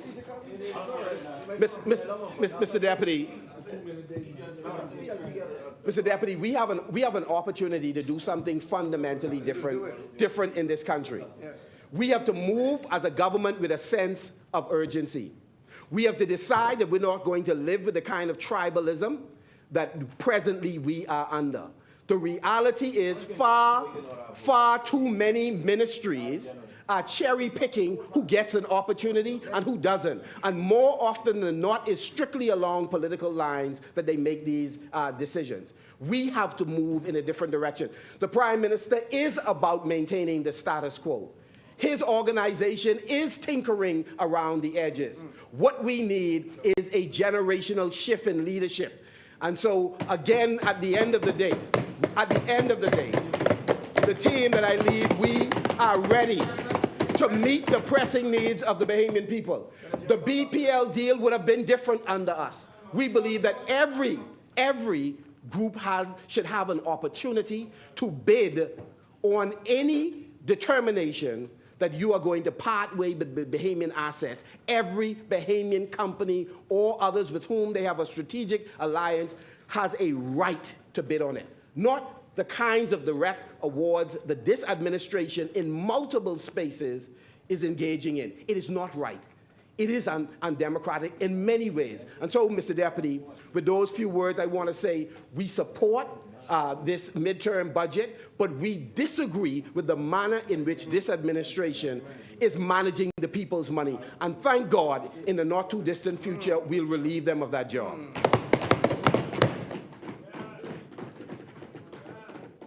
Thank you, Honourable Member. The Chair recognizes the Honourable Member for Yamakura. Thank you. Mr. Deputy, just a few matters of facts. I think it was repeated by Marco City. It was said earlier by one of the other members from the opposite side. VAT is not collected. The VAT reflection isn't a reflection of VAT collected like they like to put on the backs of Bahamian people. We have increased tourism. VAT is collected from tourists, from permit holders, and from foreigners also, and investors. Many of the collection, and they know the facts, but I'd like to put on the record that the VAT collected is not only from Bahamians, and a large amount of it comes from our investors, from tourists, and from foreigners alike. Thank you. So that in their statements. As many. The chair recognizes the honorable member for Golden Isles. My apology. Thank you. Oh, my goodness. Thank you, Mr. Deputy Speaker. Watch it.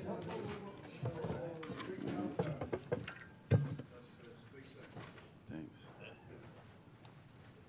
Thank you.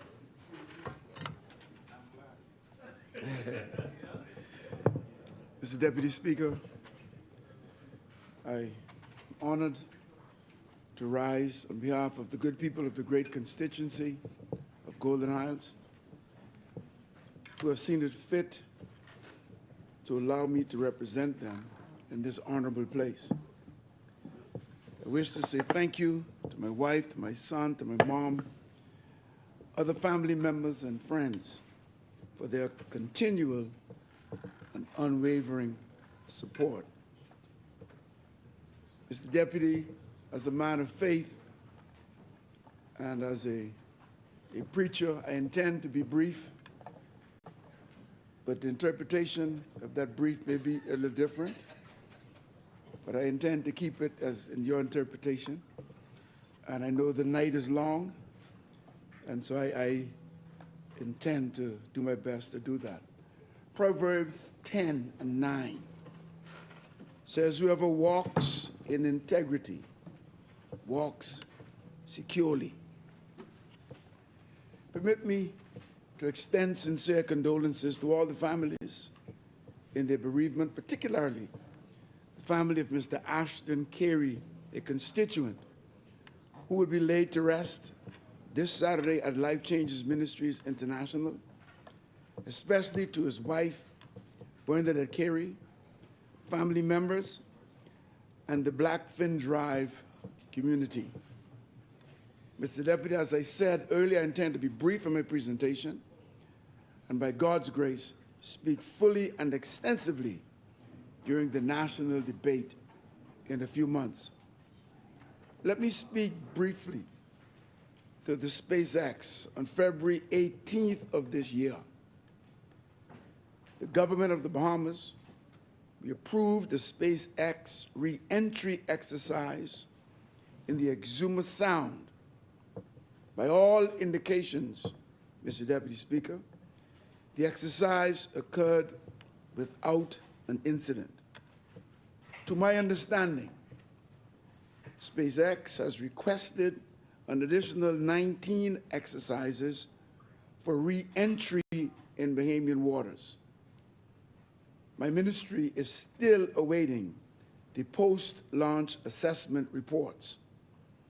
Any conditions for future landings will follow from the data received in addition to public consultation. I think to the incident referenced earlier by the member from St. Barnabas, where a SpaceX Starship spacecraft exploded mid-flight, and I think that's for the second time in a couple of months. But it was not a part, firstly, it was in the international airspace, and it was not a part of the agreement that we have with SpaceX. So obviously, it would mean that we will have to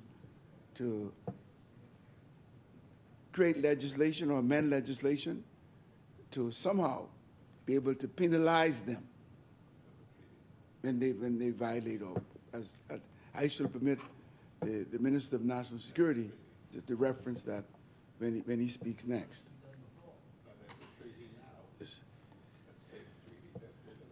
The midterm budget report is a reminder to all of us that we are representatives who have been entrusted with the responsibility of safeguarding the people's money.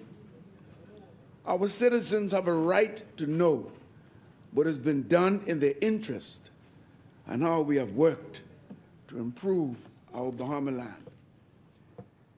Mr. Deputy Speaker, much of what I said, my Minister of State what spoke to a lot of it, so that makes it much easier for me to not be long.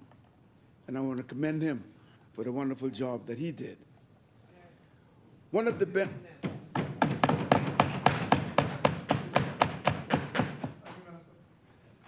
As the minister responsible for the environment, I wish to inform this House, as the Minister of State stated, of some of our challenges, and he spoke of them in three basic categories. One, global warming. Two, biodiversity loss. And three, pollution and waste management. And, Mr. Deputy Speaker, one of the primary effects of global warming is the impact it's having on our coral reefs system, ecosystem. We have the largest collection of coral reef ecosystems in the Western Hemisphere. And there's a disease they refer to as SCID, stony coral tissue loss disease, that's prevalent and is due to climate change. As the planet heats up, warmer water causes corals to suffer heat stress. And if this stress lasts long enough, the coral reefs will actually die. We have, as I said, the largest collection of coral reef ecosystems in this hemisphere. Not only do our reefs provide habitats for fish and other marine life, but as we know, tourism is our #1 industry, and it serves as a major attraction for Bahamians and tourists alike. I want to speak briefly with regard to the Department of Environmental Planning and Protection, DEP. DEP is continuing to build capacity, as referenced earlier by the Minister of State, by recruiting technical personnel in order to consistently provide a high level of regulatory service across our country. The Department of Environmental Planning and Protection continues to work to fulfill its mandate to prevent and control pollution, to regulate environmental activities, and to administrate the sustainable use of the environment. The department continues to raise awareness of the recent amendments to the Environmental Planning and Protection Act and the introduction of spot fines. With the assistance of officers from the Royal Bahamas Police Force and the Bahamas Wildlife Enforcement Network, BAWEN, in the forested areas, several individuals clearing land without approval or mining without approval have been cited. I wish to urge all contractors and heavy equipment operators to please ensure that you have the necessary approvals prior to commencing work in order to avoid fines and penalties that will be levied against you. As officers continue to do the work to protect our environment, I implore all Bahamians and residents, especially those in our family islands, to continue to say something when you see something. Our national agencies, like NGOs and the Bahamas Sport Fishing Conservation Association, the Perry Institute for Marine Sciences, and Environmental Defense Fund, are collaborating with the Forestry Department on a 2-year blocked creek study of mangrove ecosystems in Andros, Eleuthera, and New Providence. The research took place in New Providence last year in July, in Eleuthera last year, September, and research began in communities in North, Central, and South Andros in January of this year. Further follow-up with the New Providence communities of Coral Harbor, Adelaide, South Beach, and Seabreeze will be done in April of this year. And to promote awareness, a mangrove cleanup will occur in South Beach and in Adelaide also in April of this year. It should be noted that the National Mangrove Project, with the support of the Ministry of Education, has taken root in our schools. The importance of mangroves and sustainable coastal protection is being instilled in the younger generation. The project empowers schools across the country to establish mangrove nurseries, where they plant red mangrove propagules in flower pots, tending to them through regular watering and vigilant care, all in preparation for their upcoming outplantings later this month. As annually, the 21st of March is commemorated as World Forestry Day or International Day of Forests. The observance of this day is meant to celebrate and promote the significant benefits provided by all types of forests and trees. This year's theme is forests and food. For the past 10 years, in recognizing this important date, the Forestry Unit celebrates Forestry Awareness Week nationally. A program, still speaking about a forestry unit, a program that will focus on the protection and enforcement of our natural resources, calls for forest rangers, which will collaborate with the Bahamas Wildlife Enforcement Network, BAWEN, to conduct patrols as well as forest management duties in our forests and marine protected areas throughout the Bahamas. Legal advice is being sought on how forestry officers and fisheries officers can effectively collaborate among and with each other in this regard. They will be trained as law enforcement personnel to mitigate wildlife crime and protect natural resources in the Bahamas. And as it relates to the constituency I represent, Golden Isles, it is sad when we see and watch the deforestation of our forests. It is sad.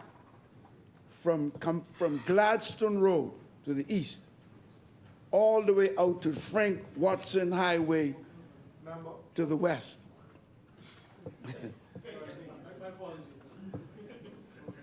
and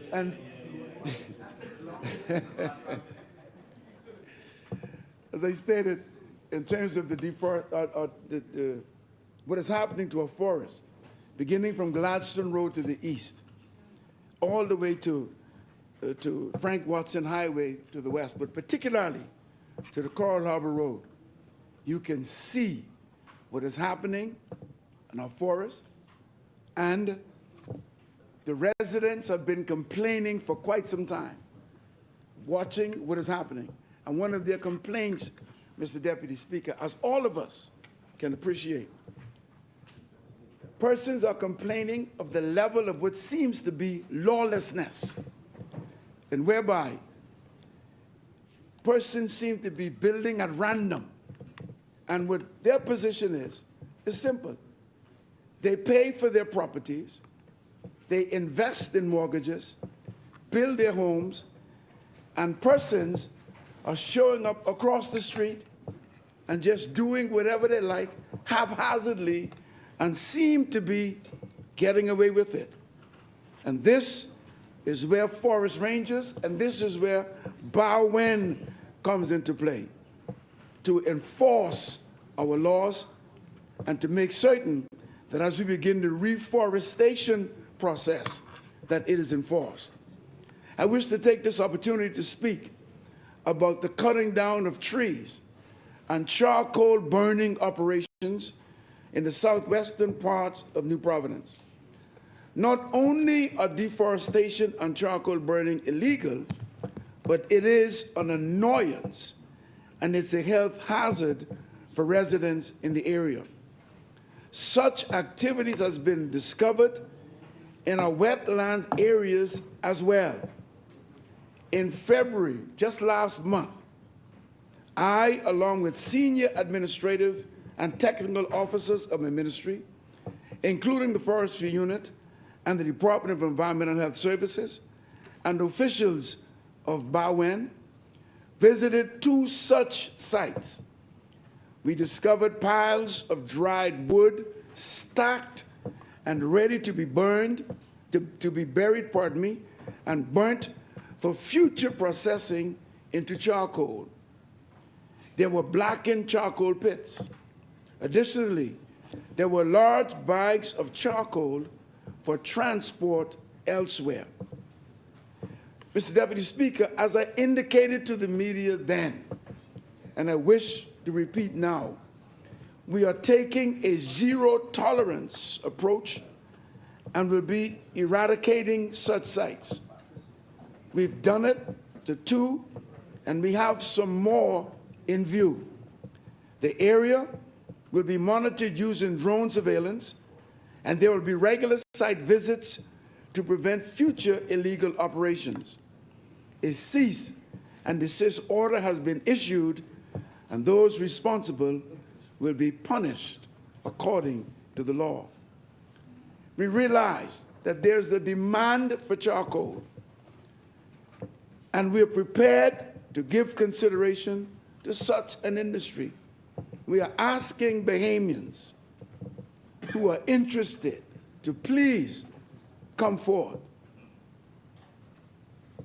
It will have to be done, I might add, holistically, legally, and properly regulated, and cannot occur in residential areas.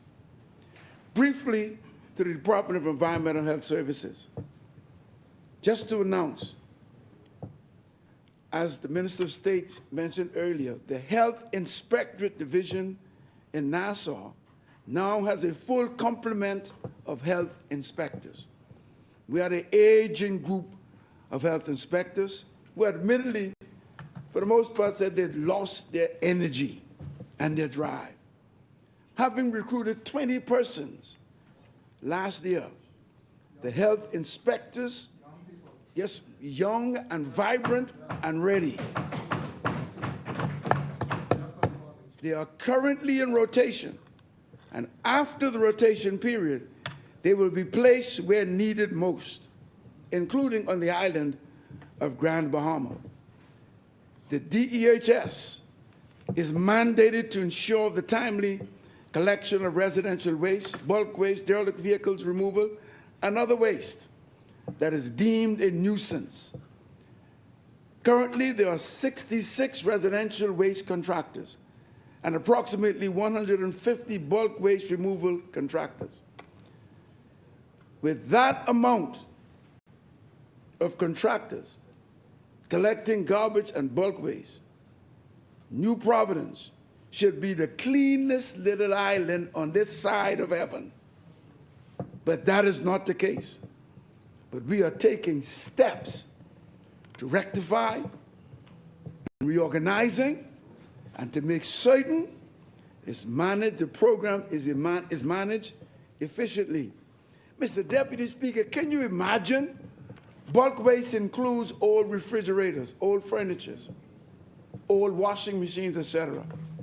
Mr. Deputy Speaker, can you imagine persons taking bulk waste in little note vehicles? The little Marx vehicles? Can you imagine? But that has been, listen, that will not continue. That has ceased, that has desisted, and that certainly will not occur again under our watch. I wish to indicate to persons, your bulk waste should be collected a minimum of once weekly. I wish again to state bulk waste, old refrigerators, old furnitures, old washing machines, etc. Those big items that the garbage trucks cannot take should be collected once per week. The garbage collection, waste collection from residents should be collected twice per week, 2 times weekly. If this is not occurring in your area, please call this number, 302-5240. I wish to repeat, if you live somewhere on the island of New Providence and your garbage, your waste is not residentially is not being collected twice per week, that person is defrauding the government and they ought not to have a contract. They're being paid to collect it twice weekly. If that is not occurring in your area, please call 302-5240 and report them. We are also taking a zero tolerance approach with that. They are being paid well. That's for the waste collection and the bulk waste. Bulk waste once weekly. So please, please remember that number, use it, and so we can see to it that your waste is collected.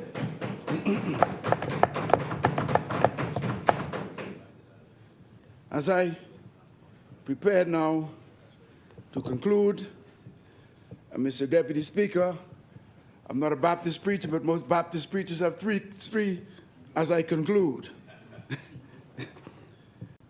But we are really taking this issue of getting our islands clean and green, and we want persons, as the Minister of State was encouraging persons as Bahamians. We grew up with this cleanliness is next to godliness culture, and we wish to restore and revive that. It is unbelievable, Mr. Deputy Speaker, the issue of derelict vehicles and where they are coming from.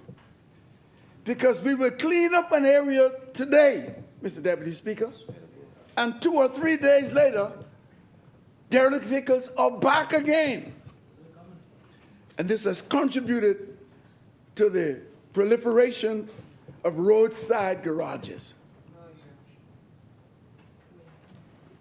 Land has been identified in the southwest quadrant of New Providence, the Gladstone Road area, off Gladstone Road, aimed at removing roadside garages from residential areas.